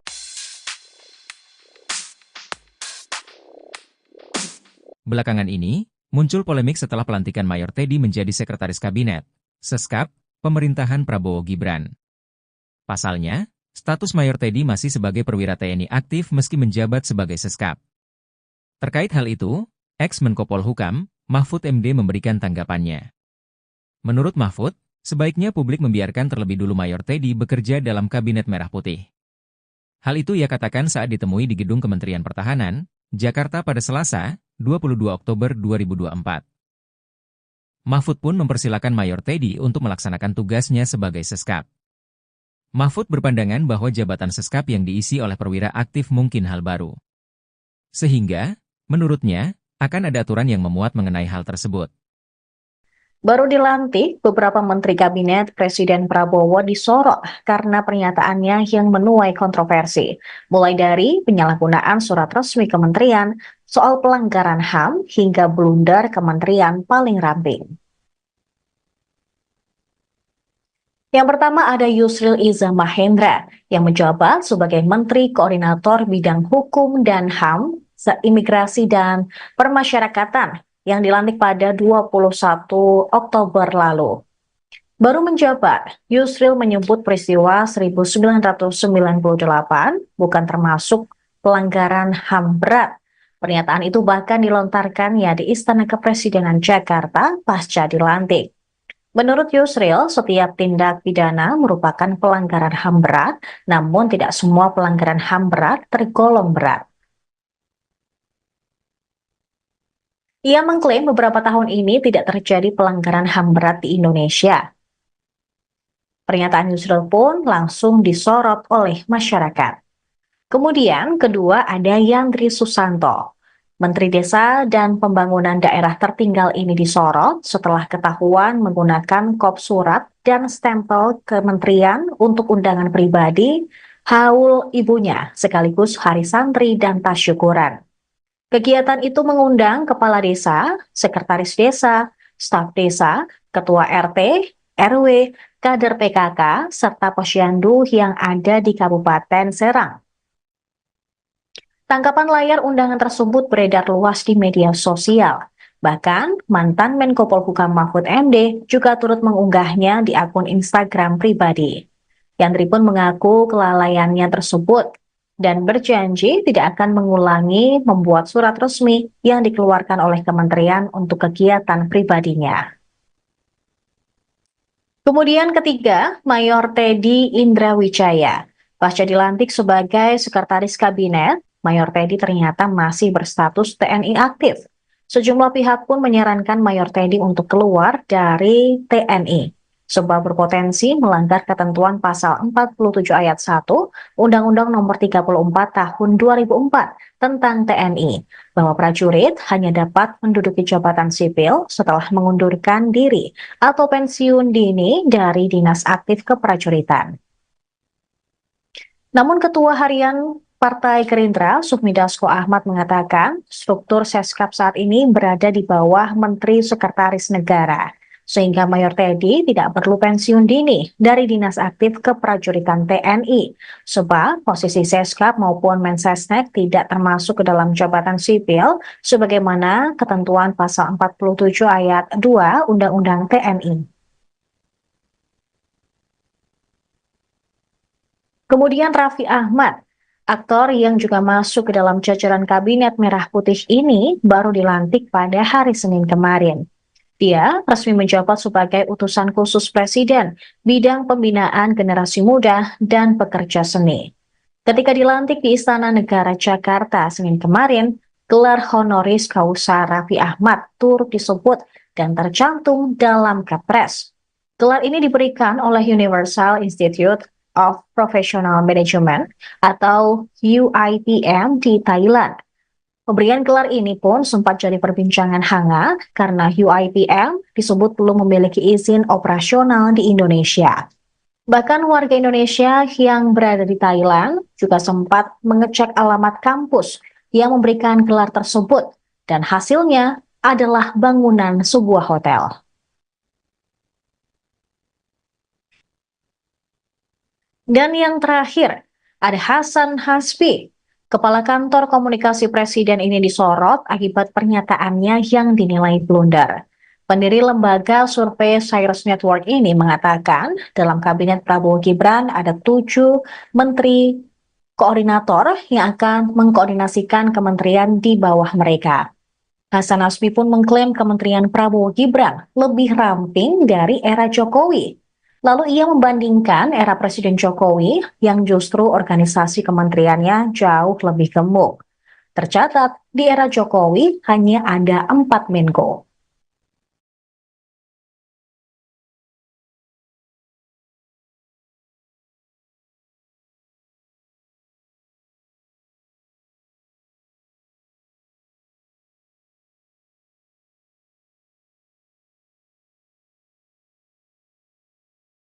Menteri Hak Asasi Manusia Natalius Pigai mendapat sorotan publik setelah meminta agar anggaran Kementerian HAM dapat segera dilakukan perombakan. Menurut Natalius Pigai, anggaran Kementerian HAM saat ini hanya 64 miliar rupiah. Jumlah ini menurut Pigai sangatlah kecil sehingga sulit untuk merealisasikan visi dan misi Presiden Prabowo Subianto. Oleh sebab itu, Pigai meminta agar dilakukan perombakan anggaran kementerian menjadi 20 triliun rupiah. Pigai mengatakan ada 3 tugas pemerintah terkait HAM berdasarkan konstitusi, yakni penyelamatan HAM melalui regulasi, melindungi warga negara, dan memenuhi kebutuhan warga negara. Kegiatan-kegiatan tersebut sulit terlaksana dengan ketersediaan anggaran yang kecil. Untuk diketahui, Kementerian HAM adalah kementerian baru yang dibentuk pada Kabinet Merah Putih. Kementerian ini merupakan salah satu pecahan dari Kementerian Hukum dan HAM. Selain Kementerian HAM, Presiden Prabowo Subianto juga membentuk Kementerian Hukum serta Kementerian Imigrasi dan Pemasyarakatan. Untuk diketahui, Natalius Pigai bukan merupakan orang baru di bidang hak asasi manusia. Dia merupakan seorang aktivis HAM dan pernah menjadi staf khusus menteri di Kementerian Tenaga Kerja dan Transmigrasi Republik Indonesia pada masa kepemimpinan Al-Hilal Hamdi dan Jacob Nuawea pada tahun 1999 hingga 2004. Natalius Pigai juga merupakan aparatur sipil negara yang mengabdi selama 15 tahun di kementerian yang sama dengan yang menempati berbagai jabatan fungsional dan struktural. Selain itu, Pigai juga aktif di beberapa organisasi lainnya seperti PRD, PMKRI, Walhi, Kontras, Rumah Perubahan, dan Petisi 28. Menteri HAM Natalius Pigai langsung menjadi sorotan publik lantaran berharap anggaran 20 triliun rupiah selesai dilantik. Menanggapi hal itu, Komisi 13 DPR turun tangan dan memanggil Natalius Pigai pekan depan. Dikutip dari Kompas.com, hal itu disampaikan Ketua Komisi 13 DPR Willy Aditya yang mengatakan Komisi 13 segera memanggil para menteri meski komisi itu baru terbentuk pada Selasa 22 Oktober. Willy mengatakan akan memanggil Menteri Hukum dan Menteri HAM pada pekan depan. Meski begitu, Willy enggan berprasangka buruk terkait usul Natalius Pigai agar Kementerian HAM mendapat anggaran 20 triliun rupiah. Politikus Partai Nasdem ini mengingatkan isu HAM memiliki spektrum yang sangat luas. Willy juga tidak mau berandai-andai soal kemungkinan usul Natalius Pigai itu dapat terrealisasi karena APBN 2025 sudah disahkan. Ia pun mengingatkan bahwa Presiden Prabowo Subianto memiliki program makan bergizi gratis yang menurutnya berkaitan dengan isu HAM. Genocide ataukah ethnic cleansing, kalau memang 2 poin itu yang ditanyakan memang tidak terjadi pada 1998. Saya cukup paham terhadap Undang-Undang Pengadilan HAM karena memang saya sendiri yang pada waktu itu mengajukan RUU Pengadilan HAM itu ke DPR dan tentu saya paham hal-hal yang dikategorikan sebagai pelanggaran HAM berat yang diatur di dalam Undang-Undang Pengadilan HAM kita sendiri. Dan tentu pemerintah akan mengkaji semua itu, termasuk juga apa-apa yang sudah diserahkan oleh tim-tim yang dibentuk oleh pemerintah pada waktu-waktu yang lalu dan juga rekomendasi-rekomendasi yang diberikan oleh Komnas HAM. Jadi yang boleh menyatakan pelanggaran HAM berat itu terjadi atau tidak terjadi tentu bukan Menkumham. Yang boleh mengatakan itu hanya Komnas HAM menurut undang-undang. Nah, kalau Komnas HAM keliru dalam menyimpulkan itu nanti perlu dikomunikasikan dengan Komnas HAM. Presiden Prabowo Subianto telah resmi melantik para menterinya dalam Kabinet Merah Putih pada Senin 21 Oktober 2024 kemarin. Namun, baru 2 hari dilantik, sudah ada 2 Menteri Prabowo yang membuat kontroversi dan menjadi sorotan publik. Mereka adalah Menteri Koordinator Bidang Hukum, HAM, Imigrasi, dan Pemasyarakatan Yusril Iza Mahendra dan Menteri Desa Yandri Susanto. Menko Yusril menjadi sorotan publik imbas pernyataannya yang menyebut bahwa kasus atau peristiwa 1998 bukan termasuk dalam pelanggaran HAM berat. Sementara itu, Mendes Yandri Susanto menuai kontroversi setelah ia menggunakan undangan resmi kementerian untuk menggelar acara pribadi. Yusril mengatakan bahwa peristiwa 1998 bukan termasuk pelanggaran HAM berat. Hal itu disampaikan Yusril di Istana Kepresidenan, Jakarta, Senin 21 Oktober 2024. Yusril mengatakan setiap tindak pidana merupakan pelanggaran HAM, tetapi tidak semua pelanggaran tergolong berat. Menurut Yusril, pelanggaran HAM berat tidak terjadi dalam beberapa tahun terakhir ini di Indonesia. Hal itu, kata Yusril, berbeda dengan saat ia menjadi Menteri Hukum dan HAM dulu. Ia telah 3 kali hadir di Jenewa, Swiss, menghadiri sidang Komisi HAM PBB. Indonesia saat itu ditantang menyelesaikan soal-soal besar terkait pelanggaran HAM. Usai jadi sorotan dan mendapat banyak kritik, Yandri Susanto mengaku ada kesalahan dalam membuat surat tersebut. Meski demikian, Yandri memastikan bahwa surat undangan itu tidak bermaksud disalahgunakan untuk pribadi dan keluarganya. Itu bisa kita koreksi nanti, tapi sekali lagi tidak disalahgunakan, tidak dibelokkan, kata Yandri di Ponpes Bayi Mahdi Soleh Mamun, Serang, Banten, Selasa 22 Oktober 2024. Yandri menegaskan, tidak ada unsur politik dalam undangan dan acara tersebut. Istri Yandri, Ratu Zakiah, menjadi calon Bupati Serang pada kontestasi Pilkada tahun 2024. Tapi hari ini murni betul-betul kegiatan Hari Santri, haul emak kami, dan bersyukur kepada Allah Subhanahu wa Ta'ala, tidak ada unsur yang lain, kata Yandri. Lebih lanjut, Yandri berterima kasih kepada Mahfud MD karena telah mengingatkannya. Wakil Ketua Partai Amanat Nasional PAN itu pun berjanji tidak akan mengulangi kesalahannya.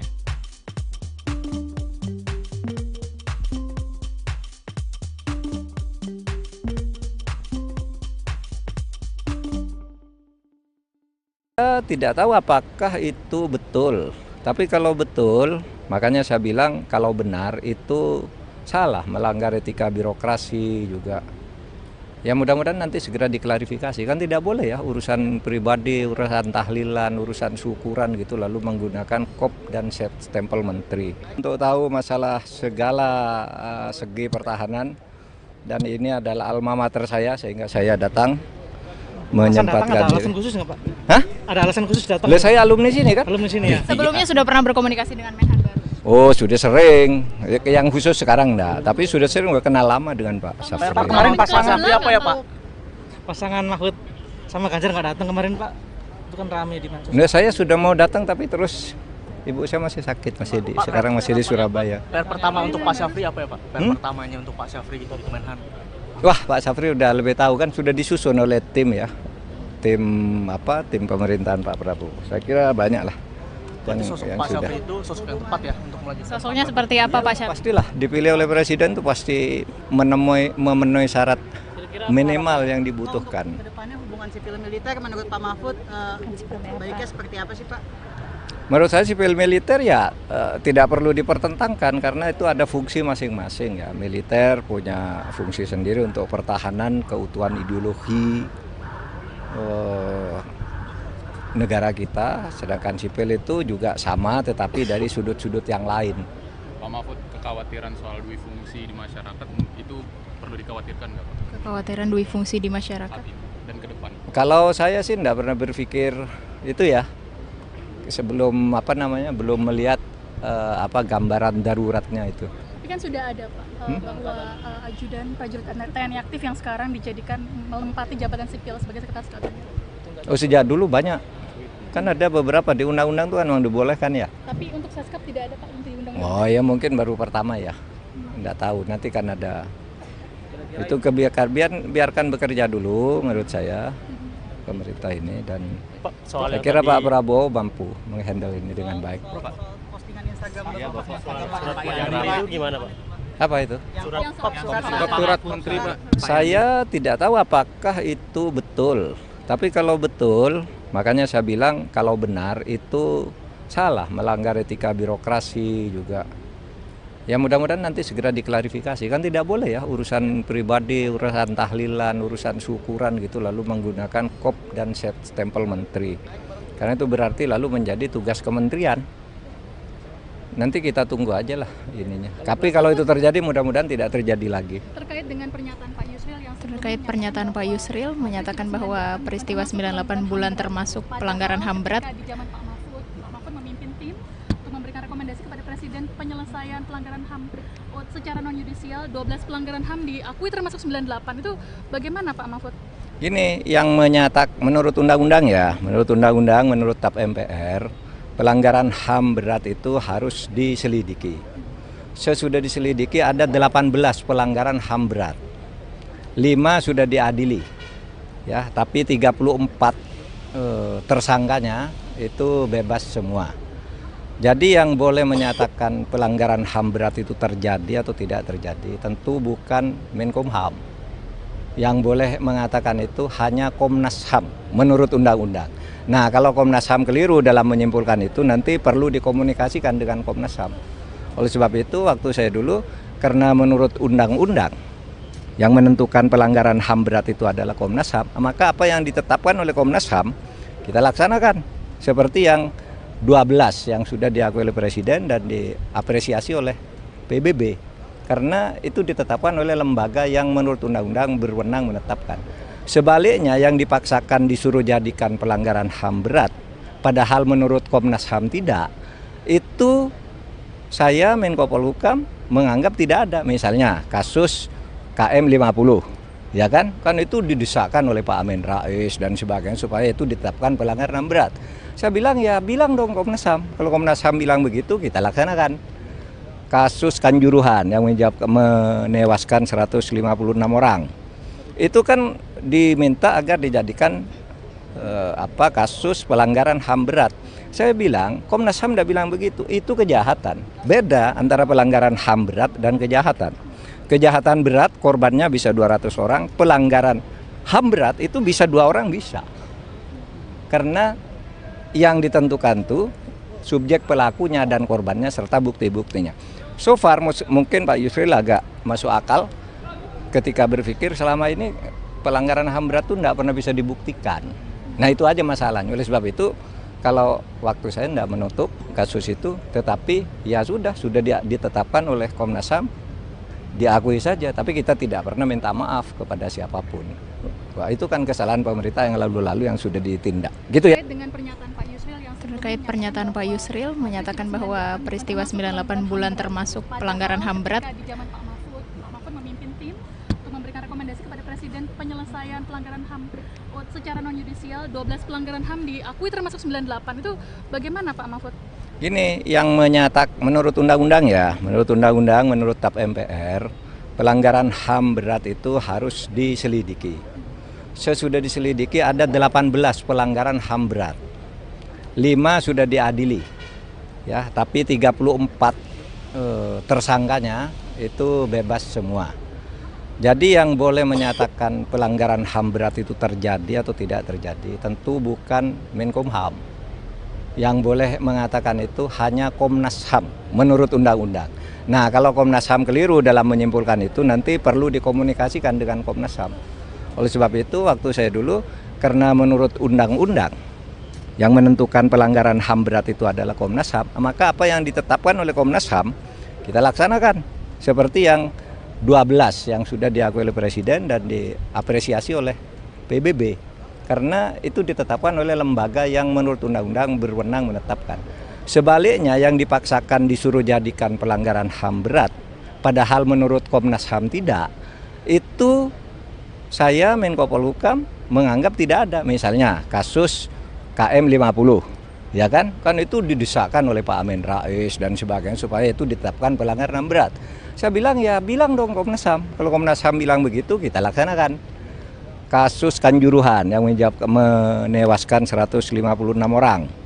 Itu kan diminta agar dijadikan kasus pelanggaran HAM berat. Saya bilang Komnas HAM tidak bilang begitu. Itu kejahatan. Beda antara pelanggaran HAM berat dan kejahatan. Kejahatan berat korbannya bisa 200 orang, pelanggaran HAM berat itu bisa 2 orang bisa. Karena yang ditentukan tuh subjek pelakunya dan korbannya serta bukti-buktinya. So far mungkin Pak Yusril agak masuk akal ketika berpikir selama ini pelanggaran HAM berat itu tidak pernah bisa dibuktikan. Nah itu aja masalahnya. Oleh sebab itu kalau waktu saya tidak menutup kasus itu, tetapi ya sudah ditetapkan oleh Komnas HAM, diakui saja. Tapi kita tidak pernah minta maaf kepada siapapun. Wah, itu kan kesalahan pemerintah yang lalu-lalu yang sudah ditindak. Sempat dikritik Mahfud MD soal kop surat kementerian, lalu minta maaf, kini Yandri dihujat kembali usai pakai backdrop kementerian di acara haul ibunya. Aduh, lagian ada aja gebrakannya menteri yang satu ini, gak belajar dari kesalahan pertamanya. Sebelumnya, Menteri Desa dan Pembangunan Daerah Tertinggal, Yandri Susanto menerima banyak kritikan. Salah satunya dari mantan Menko Polhukam Mahfud MD. Kritikan tersebut ia terima usai aksinya yang menggunakan kop surat kementerian sebagai undangan acara keluarga ke elemen masyarakat. Mengutip dari unggahan akun @johnsiterus_18, Yandri tampak masih memakai label kementerian dalam acara haul ibunya. Hal ini sontak membuat warganet kesal dan mengira Yandri tak benar-benar serius mengucapkan maaf kemarin. Aksi yang dilakukan Yandri tersebut diduga merupakan sebuah kampanye atas pencalonan istrinya Ratu Rahmatwaya sebagai Bupati Serang. Gimana nih Tribuners tanggapan kamu? Setelah resmi dilantik sebagai Sekretaris Kabinet atau Seska pada pemerintahan Presiden Prabowo Subianto dan Wakil Presiden atau Wapres Gibran Rakabuming Raka, Mayor Teddy Indrawijaya terus menjadi perbincangan publik. Seperti diketahui, Mayor Teddy dilantik menjadi Seskap di Istana Kepresidenan Jakarta pada Senin 21 Oktober 2024 sore lalu. Ia menduduki kursi jabatan Seskap Presiden Prabowo saat posisinya juga masih aktif sebagai prajurit TNI Angkatan Darat. Anggota DPR RI fraksi PDIP TB Hasanuddin sebelumnya menyarankan agar Mayor Teddy mundur dari TNI seusai resmi dilantik Seskap oleh Presiden Prabowo Subianto. Sebab dijelaskan olehnya bahwa penempatan prajurit TNI aktif hanya dapat ditempatkan di 10 lembaga atau kementerian. TB Hasanuddin mengungkapkan 10 lembaga atau kementerian yang dimaksud adalah Badan Intelijen Kemenhan, BSSN, BNN, Sesmilpres, MA, Polhukam, Kemenhan, Wantanas, Lemhanas, dan SAR. Untuk itu, TB Hasanuddin menyarankan agar tidak melanggar undang-undang atau UU TNI. Dikatakan olehnya, sebaiknya Mayor Teddy mundur dari prajurit TNI. Namun, TB Hasanuddin menjelaskan, jika Mayor Teddy tidak mundur, sebaiknya UU TNI direvisi terlebih dahulu. Sebelumnya diketahui, Ketua Harian Gerindra Sufmi Dasko Ahmad turut menanggapi hal tersebut. Ia mengatakan Mayor Teddy tidak pensiun dari TNI karena posisi Seskap bukan setingkat menteri. Dia menjelaskan Seskap kini menjadi bagian dari Kementerian Sekretariat Negara atau Kemensetnek. Dasko mengatakan perubahan struktur Seskap itu telah diatur dalam peraturan presiden atau Perpres. Dia mengatakan Seskap bisa dijabat oleh aparatur sipil negara dengan pangkat setinggi-tingginya eselon 2 atau brigadir jenderal. Atas dasar itulah Dasko mengatakan bahwa jabatan Seskap sama saja dengan jabatan di kementerian yang dapat diisi oleh personil TNI atau Polri. Dia mengatakan Mayor Teddy tidak perlu pensiun dari TNI.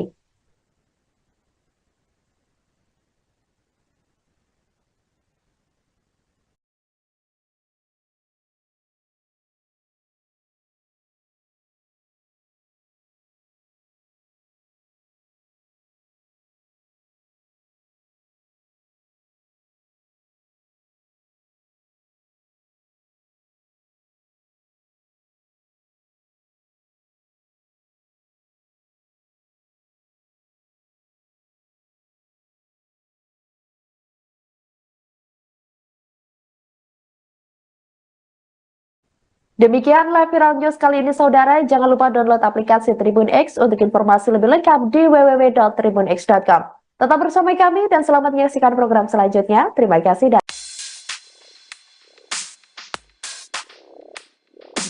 Belakangan ini, muncul polemik setelah pelantikan Mayor Teddy menjadi Sekretaris Kabinet, Seskap, pemerintahan Prabowo Gibran. Pasalnya, status Mayor Teddy masih sebagai perwira TNI aktif meski menjabat sebagai Seskap. Terkait hal itu, ex-Menko Polhukam, Mahfud MD memberikan tanggapannya. Menurut Mahfud, sebaiknya publik membiarkan terlebih dulu Mayor Teddy bekerja dalam Kabinet Merah Putih. Hal itu ia katakan saat ditemui di Gedung Kementerian Pertahanan, Jakarta pada Selasa, 22 Oktober 2024. Mahfud pun mempersilakan Mayor Teddy untuk melaksanakan tugasnya sebagai Seskap. Mahfud berpandangan bahwa jabatan Seskap yang diisi oleh perwira aktif mungkin hal baru. Sehingga, menurutnya, akan ada aturan yang memuat mengenai hal tersebut.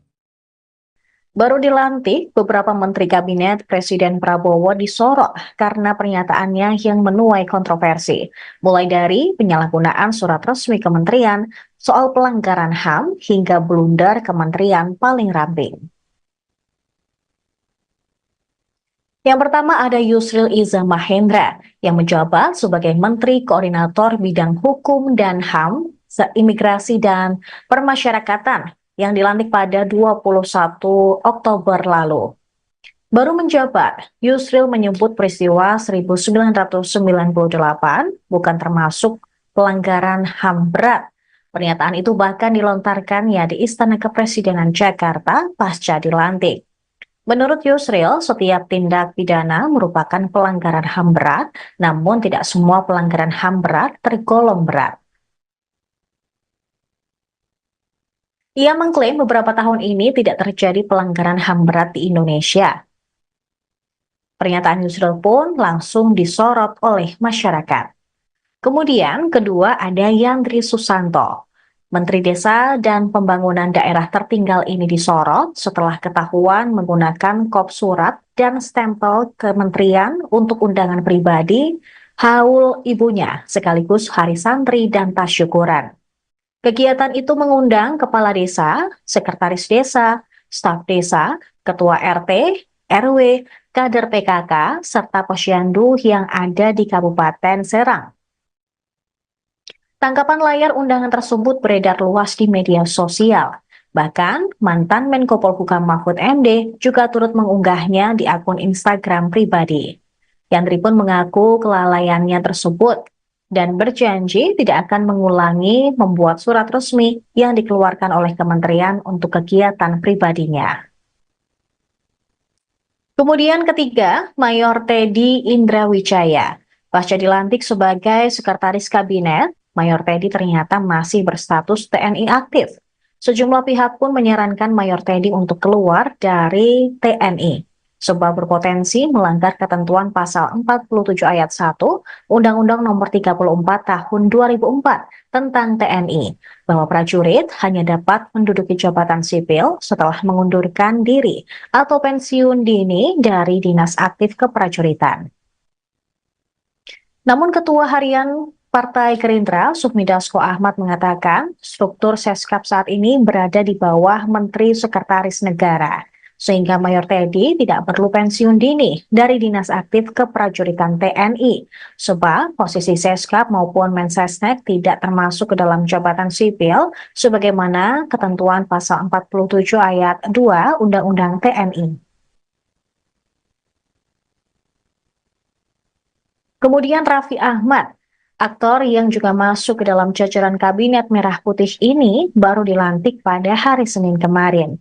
Dia resmi menjabat sebagai utusan khusus Presiden bidang pembinaan generasi muda dan pekerja seni.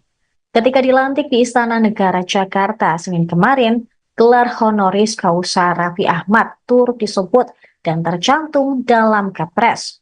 Gelar ini diberikan oleh Universal Institute of Professional Management atau UIPM di Thailand. Pemberian gelar ini pun sempat jadi perbincangan hangat karena UIPM disebut belum memiliki izin operasional di Indonesia. Bahkan warga Indonesia yang berada di Thailand juga sempat mengecek alamat kampus yang memberikan gelar tersebut dan hasilnya adalah bangunan sebuah hotel. Dan yang terakhir, ada Hasan Hasbi. Kepala Kantor Komunikasi Presiden ini disorot akibat pernyataannya yang dinilai blunder. Pendiri lembaga survei Cyrus Network ini mengatakan dalam Kabinet Prabowo Gibran ada 7 menteri koordinator yang akan mengkoordinasikan kementerian di bawah mereka. Hasan Hasbi pun mengklaim Kementerian Prabowo Gibran lebih ramping dari era Jokowi. Lalu ia membandingkan era Presiden Jokowi yang justru organisasi kementeriannya jauh lebih gemuk. Tercatat, di era Jokowi hanya ada 4 Menko.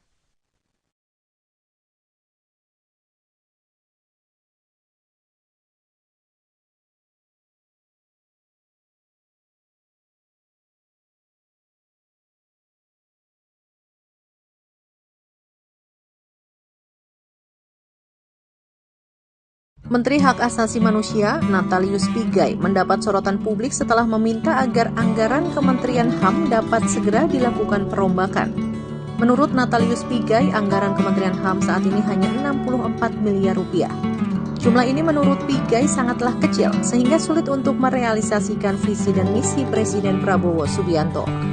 Oleh sebab itu, Pigai meminta agar dilakukan perombakan anggaran kementerian menjadi 20 triliun rupiah. Pigai mengatakan ada 3 tugas pemerintah terkait HAM berdasarkan konstitusi, yakni penyelamatan HAM melalui regulasi, melindungi warga negara, dan memenuhi kebutuhan warga negara. Kegiatan-kegiatan tersebut sulit terlaksana dengan ketersediaan anggaran yang kecil. Untuk diketahui, Kementerian HAM adalah kementerian baru yang dibentuk pada Kabinet Merah Putih. Kementerian ini merupakan salah satu pecahan dari Kementerian Hukum dan HAM. Selain Kementerian HAM, Presiden Prabowo Subianto juga membentuk Kementerian Hukum serta Kementerian Imigrasi dan Pemasyarakatan. Untuk diketahui, Natalius Pigai bukan merupakan orang baru di bidang hak asasi manusia. Dia merupakan seorang aktivis HAM dan pernah menjadi staf khusus menteri di Kementerian Tenaga Kerja dan Transmigrasi Republik Indonesia pada masa kepemimpinan Al-Hilal Hamdi dan Jacob Nuawea pada tahun 1999 hingga 2004. Natalius Pigai juga merupakan aparatur sipil negara yang mengabdi selama 15 tahun di kementerian yang sama dengan yang menempati berbagai jabatan fungsional dan struktural.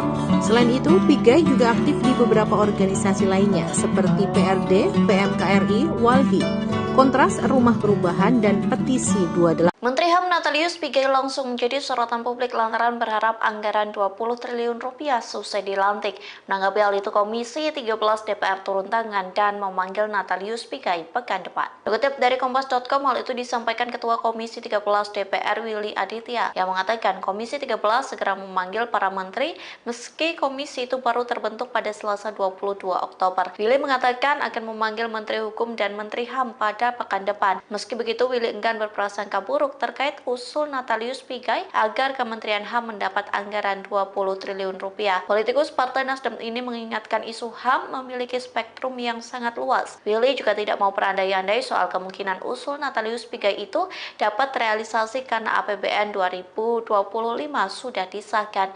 Ia pun mengingatkan bahwa Presiden Prabowo Subianto memiliki program makan bergizi gratis yang menurutnya berkaitan dengan isu HAM. Genocide ataukah ethnic cleansing, kalau memang dua poin itu yang ditanyakan memang tidak terjadi pada tahun 1998. Saya cukup paham terhadap undang-undang pengadilan HAM karena memang saya sendiri yang pada waktu itu mengajukan RUU pengadilan HAM itu ke DPR dan tentu saya paham hal-hal yang dikategorikan sebagai pelanggaran HAM berat yang diatur di dalam undang-undang pengadilan HAM kita sendiri. Dan tentu pemerintah akan mengkaji semua itu, termasuk juga apa-apa yang sudah diserahkan oleh tim-tim yang dibentuk oleh pemerintah pada waktu-waktu yang lalu dan juga rekomendasi-rekomendasi yang diberikan oleh Komnas HAM. Jadi yang boleh menyatakan pelanggaran HAM berat itu terjadi atau tidak terjadi tentu bukan Menkumham. Yang boleh mengatakan itu hanya Komnas HAM menurut undang-undang. Nah, kalau Komnas HAM keliru dalam menyimpulkan itu nanti perlu dikomunikasikan dengan Komnas HAM. Presiden Prabowo Subianto telah resmi melantik para menterinya dalam Kabinet Merah Putih pada Senin 21 Oktober 2024 kemarin. Namun, baru 2 hari dilantik, sudah ada 2 Menteri Prabowo yang membuat kontroversi dan menjadi sorotan publik. Mereka adalah Menteri Koordinator Bidang Hukum, HAM, Imigrasi, dan Pemasyarakatan Yusril Iza Mahendra dan Menteri Desa Yandri Susanto. Menko Yusril menjadi sorotan publik imbas pernyataannya yang menyebut bahwa kasus atau peristiwa 1998 bukan termasuk dalam pelanggaran HAM berat. Sementara itu, Mendes Yandri Susanto menuai kontroversi setelah ia menggunakan undangan resmi kementerian untuk menggelar acara pribadi. Yusril mengatakan bahwa peristiwa 1998 bukan termasuk pelanggaran HAM berat. Hal itu disampaikan Yusril di Istana Kepresidenan, Jakarta, Senin 21 Oktober 2024. Yusril mengatakan setiap tindak pidana merupakan pelanggaran HAM, tetapi tidak semua pelanggaran tergolong berat. Menurut Yusril, pelanggaran HAM berat tidak terjadi dalam beberapa tahun terakhir ini di Indonesia. Hal itu, kata Yusril, berbeda dengan saat ia menjadi Menteri Hukum dan HAM dulu. Ia telah 3 kali hadir di Jenewa, Swiss, menghadiri sidang Komisi HAM PBB. Indonesia saat itu ditantang menyelesaikan soal-soal besar terkait pelanggaran HAM. Usai jadi sorotan dan mendapat banyak kritik, Yandri Susanto mengaku ada kesalahan dalam membuat surat tersebut. Meski demikian, Yandri memastikan bahwa surat undangan itu tidak bermaksud disalahgunakan untuk pribadi dan keluarganya. Itu bisa kita koreksi nanti, tapi sekali lagi tidak disalahgunakan, tidak dibelokkan, kata Yandri di Ponpes Bayi Mahdi Soleh Mamun, Serang, Banten, Selasa 22 Oktober 2024. Yandri menegaskan, tidak ada unsur politik dalam undangan dan acara tersebut.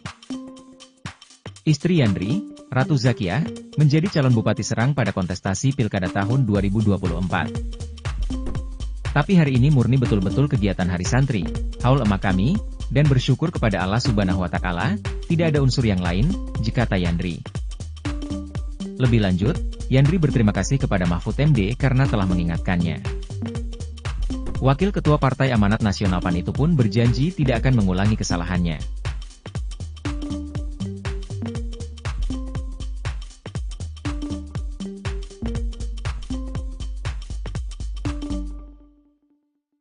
Saya tidak tahu apakah itu betul, tapi kalau betul, makanya saya bilang kalau benar itu salah, melanggar etika birokrasi juga. Ya mudah-mudahan nanti segera diklarifikasi. Kan tidak boleh ya urusan pribadi, urusan tahlilan, urusan syukuran gitu lalu menggunakan kop dan stempel menteri. Untuk tahu masalah segala segi pertahanan, dan ini adalah alma mater saya sehingga saya datang menyempatkan. Ada alasan khusus nggak Pak? Hah? Ada alasan khusus datang? Saya alumni sini kan? Alumni sini ya? Sebelumnya sudah pernah berkomunikasi dengan Menhan baru? Oh sudah sering, yang khusus sekarang enggak, tapi sudah sering, udah kenal lama dengan Pak Syafri. Pak kemarin pasangan apa ya Pak? Pasangan Mahfud sama Ganjar nggak datang kemarin Pak? Itu kan rame di medsos. Nah, saya sudah mau datang tapi terus ibu saya masih sakit, sekarang masih di Surabaya. PR pertama untuk Pak Syafri apa ya Pak? PR pertamanya untuk Pak Syafri gitu di Kemenhan. Wah, Pak Syafri udah lebih tahu kan, sudah disusun oleh tim ya. Tim pemerintahan Pak Prabowo. Saya kira banyak lah. Jadi sosok Pak Syafri itu sosok yang tepat ya untuk melanjutkan. Sosoknya seperti apa Pak Syafri? Pastilah dipilih oleh presiden itu pasti memenuhi syarat minimal yang dibutuhkan. Kedepannya hubungan sipil militer menurut Pak Mahfud baiknya seperti apa sih Pak? Menurut saya sipil militer ya tidak perlu dipertentangkan karena itu ada fungsi masing-masing ya. Militer punya fungsi sendiri untuk pertahanan keutuhan ideologi negara kita, sedangkan sipil itu juga sama tetapi dari sudut-sudut yang lain. Pak Mahfud, kekhawatiran soal dui fungsi di masyarakat itu perlu dikhawatirkan nggak Pak? Kekhawatiran dui fungsi di masyarakat dan ke depan. Kalau saya sih tidak pernah berpikir itu ya, sebelum belum melihat gambaran daruratnya itu. Tapi kan sudah ada Pak bahwa ajudan prajurit TNI aktif yang sekarang dijadikan melempati jabatan sipil sebagai sekretaris kabinet. Oh sejak dulu banyak. Kan ada beberapa di undang-undang tuh kan memang dibolehkan ya. Tapi untuk Seskap tidak ada Pak untuk undang-undang. Oh ya mungkin baru pertama ya. Enggak tahu, nanti kan ada. Itu biarkan bekerja dulu menurut saya pemerintah ini, dan saya kira Pak Prabowo mampu menghandle ini dengan baik. Postingan Instagram itu gimana Pak? Apa itu? Surat menteri Pak. Saya tidak tahu apakah itu betul. Tapi kalau betul, makanya saya bilang kalau benar itu salah, melanggar etika birokrasi juga. Ya mudah-mudahan nanti segera diklarifikasi. Kan tidak boleh ya urusan pribadi, urusan tahlilan, urusan syukuran gitu lalu menggunakan kop dan stempel menteri. Karena itu berarti lalu menjadi tugas kementerian. Nanti kita tunggu aja lah ininya. Tapi kalau itu terjadi mudah-mudahan tidak terjadi lagi. Terkait dengan pernyataan Pak Yusril yang Pak Yusril menyatakan bahwa peristiwa 98 bulan termasuk pelanggaran HAM berat. Di zaman Pak Mahfud memimpin tim untuk memberikan rekomendasi kepada Presiden penyelesaian pelanggaran HAM secara non-yudisial. 12 pelanggaran HAM diakui termasuk 98. Itu bagaimana Pak Mahfud?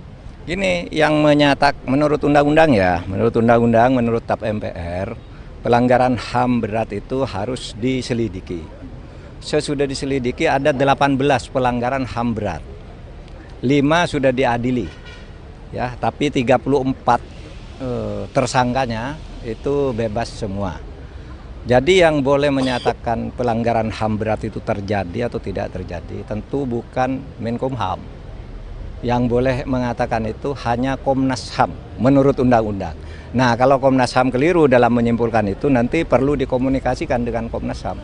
Oleh sebab itu waktu saya dulu, karena menurut undang-undang yang menentukan pelanggaran HAM berat itu adalah Komnas HAM, maka apa yang ditetapkan oleh Komnas HAM kita laksanakan.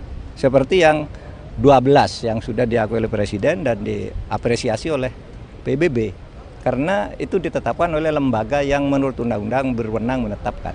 Sebaliknya yang dipaksakan disuruh jadikan pelanggaran HAM berat, padahal menurut Komnas HAM tidak, itu saya Menko Polhukam menganggap tidak ada. Misalnya kasus KM 50, ya kan itu didesakkan oleh Pak Amin Rais dan sebagainya supaya itu ditetapkan pelanggaran HAM berat. Saya bilang ya bilang dong Komnas HAM, kalau Komnas HAM bilang begitu kita laksanakan. Kasus Kanjuruhan yang menewaskan 156 orang, itu kan diminta agar dijadikan kasus pelanggaran HAM berat. Saya bilang Komnas HAM tidak bilang begitu, itu kejahatan. Beda antara pelanggaran HAM berat dan kejahatan.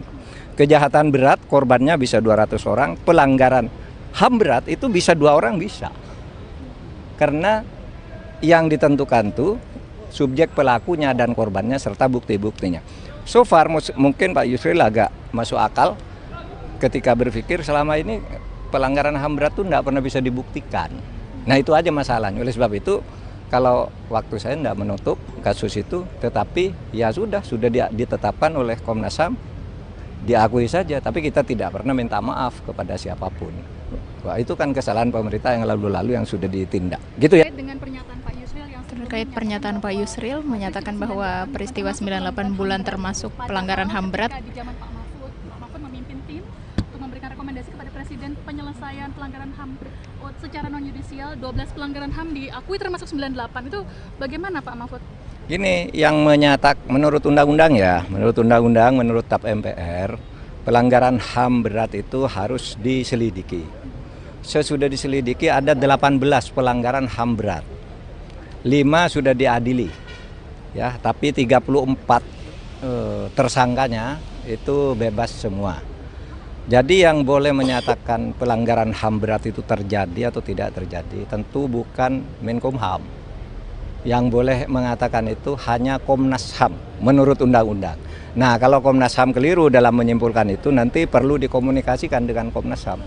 Oleh sebab itu waktu saya dulu karena menurut undang-undang yang menentukan pelanggaran HAM berat itu adalah Komnas HAM, maka apa yang ditetapkan oleh Komnas HAM kita laksanakan seperti yang 12 yang sudah diakui oleh Presiden dan diapresiasi oleh PBB karena itu ditetapkan oleh lembaga yang menurut undang-undang berwenang menetapkan.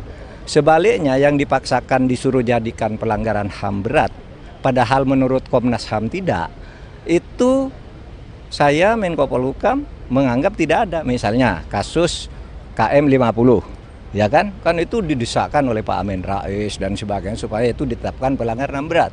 Saya bilang ya bilang dong Komnas HAM, kalau Komnas HAM bilang begitu kita laksanakan. Kasus Kanjuruhan yang menewaskan 156 orang, itu kan diminta agar dijadikan kasus pelanggaran HAM berat. Saya bilang Komnas HAM tidak bilang begitu, itu kejahatan. Beda antara pelanggaran HAM berat dan kejahatan. Kejahatan berat korbannya bisa 200 orang, pelanggaran HAM berat itu bisa 2 orang bisa. Karena yang ditentukan tuh subjek pelakunya dan korbannya serta bukti-buktinya. So far mungkin Pak Yusril agak masuk akal ketika berpikir selama ini pelanggaran HAM berat itu tidak pernah bisa dibuktikan. Nah itu aja masalahnya. Oleh sebab itu kalau waktu saya tidak menutup kasus itu, tetapi ya sudah ditetapkan oleh Komnas HAM, diakui saja, tapi kita tidak pernah minta maaf kepada siapapun. Wah, itu kan kesalahan pemerintah yang lalu-lalu yang sudah ditindak. Sempat dikritik Mahfud MD soal kop surat kementerian, lalu minta maaf, kini Yandri dihujat kembali usai pakai backdrop kementerian di acara haul ibunya. Aduh, lagian ada aja gebrakannya menteri yang satu ini, gak belajar dari kesalahan pertamanya. Sebelumnya, Menteri Desa dan Pembangunan Daerah Tertinggal, Yandri Susanto menerima banyak kritikan. Salah satunya dari mantan Menko Polhukam Mahfud MD. Kritikan tersebut ia terima usai aksinya yang menggunakan kop surat kementerian sebagai undangan acara keluarga ke elemen masyarakat. Mengutip dari unggahan akun @johnsitorus_18, Yandri tampak masih memakai label kementerian dalam acara haul ibunya. Hal ini sontak membuat warganet kesal dan mengira Yandri tak benar-benar serius mengucapkan maaf kemarin. Aksi yang dilakukan Yandri tersebut diduga merupakan sebuah kampanye atas pencalonan istrinya Ratu Rahmatwaya sebagai Bupati Serang. Gimana nih Tribuners tanggapan kamu? Setelah resmi dilantik sebagai Sekretaris Kabinet atau SESKA pada pemerintahan Presiden Prabowo Subianto dan Wakil Presiden atau Wapres Gibran Rakabuming Raka, Mayor Teddy Indrawijaya terus menjadi perbincangan publik. Seperti diketahui, Mayor Teddy dilantik menjadi Seskap di Istana Kepresidenan Jakarta pada Senin 21 Oktober 2024 sore lalu. Ia menduduki kursi jabatan Seskap Presiden Prabowo saat posisinya juga masih aktif sebagai prajurit TNI Angkatan Darat. Anggota DPR RI fraksi PDIP TB Hasanuddin sebelumnya menyarankan agar Mayor Teddy mundur dari TNI seusai resmi dilantik Seskap oleh Presiden Prabowo Subianto. Sebab dijelaskan olehnya bahwa penempatan prajurit TNI aktif hanya dapat ditempatkan di 10 lembaga atau kementerian.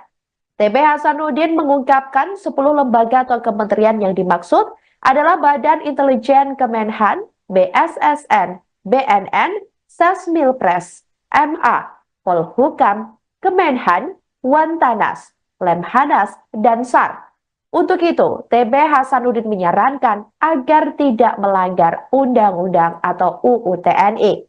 Dikatakan olehnya, sebaiknya Mayor Teddy mundur dari prajurit TNI. Namun, TB Hasanuddin menjelaskan, jika Mayor Teddy tidak mundur, sebaiknya UU TNI direvisi terlebih dahulu. Sebelumnya diketahui, Ketua Harian Gerindra Sufmi Dasko Ahmad turut menanggapi hal tersebut. Ia mengatakan Mayor Teddy tidak pensiun dari TNI karena posisi Seskap bukan setingkat menteri. Dia menjelaskan Seskap kini menjadi bagian dari Kementerian Sekretariat Negara atau Kemensetnek. Dasko mengatakan perubahan struktur Seskap itu telah diatur dalam peraturan presiden atau Perpres.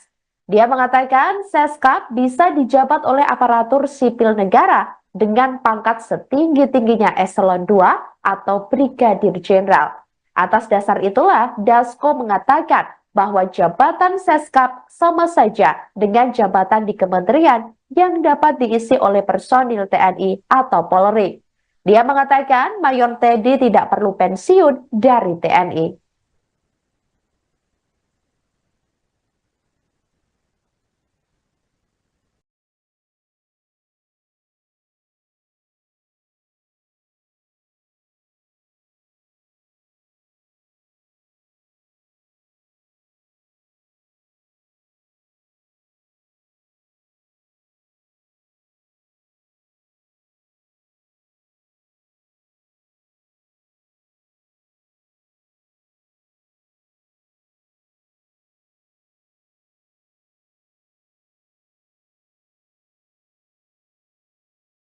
Demikian live viral news kali ini saudara, jangan lupa download aplikasi Tribun X untuk informasi lebih lengkap di www.tribunx.com.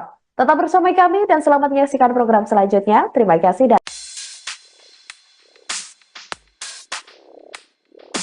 Belakangan ini, muncul polemik setelah pelantikan Mayor Teddy menjadi Sekretaris Kabinet, Seskap, pemerintahan Prabowo Gibran.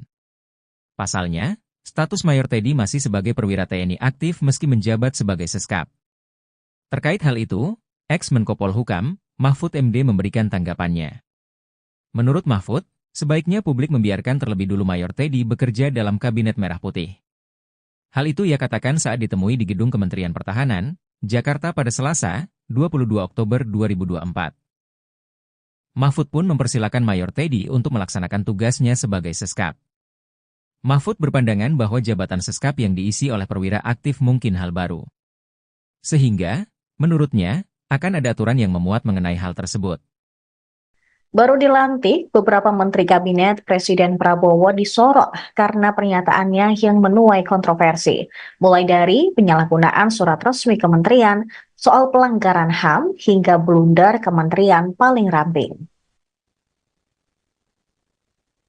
Yang pertama ada Yusril Iza Mahendra, yang menjabat sebagai Menteri Koordinator Bidang Hukum dan HAM, Imigrasi dan Permasyarakatan, yang dilantik pada 21 Oktober lalu.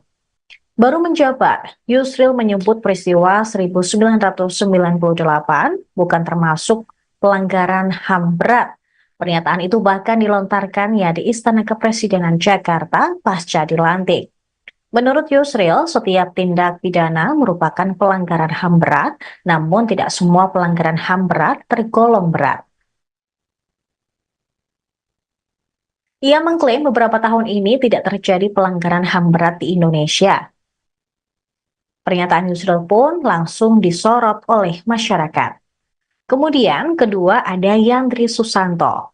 Menteri Desa dan Pembangunan Daerah Tertinggal ini disorot setelah ketahuan menggunakan kop surat dan stempel kementerian untuk undangan pribadi, haul ibunya, sekaligus hari santri dan tasyukuran. Kegiatan itu mengundang kepala desa, sekretaris desa, staf desa, ketua RT, RW, kader PKK, serta posyandu yang ada di Kabupaten Serang. Tangkapan layar undangan tersebut beredar luas di media sosial. Bahkan, mantan Menko Polhukam Mahfud MD juga turut mengunggahnya di akun Instagram pribadi. Yandri pun mengaku kelalaiannya tersebut dan berjanji tidak akan mengulangi membuat surat resmi yang dikeluarkan oleh kementerian untuk kegiatan pribadinya. Kemudian ketiga, Mayor Teddy Indrawijaya. Pasca dilantik sebagai Sekretaris Kabinet, Mayor Teddy ternyata masih berstatus TNI aktif. Sejumlah pihak pun menyarankan Mayor Teddy untuk keluar dari TNI, sebab berpotensi melanggar ketentuan pasal 47 ayat 1 Undang-Undang Nomor 34 Tahun 2004 tentang TNI, bahwa prajurit hanya dapat menduduki jabatan sipil setelah mengundurkan diri atau pensiun dini dari dinas aktif keprajuritan. Namun Ketua Harian Partai Gerindra, Sufmi Dasko Ahmad mengatakan struktur Seskap saat ini berada di bawah Menteri Sekretaris Negara, sehingga Mayor Teddy tidak perlu pensiun dini dari dinas aktif keprajuritan TNI, sebab posisi Seskap maupun Mensesnek tidak termasuk ke dalam jabatan sipil sebagaimana ketentuan pasal 47 ayat 2 Undang-Undang TNI. Kemudian Raffi Ahmad, aktor yang juga masuk ke dalam jajaran Kabinet Merah Putih ini baru dilantik pada hari Senin kemarin. Dia resmi menjabat sebagai utusan khusus Presiden bidang pembinaan generasi muda dan pekerja seni. Ketika dilantik di Istana Negara Jakarta Senin kemarin, gelar honoris causa Raffi Ahmad turut disebut dan tercantum dalam Kepres. Gelar ini diberikan oleh Universal Institute of Professional Management atau UIPM di Thailand. Pemberian gelar ini pun sempat jadi perbincangan hangat karena UIPM disebut belum memiliki izin operasional di Indonesia. Bahkan warga Indonesia yang berada di Thailand juga sempat mengecek alamat kampus yang memberikan gelar tersebut dan hasilnya adalah bangunan sebuah hotel.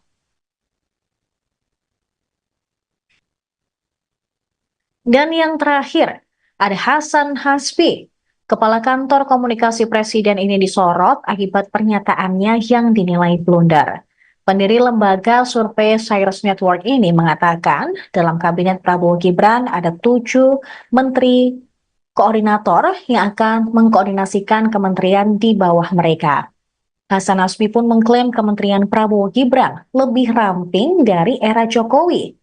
Lalu ia membandingkan era Presiden Jokowi yang justru organisasi kementeriannya jauh lebih gemuk.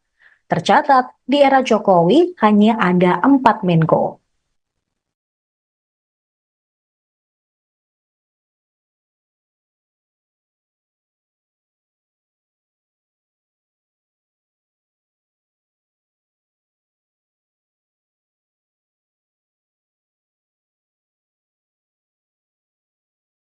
Menteri Hak Asasi Manusia, Natalius Pigai, mendapat sorotan publik setelah meminta agar anggaran Kementerian HAM dapat segera dilakukan perombakan. Menurut Natalius Pigai, anggaran Kementerian HAM saat ini hanya 64 miliar rupiah. Jumlah ini menurut Pigai sangatlah kecil, sehingga sulit untuk merealisasikan visi dan misi Presiden Prabowo Subianto. Oleh sebab itu, Pigai meminta agar dilakukan perombakan anggaran kementerian menjadi 20 triliun rupiah. Pigai mengatakan ada 3 tugas pemerintah terkait HAM berdasarkan konstitusi, yakni penyelamatan HAM melalui regulasi, melindungi warga negara, dan memenuhi kebutuhan warga negara. Kegiatan-kegiatan tersebut sulit terlaksana dengan ketersediaan anggaran yang kecil. Untuk diketahui, Kementerian HAM adalah kementerian baru yang dibentuk pada Kabinet Merah Putih. Kementerian ini merupakan salah satu pecahan dari Kementerian Hukum dan HAM. Selain Kementerian HAM, Presiden Prabowo Subianto juga membentuk Kementerian Hukum serta Kementerian Imigrasi dan Pemasyarakatan. Untuk diketahui, Natalius Pigai bukan merupakan orang baru di bidang hak asasi manusia. Dia merupakan seorang aktivis HAM dan pernah menjadi staf khusus menteri di Kementerian Tenaga Kerja dan Transmigrasi Republik Indonesia pada masa kepemimpinan Al-Hilal Hamdi dan Jacob Nuawea pada tahun 1999 hingga 2004. Natalius Pigai juga merupakan aparatur sipil negara yang mengabdi selama 15 tahun di kementerian yang sama dengan yang menempati berbagai jabatan fungsional dan struktural. Selain itu, Pigai juga aktif di beberapa organisasi lainnya seperti PRD, PMKRI, Walhi, Kontras, Rumah Perubahan, dan Petisi 28. Menteri HAM Natalius Pigai langsung menjadi sorotan publik lantaran berharap anggaran 20 triliun rupiah selesai dilantik. Menanggapi hal itu, Komisi 13 DPR turun tangan dan memanggil Natalius Pigai pekan depan. Dikutip dari Kompas.com, hal itu disampaikan Ketua Komisi 13 DPR Willy Aditya yang mengatakan Komisi 13 segera memanggil para menteri meski komisi itu baru terbentuk pada Selasa 22 Oktober. Willy mengatakan akan memanggil Menteri Hukum dan Menteri HAM pada pekan depan. Meski begitu, Willy enggan berprasangka buruk terkait usul Natalius Pigai agar Kementerian HAM mendapat anggaran 20 triliun rupiah. Politikus Partai Nasdem ini mengingatkan isu HAM memiliki spektrum yang sangat luas. Willy juga tidak mau berandai-andai soal kemungkinan usul Natalius Pigai itu dapat terrealisasi karena APBN 2025 sudah disahkan. Ia pun mengingatkan bahwa Presiden Prabowo Subianto memiliki program makan bergizi gratis yang menurutnya berkaitan dengan isu HAM.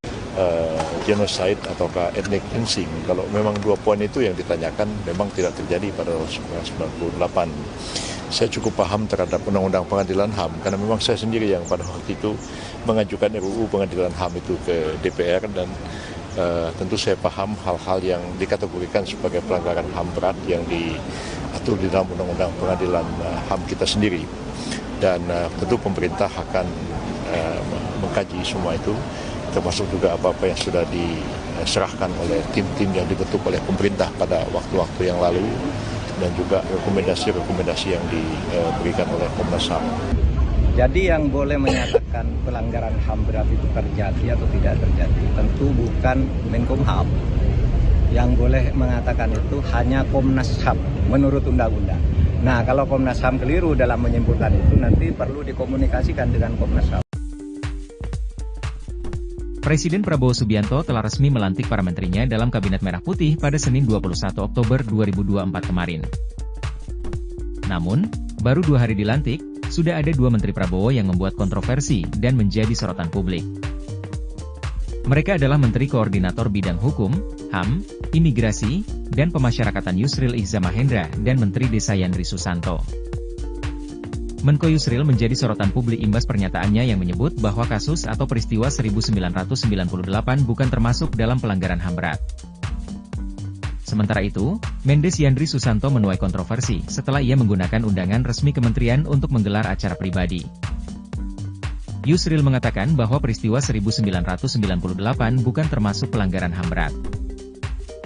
Hal itu disampaikan Yusril di Istana Kepresidenan, Jakarta, Senin 21 Oktober 2024. Yusril mengatakan setiap tindak pidana merupakan pelanggaran HAM, tetapi tidak semua pelanggaran tergolong berat. Menurut Yusril, pelanggaran HAM berat tidak terjadi dalam beberapa tahun terakhir ini di Indonesia. Hal itu, kata Yusril, berbeda dengan saat ia menjadi Menteri Hukum dan HAM dulu. Ia telah 3 kali hadir di Jenewa, Swiss, menghadiri sidang Komisi HAM PBB. Indonesia saat itu ditantang menyelesaikan soal-soal besar terkait pelanggaran HAM. Usai jadi sorotan dan mendapat banyak kritik, Yandri Susanto mengaku ada kesalahan dalam membuat surat tersebut.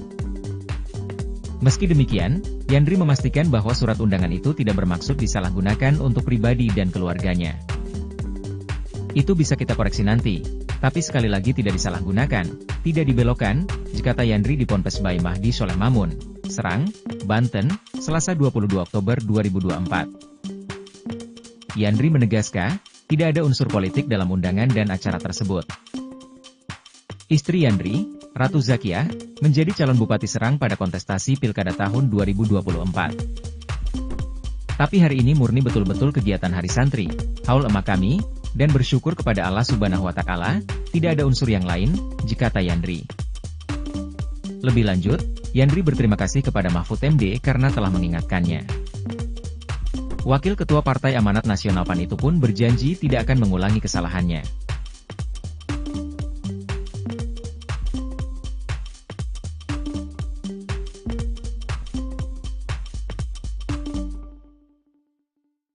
Tidak tahu apakah itu betul, tapi kalau betul, makanya saya bilang kalau benar itu salah, melanggar etika birokrasi juga.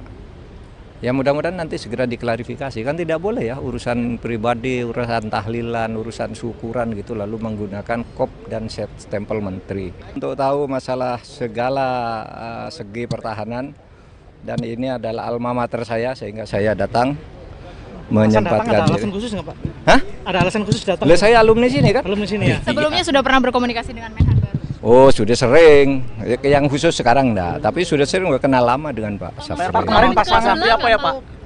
Pasangan Mahfud sama Ganjar nggak datang kemarin Pak? Itu kan rame di mana? Nah, saya sudah mau datang tapi terus ibu saya masih sakit, sekarang masih di Surabaya. PR pertama untuk Pak Syafri apa ya Pak? PR pertamanya untuk Pak Syafri gitu di Kemenhan. Wah, Pak Syafri udah lebih tahu kan, sudah disusun oleh tim ya, tim pemerintahan Pak Prabowo. Saya kira banyak lah. Berarti sosok Pak Syafri itu sosok yang tepat ya untuk melanjutkan. Sosoknya seperti apa Pak Syafri? Pastilah dipilih oleh presiden itu pasti memenuhi syarat minimal yang dibutuhkan. Kedepannya hubungan sipil militer menurut Pak Mahfud baiknya seperti apa sih Pak? Menurut saya sipil militer ya tidak perlu dipertentangkan karena itu ada fungsi masing-masing ya. Militer punya fungsi sendiri untuk pertahanan keutuhan ideologi negara kita, sedangkan sipil itu juga sama tetapi dari sudut-sudut yang lain. Pak Mahfud, kekhawatiran soal dui fungsi di masyarakat itu perlu dikhawatirkan nggak Pak? Kekhawatiran dui fungsi di masyarakat dan ke depan. Kalau saya sih tidak pernah berpikir itu ya, sebelum belum melihat gambaran daruratnya itu. Tapi kan sudah ada Pak bahwa ajudan prajurit TNI aktif yang sekarang dijadikan menempati jabatan sipil sebagai sekretaris kabinet. Oh sejak dulu banyak. Kan ada beberapa di undang-undang tuh kan memang dibolehkan ya. Tapi untuk Seskap tidak ada Pak untuk undang-undang. Oh ya mungkin baru pertama ya. Nggak tahu, nanti kan ada. Itu biarkan bekerja dulu menurut saya pemerintah ini, dan saya kira Pak Prabowo mampu menghandle ini dengan baik. Postingan Instagram itu gimana Pak? Apa itu? Surat menteri Pak. Saya tidak tahu apakah itu betul. Tapi kalau betul, makanya saya bilang kalau benar itu salah, melanggar etika birokrasi juga. Ya mudah-mudahan nanti segera diklarifikasi, kan tidak boleh ya urusan pribadi, urusan tahlilan, urusan syukuran gitu lalu menggunakan kop dan stempel menteri. Karena itu berarti lalu menjadi tugas kementerian. Nanti kita tunggu aja lah ininya. Tapi kalau itu terjadi mudah-mudahan tidak terjadi lagi. Terkait dengan pernyataan Pak Yusril yang terkait pernyataan Pak Yusril menyatakan bahwa peristiwa 98 bulan termasuk pelanggaran HAM berat. Di zaman Pak Mahfud memimpin tim untuk memberikan rekomendasi kepada Presiden penyelesaian pelanggaran HAM secara non-yudisial, 12 pelanggaran HAM diakui termasuk 98. Itu bagaimana Pak Mahfud? Ini yang menurut undang-undang ya, menurut TAP MPR, pelanggaran HAM berat itu harus diselidiki. Sesudah diselidiki ada 18 pelanggaran HAM berat. 5 sudah diadili. Ya, tapi 34 tersangkanya itu bebas semua. Jadi yang boleh menyatakan pelanggaran HAM berat itu terjadi atau tidak terjadi tentu bukan Menkumham. Yang boleh mengatakan itu hanya Komnas HAM menurut undang-undang. Nah, kalau Komnas HAM keliru dalam menyimpulkan itu nanti perlu dikomunikasikan dengan Komnas HAM. Oleh sebab itu waktu saya dulu, karena menurut undang-undang yang menentukan pelanggaran HAM berat itu adalah Komnas HAM, maka apa yang ditetapkan oleh Komnas HAM kita laksanakan. Seperti yang 12 yang sudah diakui oleh Presiden dan diapresiasi oleh PBB. Karena itu ditetapkan oleh lembaga yang menurut undang-undang berwenang menetapkan. Sebaliknya yang dipaksakan disuruh jadikan pelanggaran HAM berat, padahal menurut Komnas HAM tidak, itu saya Menko Polhukam menganggap tidak ada. Misalnya kasus KM 50, ya kan itu didesakkan oleh Pak Amin Rais dan sebagainya supaya itu ditetapkan pelanggaran HAM berat. Saya bilang ya bilang dong Komnas HAM, kalau Komnas HAM bilang begitu kita laksanakan. Kasus Kanjuruhan yang menewaskan 156 orang. Itu kan diminta agar dijadikan kasus pelanggaran HAM berat. Saya bilang, Komnas HAM tidak bilang begitu, itu kejahatan. Beda antara pelanggaran HAM berat dan kejahatan. Kejahatan berat korbannya bisa 200 orang, pelanggaran HAM berat itu bisa 2 orang bisa. Karena yang ditentukan tuh subjek pelakunya dan korbannya serta bukti-buktinya. So far mungkin Pak Yusril agak masuk akal ketika berpikir selama ini pelanggaran HAM berat itu tidak pernah bisa dibuktikan. Nah itu aja masalahnya. Oleh sebab itu kalau waktu saya tidak menutup kasus itu, tetapi ya sudah ditetapkan oleh Komnas HAM, diakui saja. Tapi kita tidak pernah minta maaf kepada siapapun. Wah, itu kan kesalahan pemerintah yang lalu-lalu yang sudah ditindak. Gitu ya. Dengan pernyataan Pak Yusril yang Terkait pernyataan Pak Yusril menyatakan bahwa peristiwa 98 bulan termasuk pelanggaran HAM berat. di zaman Pak Mahfud memimpin tim untuk memberikan rekomendasi kepada Presiden penyelesaian pelanggaran HAM secara non yudisial. 12 pelanggaran HAM diakui termasuk 98. Itu bagaimana Pak Mahfud? Ini yang menurut undang-undang ya, menurut TAP MPR, pelanggaran HAM berat itu harus diselidiki. Sesudah diselidiki ada 18 pelanggaran HAM berat. 5 sudah diadili. Ya, tapi 34 tersangkanya itu bebas semua. Jadi yang boleh menyatakan pelanggaran HAM berat itu terjadi atau tidak terjadi tentu bukan Menkumham. Yang boleh mengatakan itu hanya Komnas HAM menurut undang-undang. Nah, kalau Komnas HAM keliru dalam menyimpulkan itu nanti perlu dikomunikasikan dengan Komnas HAM. Oleh sebab itu waktu saya dulu, karena menurut undang-undang yang menentukan pelanggaran HAM berat itu adalah Komnas HAM, maka apa yang ditetapkan oleh Komnas HAM kita laksanakan. Seperti yang 12 yang sudah diakui oleh Presiden dan diapresiasi oleh PBB. Karena itu ditetapkan oleh lembaga yang menurut undang-undang berwenang menetapkan.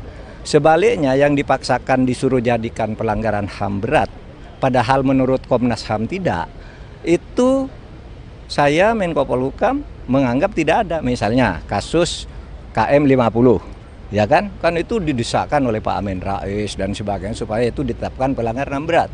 Saya bilang ya bilang dong Komnas HAM. Kalau Komnas HAM bilang begitu kita laksanakan. Kasus Kanjuruhan yang menewaskan 156 orang. Itu kan diminta agar dijadikan kasus pelanggaran HAM berat. Saya bilang, Komnas HAM tidak bilang begitu, itu kejahatan. Beda antara pelanggaran HAM berat dan kejahatan. Kejahatan berat korbannya bisa 200 orang, pelanggaran HAM berat itu bisa 2 orang bisa. Karena yang ditentukan tuh subjek pelakunya dan korbannya serta bukti-buktinya. So far mungkin Pak Yusril agak masuk akal ketika berpikir selama ini pelanggaran HAM berat itu tidak pernah bisa dibuktikan. Nah itu aja masalahnya. Oleh sebab itu kalau waktu saya tidak menutup kasus itu, tetapi ya sudah ditetapkan oleh Komnas HAM, diakui saja. Tapi kita tidak pernah minta maaf kepada siapapun.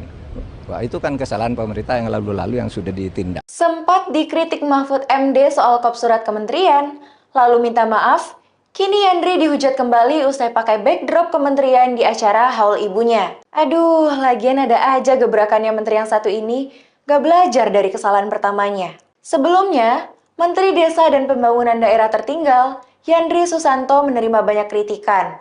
Salah satunya dari mantan Menko Polhukam Mahfud MD. Kritikan tersebut ia terima usai aksinya yang menggunakan kop surat kementerian sebagai undangan acara keluarga ke elemen masyarakat. Mengutip dari unggahan akun @johnsitorus_18, Yandri tampak masih memakai label kementerian dalam acara haul ibunya.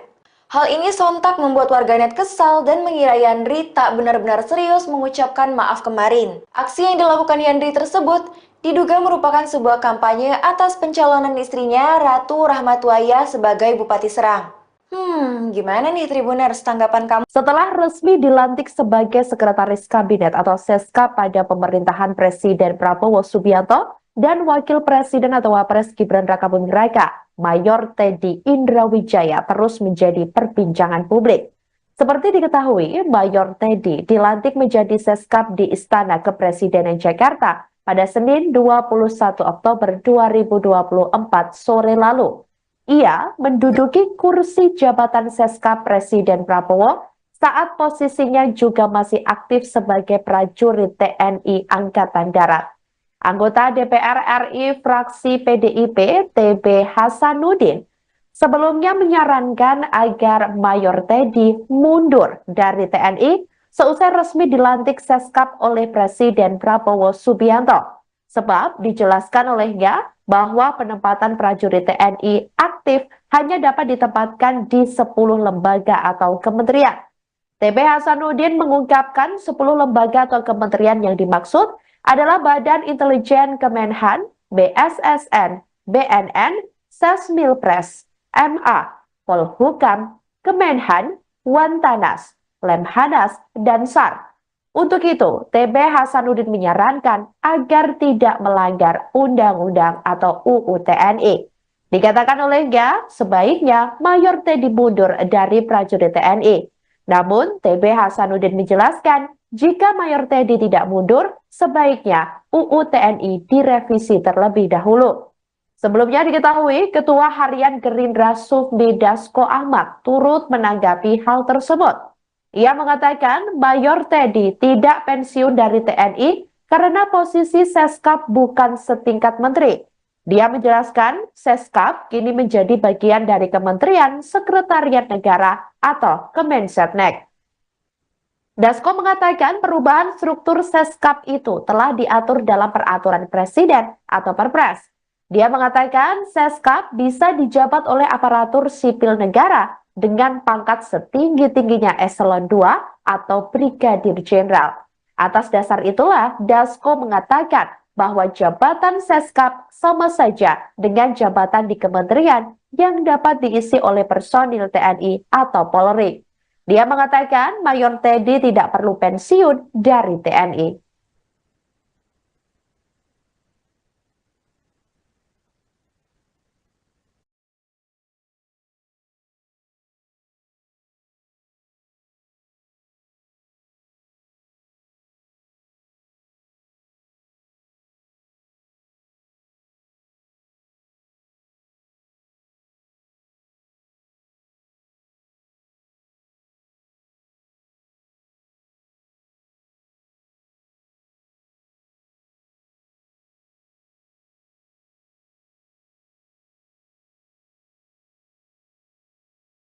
Demikian live viral news kali ini saudara, jangan lupa download aplikasi Tribun X untuk informasi lebih lengkap di www.tribunx.com.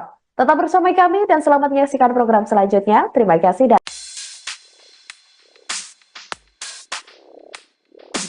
Belakangan ini, muncul polemik setelah pelantikan Mayor Teddy menjadi Sekretaris Kabinet, Seskap, pemerintahan Prabowo Gibran.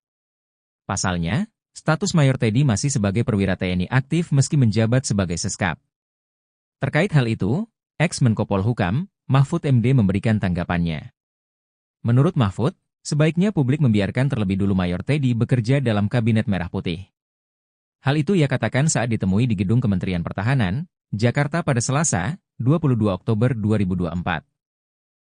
Mahfud pun mempersilakan Mayor Teddy untuk melaksanakan tugasnya sebagai Seskap. Mahfud berpandangan bahwa jabatan Seskap yang diisi oleh perwira aktif mungkin hal baru. Sehingga, menurutnya, akan ada aturan yang memuat mengenai hal tersebut. Baru dilantik, beberapa menteri kabinet Presiden Prabowo disorot karena pernyataannya yang menuai kontroversi, mulai dari penyalahgunaan surat resmi kementerian, soal pelanggaran HAM, hingga blunder kementerian paling ramping. Yang pertama ada Yusril Iza Mahendra, yang menjabat sebagai Menteri Koordinator Bidang Hukum dan HAM, Imigrasi dan Permasyarakatan, yang dilantik pada 21 Oktober lalu. Baru menjabat, Yusril menyebut peristiwa 1998 bukan termasuk pelanggaran HAM berat. Pernyataan itu bahkan dilontarkannya di Istana Kepresidenan Jakarta pasca dilantik. Menurut Yusril, setiap tindak pidana merupakan pelanggaran HAM berat, namun tidak semua pelanggaran HAM berat tergolong berat.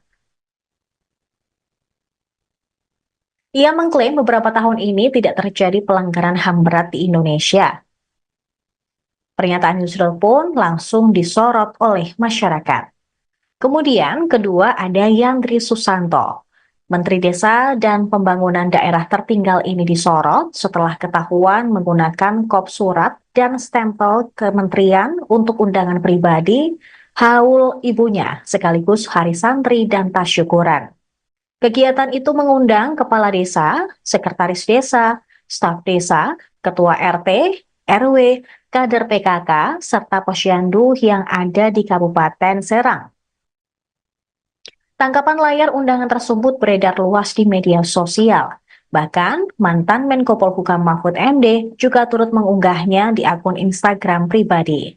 Yandri pun mengaku kelalaiannya tersebut dan berjanji tidak akan mengulangi membuat surat resmi yang dikeluarkan oleh kementerian untuk kegiatan pribadinya. Kemudian ketiga, Mayor Teddy Indrawijaya. Pasca dilantik sebagai Sekretaris Kabinet, Mayor Teddy ternyata masih berstatus TNI aktif. Sejumlah pihak pun menyarankan Mayor Teddy untuk keluar dari TNI, sebab berpotensi melanggar ketentuan pasal 47 ayat 1 Undang-Undang Nomor 34 Tahun 2004 tentang TNI, bahwa prajurit hanya dapat menduduki jabatan sipil setelah mengundurkan diri atau pensiun dini dari dinas aktif keprajuritan.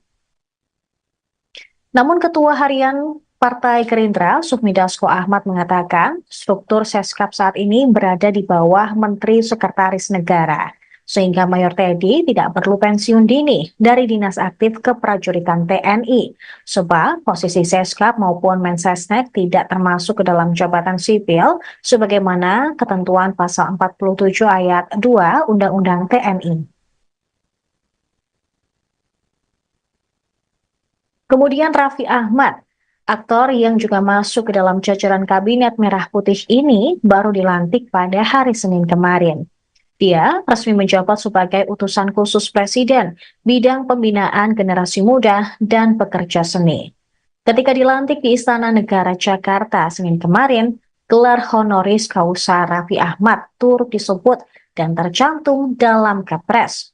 Gelar ini diberikan oleh Universal Institute of Professional Management atau UIPM di Thailand. Pemberian gelar ini pun sempat jadi perbincangan hangat karena UIPM disebut belum memiliki izin operasional di Indonesia. Bahkan warga Indonesia yang berada di Thailand juga sempat mengecek alamat kampus yang memberikan gelar tersebut dan hasilnya adalah bangunan sebuah hotel. Dan yang terakhir, ada Hasan Hasbi. Kepala Kantor Komunikasi Presiden ini disorot akibat pernyataannya yang dinilai blunder. Pendiri lembaga survei Cyrus Network ini mengatakan dalam Kabinet Prabowo Gibran ada 7 menteri koordinator yang akan mengkoordinasikan kementerian di bawah mereka. Hasan Hasbi pun mengklaim Kementerian Prabowo Gibran lebih ramping dari era Jokowi. Lalu ia membandingkan era Presiden Jokowi yang justru organisasi kementeriannya jauh lebih gemuk. Tercatat, di era Jokowi hanya ada 4 Menko.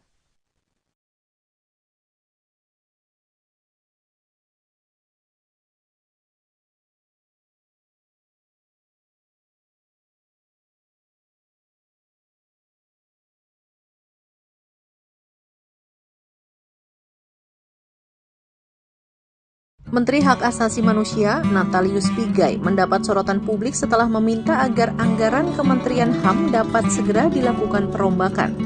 Menurut Natalius Pigai, anggaran Kementerian HAM saat ini hanya 64 miliar rupiah. Jumlah ini menurut Pigai sangatlah kecil sehingga sulit untuk merealisasikan visi dan misi Presiden Prabowo Subianto. Oleh sebab itu, Pigai meminta agar dilakukan perombakan anggaran kementerian menjadi 20 triliun rupiah. Pigai mengatakan ada 3 tugas pemerintah terkait HAM berdasarkan konstitusi, yakni penyelamatan HAM melalui regulasi, melindungi warga negara, dan memenuhi kebutuhan warga negara. Kegiatan-kegiatan tersebut sulit terlaksana dengan ketersediaan anggaran yang kecil. Untuk diketahui, Kementerian HAM adalah kementerian baru yang dibentuk pada Kabinet Merah Putih. Kementerian ini merupakan salah satu pecahan dari Kementerian Hukum dan HAM. Selain Kementerian HAM, Presiden Prabowo Subianto juga membentuk Kementerian Hukum serta Kementerian Imigrasi dan Pemasyarakatan. Untuk diketahui, Natalius Pigai bukan merupakan orang baru di bidang hak asasi manusia. Dia merupakan seorang aktivis HAM dan pernah menjadi staf khusus menteri di Kementerian Tenaga Kerja dan Transmigrasi Republik Indonesia pada masa kepemimpinan Al-Hilal Hamdi dan Jacob Nuawea pada tahun 1999 hingga 2004. Natalius Pigai juga merupakan aparatur sipil negara yang mengabdi selama 15 tahun di kementerian yang sama dengan yang menempati berbagai jabatan fungsional dan struktural. Selain itu, Pigai juga aktif di beberapa organisasi lainnya seperti PRD, PMKRI, Walhi, Kontras, Rumah Perubahan, dan Petisi 28. Menteri HAM Natalius Pigai langsung menjadi sorotan publik lantaran berharap anggaran 20 triliun rupiah selesai dilantik. Menanggapi hal itu, Komisi 13 DPR turun tangan dan memanggil Natalius Pigai pekan depan. Dikutip dari Kompas.com, hal itu disampaikan Ketua Komisi 13 DPR Willy Aditya yang mengatakan Komisi 13 segera memanggil para menteri meski komisi itu baru terbentuk pada Selasa 22 Oktober. Willy mengatakan akan memanggil Menteri Hukum dan Menteri HAM pada pekan depan. Meski begitu, Willy enggan berprasangka buruk terkait usul Natalius Pigai agar Kementerian HAM mendapat anggaran 20 triliun rupiah. Politikus Partai Nasdem ini mengingatkan isu HAM memiliki spektrum yang sangat luas. Willy juga tidak mau berandai-andai soal kemungkinan usul Natalius Pigai itu dapat terrealisasi karena APBN 2025 sudah disahkan. Ia pun mengingatkan bahwa Presiden Prabowo Subianto memiliki program makan bergizi gratis yang menurutnya berkaitan dengan isu HAM. Genocide ataukah ethnic cleansing, kalau memang 2 poin itu yang ditanyakan memang tidak terjadi pada tahun 1998. Saya cukup paham terhadap Undang-Undang Pengadilan HAM karena memang saya sendiri yang pada waktu itu mengajukan RUU Pengadilan HAM itu ke DPR dan tentu saya paham hal-hal yang dikategorikan sebagai pelanggaran HAM berat yang diatur di dalam Undang-Undang Pengadilan HAM kita sendiri. Dan tentu pemerintah akan mengkaji semua itu, termasuk juga apa-apa yang sudah diserahkan oleh tim-tim yang dibentuk oleh pemerintah pada waktu-waktu yang lalu dan juga rekomendasi-rekomendasi yang diberikan oleh Komnas HAM. Jadi yang boleh menyatakan pelanggaran HAM berat itu terjadi atau tidak terjadi tentu bukan Menkumham. Yang boleh mengatakan itu hanya Komnas HAM menurut undang-undang. Nah, kalau Komnas HAM keliru dalam menyimpulkan itu nanti perlu dikomunikasikan dengan Komnas HAM. Presiden Prabowo Subianto telah resmi melantik para menterinya dalam Kabinet Merah Putih pada Senin 21 Oktober 2024 kemarin. Namun, baru 2 hari dilantik, sudah ada 2 Menteri Prabowo yang membuat kontroversi dan menjadi sorotan publik. Mereka adalah Menteri Koordinator Bidang Hukum, HAM, Imigrasi, dan Pemasyarakatan Yusril Iza Mahendra dan Menteri Desa Yandri Susanto. Menko Yusril menjadi sorotan publik imbas pernyataannya yang menyebut bahwa kasus atau peristiwa 1998 bukan termasuk dalam pelanggaran HAM berat.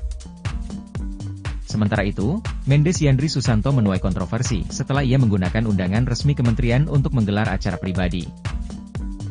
Yusril mengatakan bahwa peristiwa 1998 bukan termasuk pelanggaran HAM berat. Hal itu disampaikan Yusril di Istana Kepresidenan, Jakarta, Senin 21 Oktober 2024. Yusril mengatakan setiap tindak pidana merupakan pelanggaran HAM, tetapi tidak semua pelanggaran tergolong berat. Menurut Yusril, pelanggaran HAM berat tidak terjadi dalam beberapa tahun terakhir ini di Indonesia. Hal itu, kata Yusril, berbeda dengan saat ia menjadi Menteri Hukum dan HAM dulu. Ia telah 3 kali hadir di Jenewa, Swiss, menghadiri sidang Komisi HAM PBB. Indonesia saat itu ditantang menyelesaikan soal-soal besar terkait pelanggaran HAM. Usai jadi sorotan dan mendapat banyak kritik, Yandri Susanto mengaku ada kesalahan dalam membuat surat tersebut. Meski demikian, Yandri memastikan bahwa surat undangan itu tidak bermaksud disalahgunakan untuk pribadi dan keluarganya. Itu bisa kita koreksi nanti, tapi sekali lagi tidak disalahgunakan, tidak dibelokkan, kata Yandri di Ponpes Bayi Mahdi Soleh Mamun, Serang, Banten, Selasa 22 Oktober 2024. Yandri menegaskan, tidak ada unsur politik dalam undangan dan acara tersebut. Istri Yandri, Ratu Zakiah, menjadi calon Bupati Serang pada kontestasi Pilkada tahun 2024. Tapi hari ini murni betul-betul kegiatan Hari Santri, haul emak kami, dan bersyukur kepada Allah Subhanahu wa Ta'ala, tidak ada unsur yang lain, kata Yandri. Lebih lanjut, Yandri berterima kasih kepada Mahfud MD karena telah mengingatkannya. Wakil Ketua Partai Amanat Nasional PAN itu pun berjanji tidak akan mengulangi kesalahannya.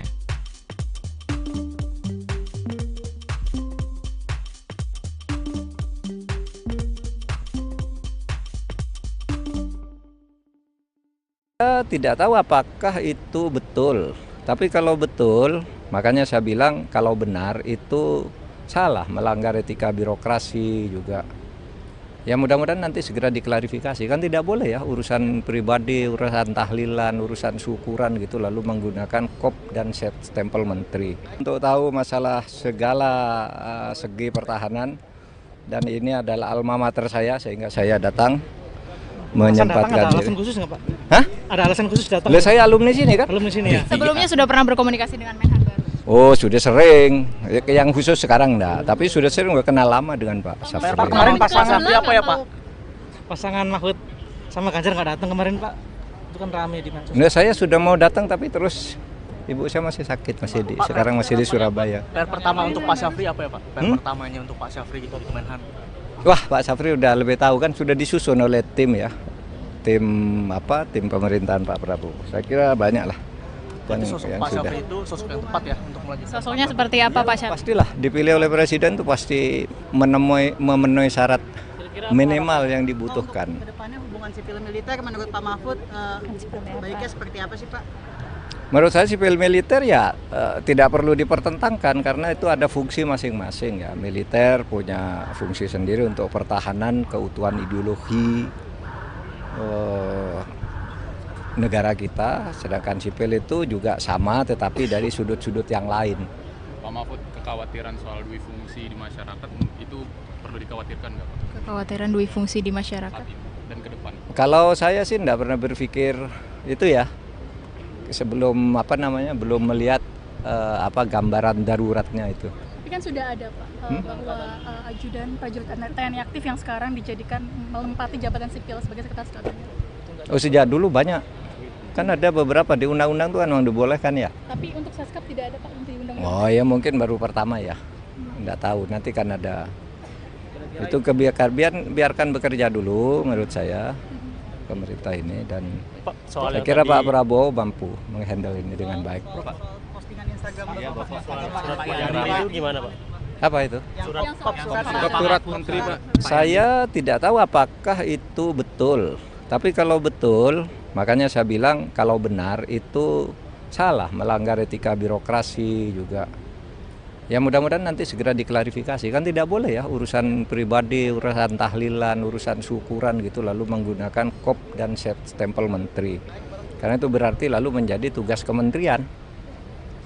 Nanti kita tunggu aja lah ininya. Tapi kalau itu terjadi mudah-mudahan tidak terjadi lagi. Terkait dengan pernyataan Pak Yusril yang terkait pernyataan Pak Yusril menyatakan bahwa peristiwa 98 bulan termasuk pelanggaran HAM berat. Di zaman Pak Mahfud memimpin tim untuk memberikan rekomendasi kepada Presiden penyelesaian pelanggaran HAM secara non-yudisial, 12 pelanggaran HAM diakui termasuk 98. Itu bagaimana Pak Mahfud? Gini, yang menurut undang-undang ya, menurut TAP MPR, pelanggaran HAM berat itu harus diselidiki.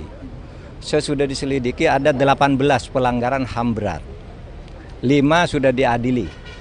Ya, tapi 34 tersangkanya itu bebas semua. Jadi yang boleh menyatakan pelanggaran HAM berat itu terjadi atau tidak terjadi tentu bukan Menkumham. Yang boleh mengatakan itu hanya Komnas HAM menurut undang-undang. Nah, kalau Komnas HAM keliru dalam menyimpulkan itu nanti perlu dikomunikasikan dengan Komnas HAM. Oleh sebab itu waktu saya dulu karena menurut undang-undang yang menentukan pelanggaran HAM berat itu adalah Komnas HAM, maka apa yang ditetapkan oleh Komnas HAM kita laksanakan seperti yang 12 yang sudah diakui oleh Presiden dan diapresiasi oleh PBB karena itu ditetapkan oleh lembaga yang menurut undang-undang berwenang menetapkan. Sebaliknya yang dipaksakan disuruh jadikan pelanggaran HAM berat padahal menurut Komnas HAM tidak, itu saya Menko Polhukam menganggap tidak ada. Misalnya kasus KM 50 ya kan itu didesakkan oleh Pak Amin Rais dan sebagainya supaya itu ditetapkan pelanggaran HAM berat. Saya bilang ya bilang dong Komnas HAM. Kalau Komnas HAM bilang begitu kita laksanakan. Kasus Kanjuruhan yang menewaskan 156 orang. Itu kan diminta agar dijadikan kasus pelanggaran HAM berat. Saya bilang Komnas HAM tidak bilang begitu. Itu kejahatan. Beda antara pelanggaran HAM berat dan kejahatan. Kejahatan berat korbannya bisa 200 orang, pelanggaran HAM berat itu bisa 2 orang bisa. Karena yang ditentukan tuh subjek pelakunya dan korbannya serta bukti-buktinya. So far mungkin Pak Yusril agak masuk akal ketika berpikir selama ini pelanggaran HAM berat itu tidak pernah bisa dibuktikan.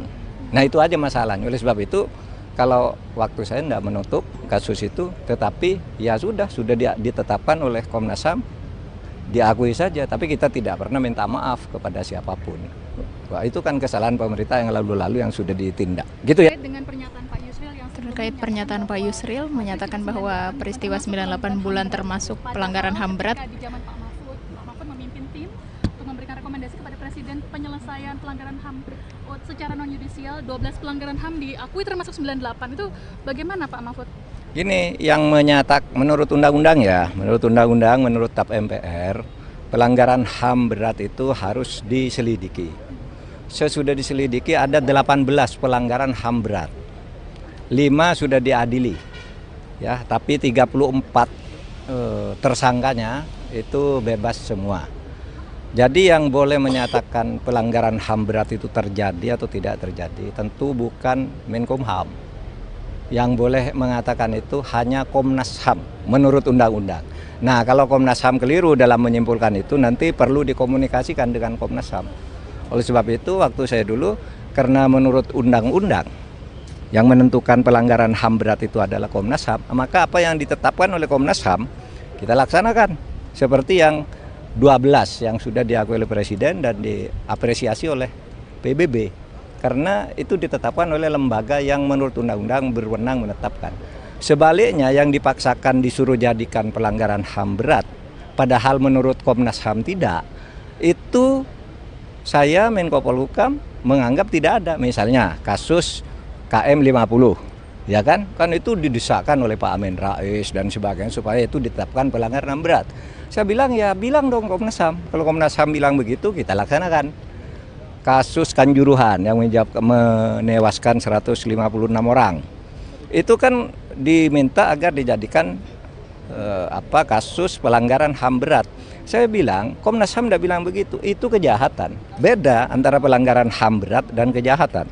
Kejahatan berat korbannya bisa 200 orang, pelanggaran HAM berat itu bisa 2 orang bisa.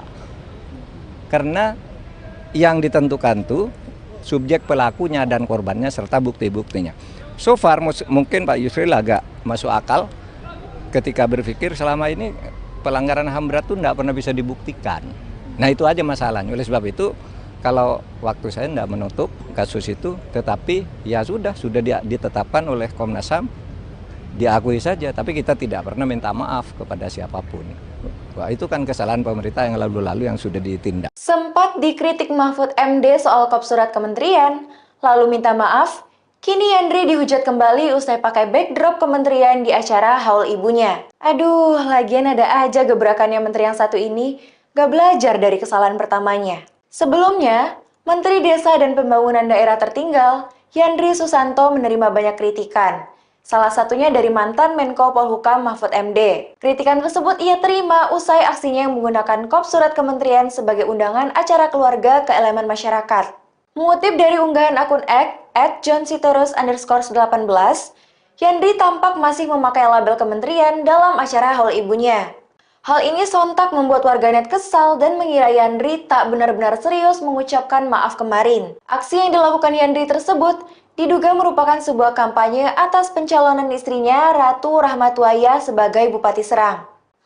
Gimana nih Tribuners tanggapan kamu? Setelah resmi dilantik sebagai Sekretaris Kabinet atau Seska pada pemerintahan Presiden Prabowo Subianto dan Wakil Presiden atau Wapres Gibran Rakabuming Raka, Mayor Teddy Indrawijaya terus menjadi perbincangan publik.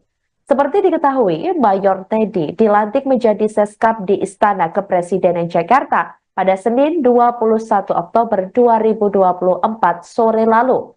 Ia menduduki kursi jabatan Seskap Presiden Prabowo saat posisinya juga masih aktif sebagai prajurit TNI Angkatan Darat. Anggota DPR RI fraksi PDIP TB Hasanuddin sebelumnya menyarankan agar Mayor Teddy mundur dari TNI seusai resmi dilantik Seskap oleh Presiden Prabowo Subianto. Sebab dijelaskan olehnya bahwa penempatan prajurit TNI aktif hanya dapat ditempatkan di 10 lembaga atau kementerian. TB Hasanuddin mengungkapkan 10 lembaga atau kementerian yang dimaksud adalah Badan Intelijen Kemenhan, BSSN, BNN, Sesmilpres, MA, Polhukam, Kemenhan, Wantanas, Lemhanas, dan SAR. Untuk itu, TB Hasanuddin menyarankan agar tidak melanggar undang-undang atau UU TNI. Dikatakan olehnya, sebaiknya Mayor Teddy mundur dari prajurit TNI. Namun, TB Hasanuddin menjelaskan, jika Mayor Teddy tidak mundur, sebaiknya UU TNI direvisi terlebih dahulu. Sebelumnya diketahui, Ketua Harian Gerindra Sufmi Dasko Ahmad turut menanggapi hal tersebut. Ia mengatakan Mayor Teddy tidak pensiun dari TNI karena posisi Seskap bukan setingkat menteri. Dia menjelaskan Seskap kini menjadi bagian dari Kementerian Sekretariat Negara atau Kemensetnek.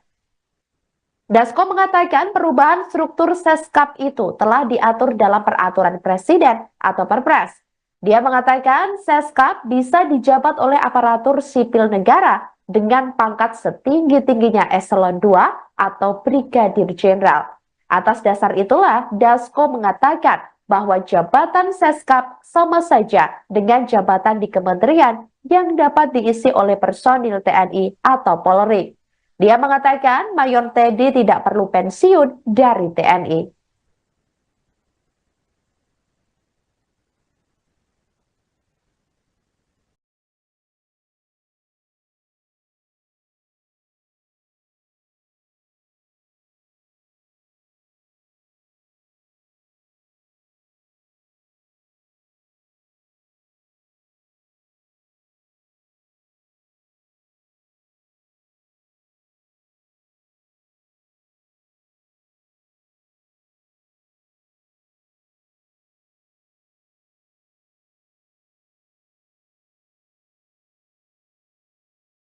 Demikian live viral news kali ini saudara, jangan lupa download aplikasi Tribun X untuk informasi lebih lengkap di www.tribunx.com. Tetap bersama kami dan selamat menyaksikan program selanjutnya. Terima kasih dan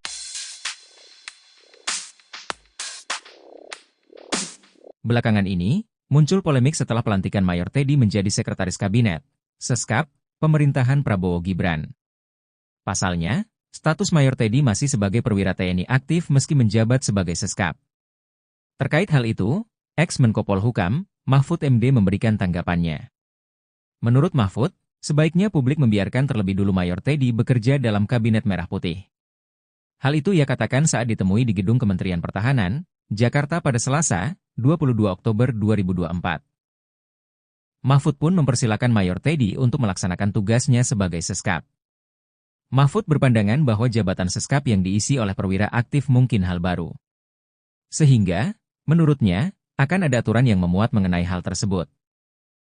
Baru dilantik, beberapa menteri kabinet Presiden Prabowo disorot karena pernyataannya yang menuai kontroversi, mulai dari penyalahgunaan surat resmi kementerian, soal pelanggaran HAM, hingga blunder kementerian paling ramping.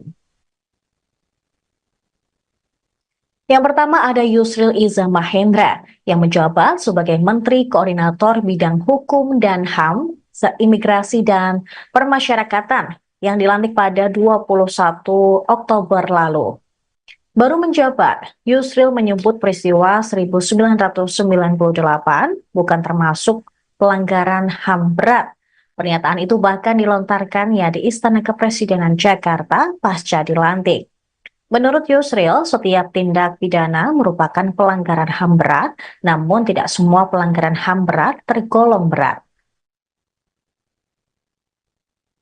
Ia mengklaim beberapa tahun ini tidak terjadi pelanggaran HAM berat di Indonesia. Pernyataan Yusril pun langsung disorot oleh masyarakat. Kemudian kedua ada Yandri Susanto.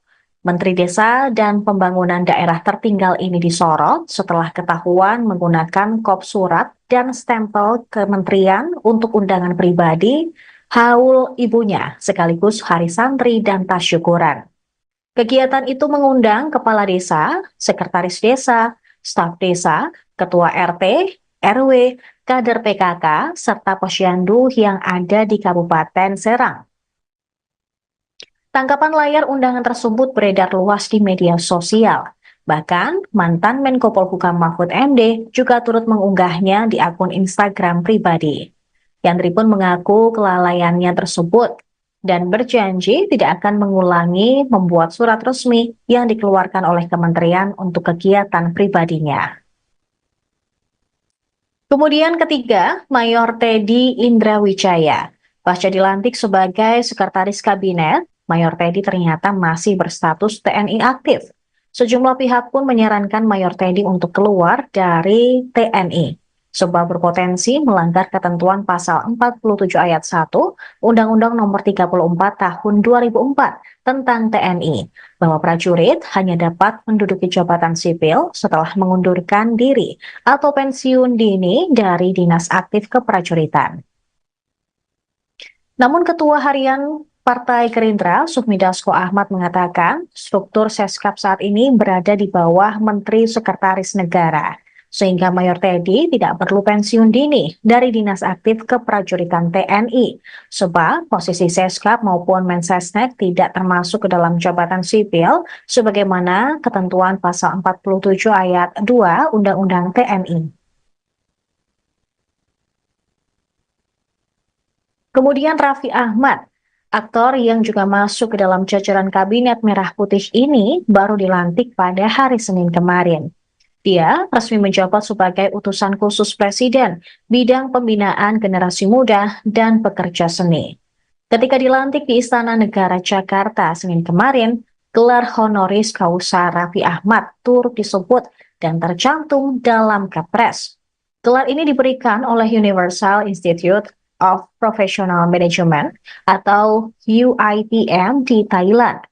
Pemberian gelar ini pun sempat jadi perbincangan hangat karena UIPM disebut belum memiliki izin operasional di Indonesia. Bahkan warga Indonesia yang berada di Thailand juga sempat mengecek alamat kampus yang memberikan gelar tersebut dan hasilnya adalah bangunan sebuah hotel.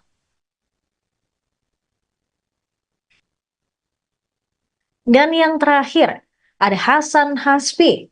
Kepala Kantor Komunikasi Presiden ini disorot akibat pernyataannya yang dinilai blunder. Pendiri lembaga survei Cyrus Network ini mengatakan dalam Kabinet Prabowo Gibran ada 7 menteri koordinator yang akan mengkoordinasikan kementerian di bawah mereka. Hasan Hasbi pun mengklaim Kementerian Prabowo Gibran lebih ramping dari era Jokowi. Lalu ia membandingkan era Presiden Jokowi yang justru organisasi kementeriannya jauh lebih gemuk. Tercatat, di era Jokowi hanya ada 4 Menko.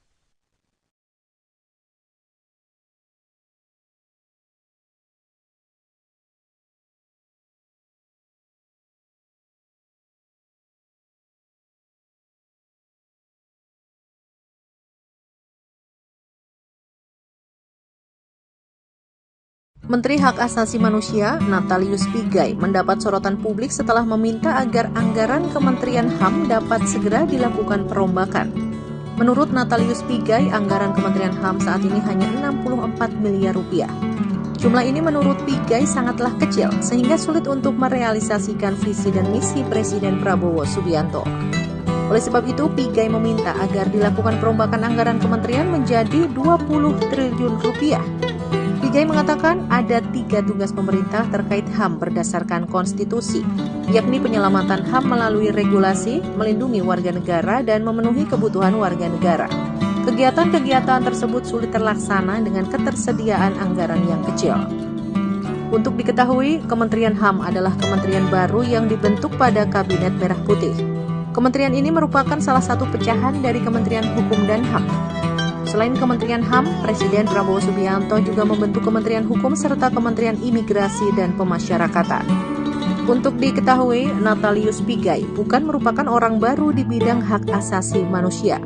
Dia merupakan seorang aktivis HAM dan pernah menjadi staf khusus menteri di Kementerian Tenaga Kerja dan Transmigrasi Republik Indonesia pada masa kepemimpinan Al-Hilal Hamdi dan Jacob Nuawea pada tahun 1999 hingga 2004. Natalius Pigai juga merupakan aparatur sipil negara yang mengabdi selama 15 tahun di kementerian yang sama dengan yang menempati berbagai jabatan fungsional dan struktural. Selain itu, Pigai juga aktif di beberapa organisasi lainnya seperti PRD, PMKRI, Walhi, Kontras, Rumah Perubahan, dan Petisi 28. Menteri HAM Natalius Pigai langsung menjadi sorotan publik lantaran berharap anggaran 20 triliun rupiah selesai dilantik. Menanggapi hal itu, Komisi 13 DPR turun tangan dan memanggil Natalius Pigai pekan depan. Dikutip dari Kompas.com, hal itu disampaikan Ketua Komisi 13 DPR Willy Aditya yang mengatakan Komisi 13 segera memanggil para menteri meski komisi itu baru terbentuk pada Selasa 22 Oktober. Willy mengatakan akan memanggil Menteri Hukum dan Menteri HAM pada pekan depan. Meski begitu, Willy enggan berprasangka buruk terkait usul Natalius Pigai agar Kementerian HAM mendapat anggaran 20 triliun rupiah. Politikus Partai Nasdem ini mengingatkan isu HAM memiliki spektrum yang sangat luas. Willy juga tidak mau berandai-andai soal kemungkinan usul Natalius Pigai itu dapat terrealisasi karena APBN 2025 sudah disahkan. Ia pun mengingatkan bahwa Presiden Prabowo Subianto memiliki program makan bergizi gratis yang menurutnya berkaitan dengan isu HAM. Genocide ataukah ethnic cleansing, kalau memang 2 poin itu yang ditanyakan memang tidak terjadi pada 1998.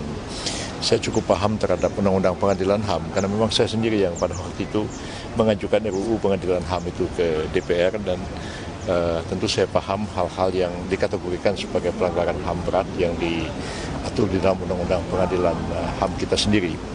Dan tentu pemerintah akan mengkaji semua itu, termasuk juga apa-apa yang sudah diserahkan oleh tim-tim yang dibentuk oleh pemerintah pada waktu-waktu yang lalu dan juga rekomendasi-rekomendasi yang diberikan oleh Komnas HAM. Jadi yang boleh menyatakan pelanggaran HAM berat itu terjadi atau tidak terjadi tentu bukan Menkumham. Yang boleh mengatakan itu hanya Komnas HAM menurut undang-undang. Nah, kalau Komnas HAM keliru dalam menyimpulkan itu nanti perlu dikomunikasikan dengan Komnas HAM. Presiden Prabowo Subianto telah resmi melantik para menterinya dalam Kabinet Merah Putih pada Senin 21 Oktober 2024 kemarin. Namun, baru 2 hari dilantik, sudah ada 2 Menteri Prabowo yang membuat kontroversi dan menjadi sorotan publik. Mereka adalah Menteri Koordinator Bidang Hukum, HAM, Imigrasi, dan Pemasyarakatan Yusril Ihza Mahendra dan Menteri Desa Yandri Susanto. Menko Yusril menjadi sorotan publik imbas pernyataannya yang menyebut bahwa kasus atau peristiwa 1998 bukan termasuk dalam pelanggaran HAM berat. Sementara itu, Mendes Yandri Susanto menuai kontroversi setelah ia menggunakan undangan resmi kementerian untuk menggelar acara pribadi. Yusril mengatakan bahwa peristiwa 1998 bukan termasuk pelanggaran HAM berat. Hal itu disampaikan Yusril di Istana Kepresidenan, Jakarta, Senin 21 Oktober 2024. Yusril mengatakan setiap tindak pidana merupakan pelanggaran HAM, tetapi tidak semua pelanggaran tergolong berat. Menurut Yusril, pelanggaran HAM berat tidak terjadi dalam beberapa tahun terakhir ini di Indonesia. Hal itu, kata Yusril, berbeda dengan saat ia menjadi Menteri Hukum dan HAM dulu. Ia telah 3 kali hadir di Jenewa, Swiss, menghadiri sidang Komisi HAM PBB. Indonesia saat itu ditantang menyelesaikan soal-soal besar terkait pelanggaran HAM. Usai jadi sorotan dan mendapat banyak kritik, Yandri Susanto mengaku ada kesalahan dalam membuat surat tersebut. Meski demikian, Yandri memastikan bahwa surat undangan itu tidak bermaksud disalahgunakan untuk pribadi dan keluarganya. Itu bisa kita koreksi nanti, tapi sekali lagi tidak disalahgunakan, tidak dibelokkan, kata Yandri di Ponpes Bayi Mahdi Soleh Mamun, Serang, Banten, Selasa 22 Oktober 2024. Yandri menegaskan, tidak ada unsur politik dalam undangan dan acara tersebut. Istri Yandri, Ratu Zakiah, menjadi calon Bupati Serang pada kontestasi Pilkada tahun 2024. Tapi hari ini murni betul-betul kegiatan Hari Santri, haul emak kami, dan bersyukur kepada Allah Subhanahu wa Ta'ala, tidak ada unsur yang lain, kata Yandri.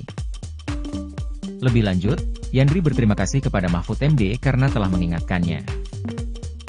Wakil Ketua Partai Amanat Nasional PAN itu pun berjanji tidak akan mengulangi kesalahannya.